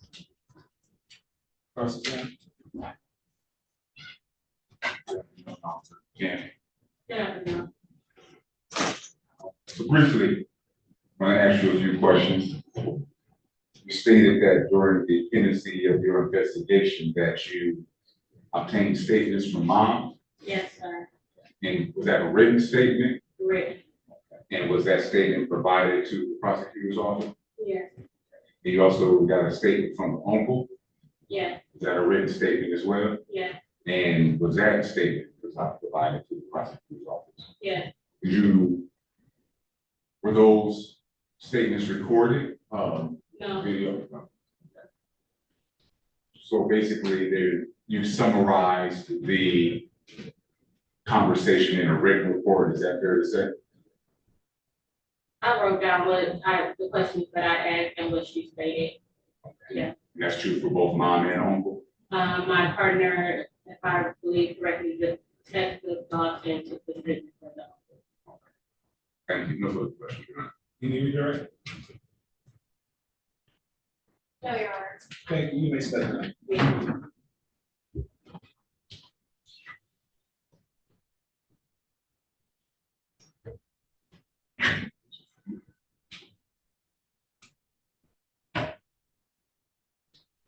Judge, I just asked to recall Noel Myers just for one quick question.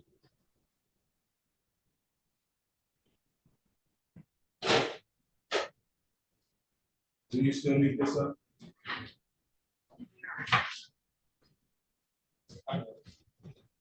Thanks, Judge.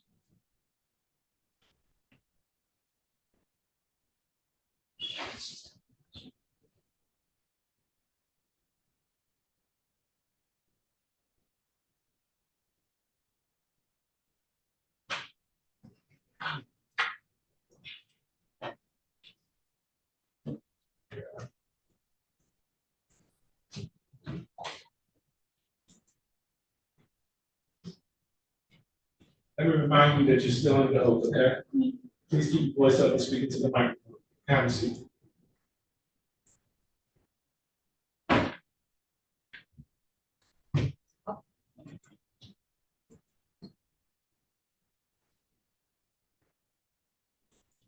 So just a quick question, which now I don't remember if I remembered if I asked you during questioning. When you had testified that Joshua had pulled out a taser and threatened you with it, do you remember that testimony? Yes. And you said that he had turned it on and made a buzzing sound. Do you remember exactly where you were when that happened? In the parking lot of the bank. And you told the officers where that was? Yes. Okay. Do you remember that address of where that was? Of the Vancouver, but it's on the side of 35 Owen apartment. And that's in Detroit? Yes. Thank you. No further questions, Your Honor. You cross. No cross. Thank you for real.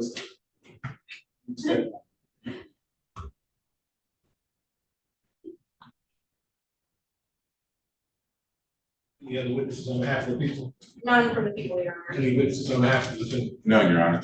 People? Your Honor, we'd asked for you to bind over all counts. We've heard very credible testimony from the complaining witness, Janelle Myers, who testified that when she first met the defendant on Instagram, she initially told him that she was 18, but when she met him the next day or two later in person, she did clarify and tell him that she was only 14. He did share his age, that he was over the age of 17 with her. She clearly spoke about the fact they had shortly after that started a sexual relationship where she testified that his penis had penetrated her vagina. They continued this sexual relationship from I believe of August of 2022 until March of 2023. She did get pregnant at that time. We've heard testimony not only from the defendant, but not only from the complaining witness, but also from the defendant, who also believed that he was the father of the child. He also admitted to the police that he engaged in a sexual relationship with her. He also did testify to the police that he knew that she was 14 years of age, and he did continue their relationship with her, knowing that she was underage. And he did believe that he was the father of the child, Josiah. We also heard what I believe to be very credible testimony from the complaining witness that when she went to the store with her mom, that the defendant and his friend Carl showed up. They had gotten into an argument about seems like some sort of accusations of cheating or another man involved.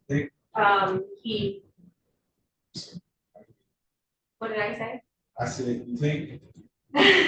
So during this argument, she tried to make a phone call to try to get him to leave her alone, to kind of scare him off. He slapped the phone out of her hand, and then he did threaten the first time. He pulled a taser and showed it to her and said he was going to tase her with it. She told him that she wasn't afraid of him. And then later, as they were walking towards the home, she said that he actually did pull the taser out of his sweater pocket, did point it towards her stomach. She did hear it go on. She said she heard the buzzing sound. She also testified that she was in immediate fear. She thought that he was going to use that taser right there on that moment. It shows that she was in immediate fear of an impending assault from that taser. We also heard testimony that these two were in a sexual relationship. They had a domestic relationship together. They had complaining witness testified that they had sex many, many times. She knows for sure that at least 32 times, but she estimated that 200 times. She testified that they had sex every single day. Sometimes they had sex multiple times during that day. I believe that she's very credible, and I believe that I have met all of the elements in each one of these crimes. I asked you to bind over on count 1, criminal sexual conduct in the 3rd degree, person 13 through 15, count 2, the assault with a dangerous weapon, the taser. Count 3, we also heard testimony from the officer. Not only did the complaining witness tell you that he had the weapon concealed in his pocket, pulled it out towards her stomach, we also have an officer that when he was being arrested and placed in the back of a police car, that he noticed the bulge in front of his pocket, and he took out what appeared to be the same exact taser. It was black. And it seems like it was the same exact taser that was described by the complaining witness. So the officer did in fact find that concealed weapon on the defendant in his front pocket of the shirt hoodie type shirt that he was wearing. And then also to find over on count 4 of domestic violence. Clearly an assault was made upon. That's a misdemeanor. You don't have to show. Okay, very good. So I would just ask to find over on those. Thanks, Judge. Mr. Lamb? Your Honor, I think this is a matter best suited for a trial fact. I agree. You know, I do get counts 2, assault with a dangerous weapon, 3, carrying concealed weapon, and 4, the domestic violence. I can understand why the people have chosen to pursue those charges. What I don't quite understand is the count 1, criminal sexual conduct, 3rd degree, although I know that they were involved in a sexual relationship. But why ruin this young man's life? I mean, because the consequences of that charge are dire. And choose my words real carefully because I don't want to judge it. But it sounds like the young lady who testified here was involved in a lot of promiscuity. She's out there. She tells us that she had sex with this young man anywhere from 32 to 100 times. But yet he's not the father of her child. And she's 14 at the time. Something's going wrong. But looking at the defendant, I don't know anything about him, but just looking at him and putting all of this together, I don't think that he's reached the full age of maturity himself. That he meets a 14-year-old online who lies to him and tells him that she's 18 at the time. He then goes and has sex with her after she tells him that she's 14.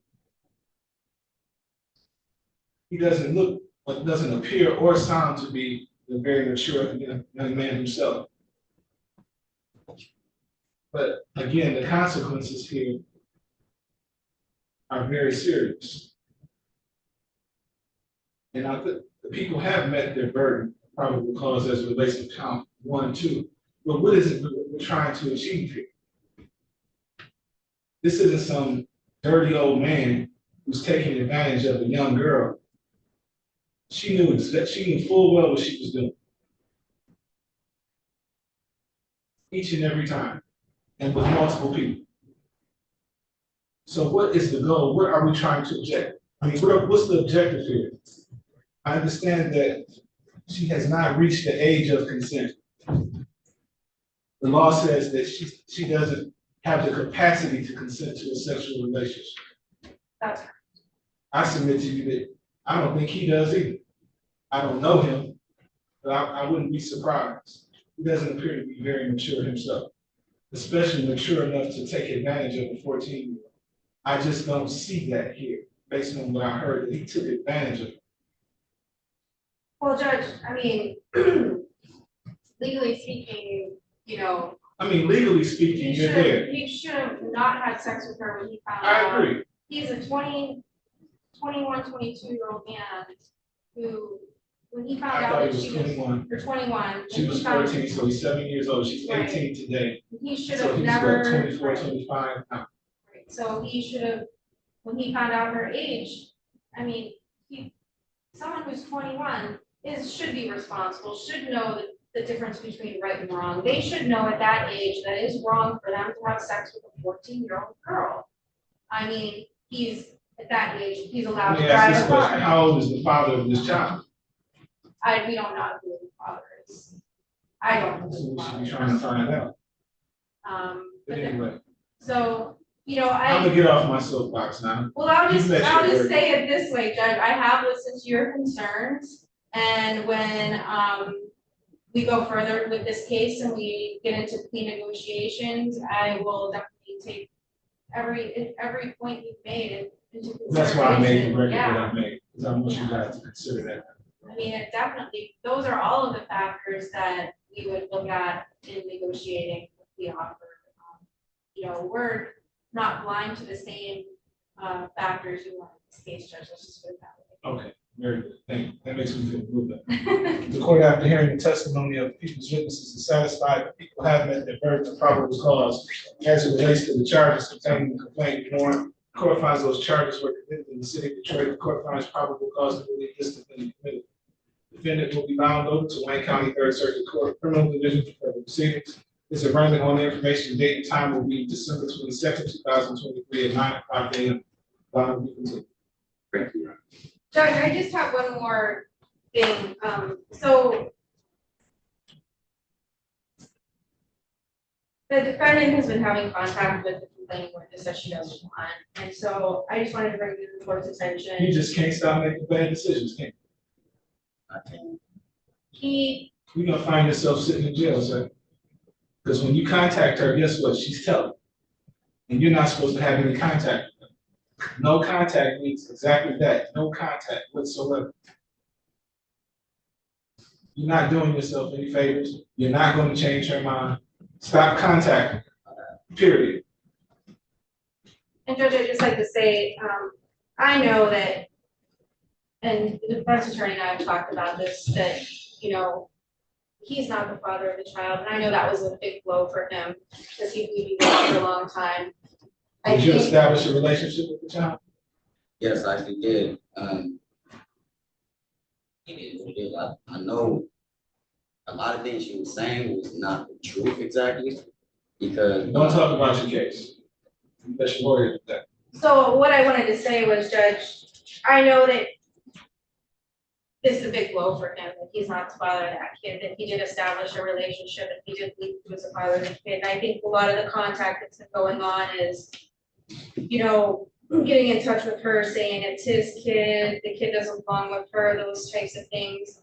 I would just like to say that, you know, those are the things that she's complaining about, that he's been, you know, putting pictures of the kid on social media, claiming he's still the father and that the kid shouldn't be with her and should be with him. And just, I just want him to know we understand this relationship and feel sorry for how this happened and he is not the father, but if he could just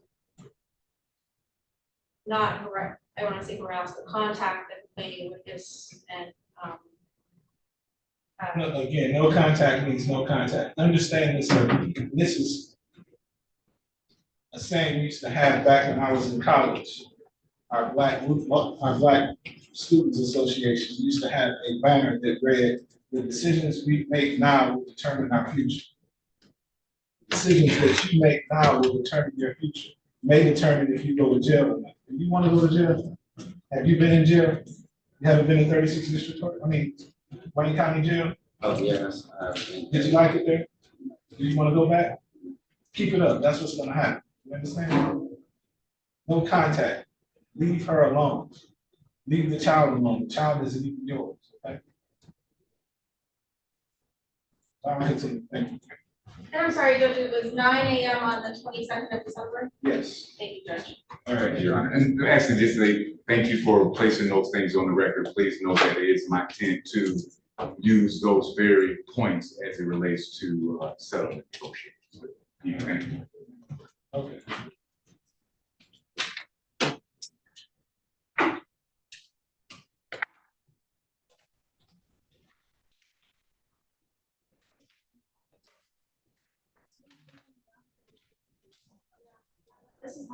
Okay.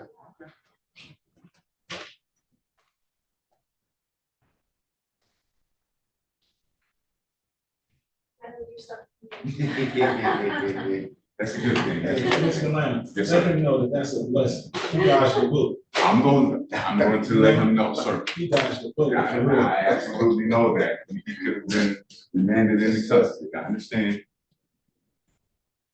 Oh, baby. Have a wonderful weekend. Thank you, you too. Thank you. Have a good holiday.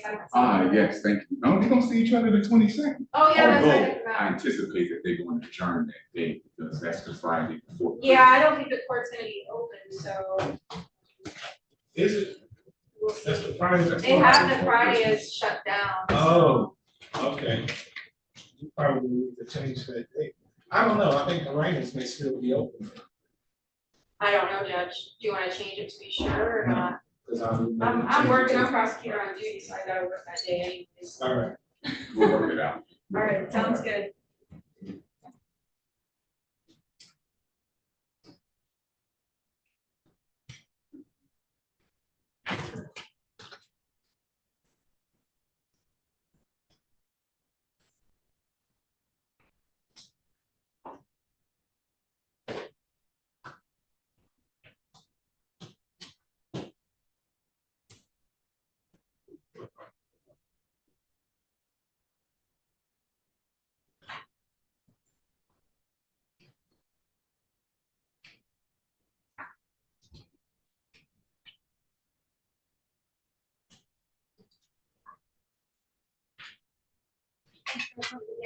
Thank you, you too. Happy holidays, everyone here. Thanks. You too. Thank you.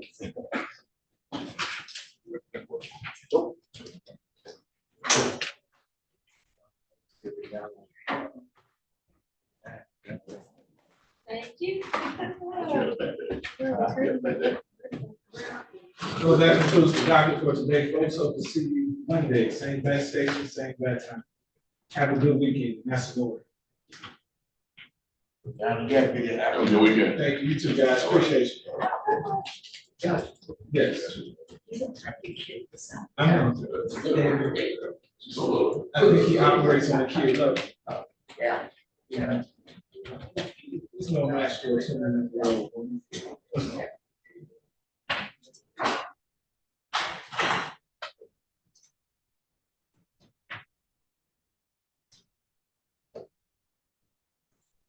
Kind of sad.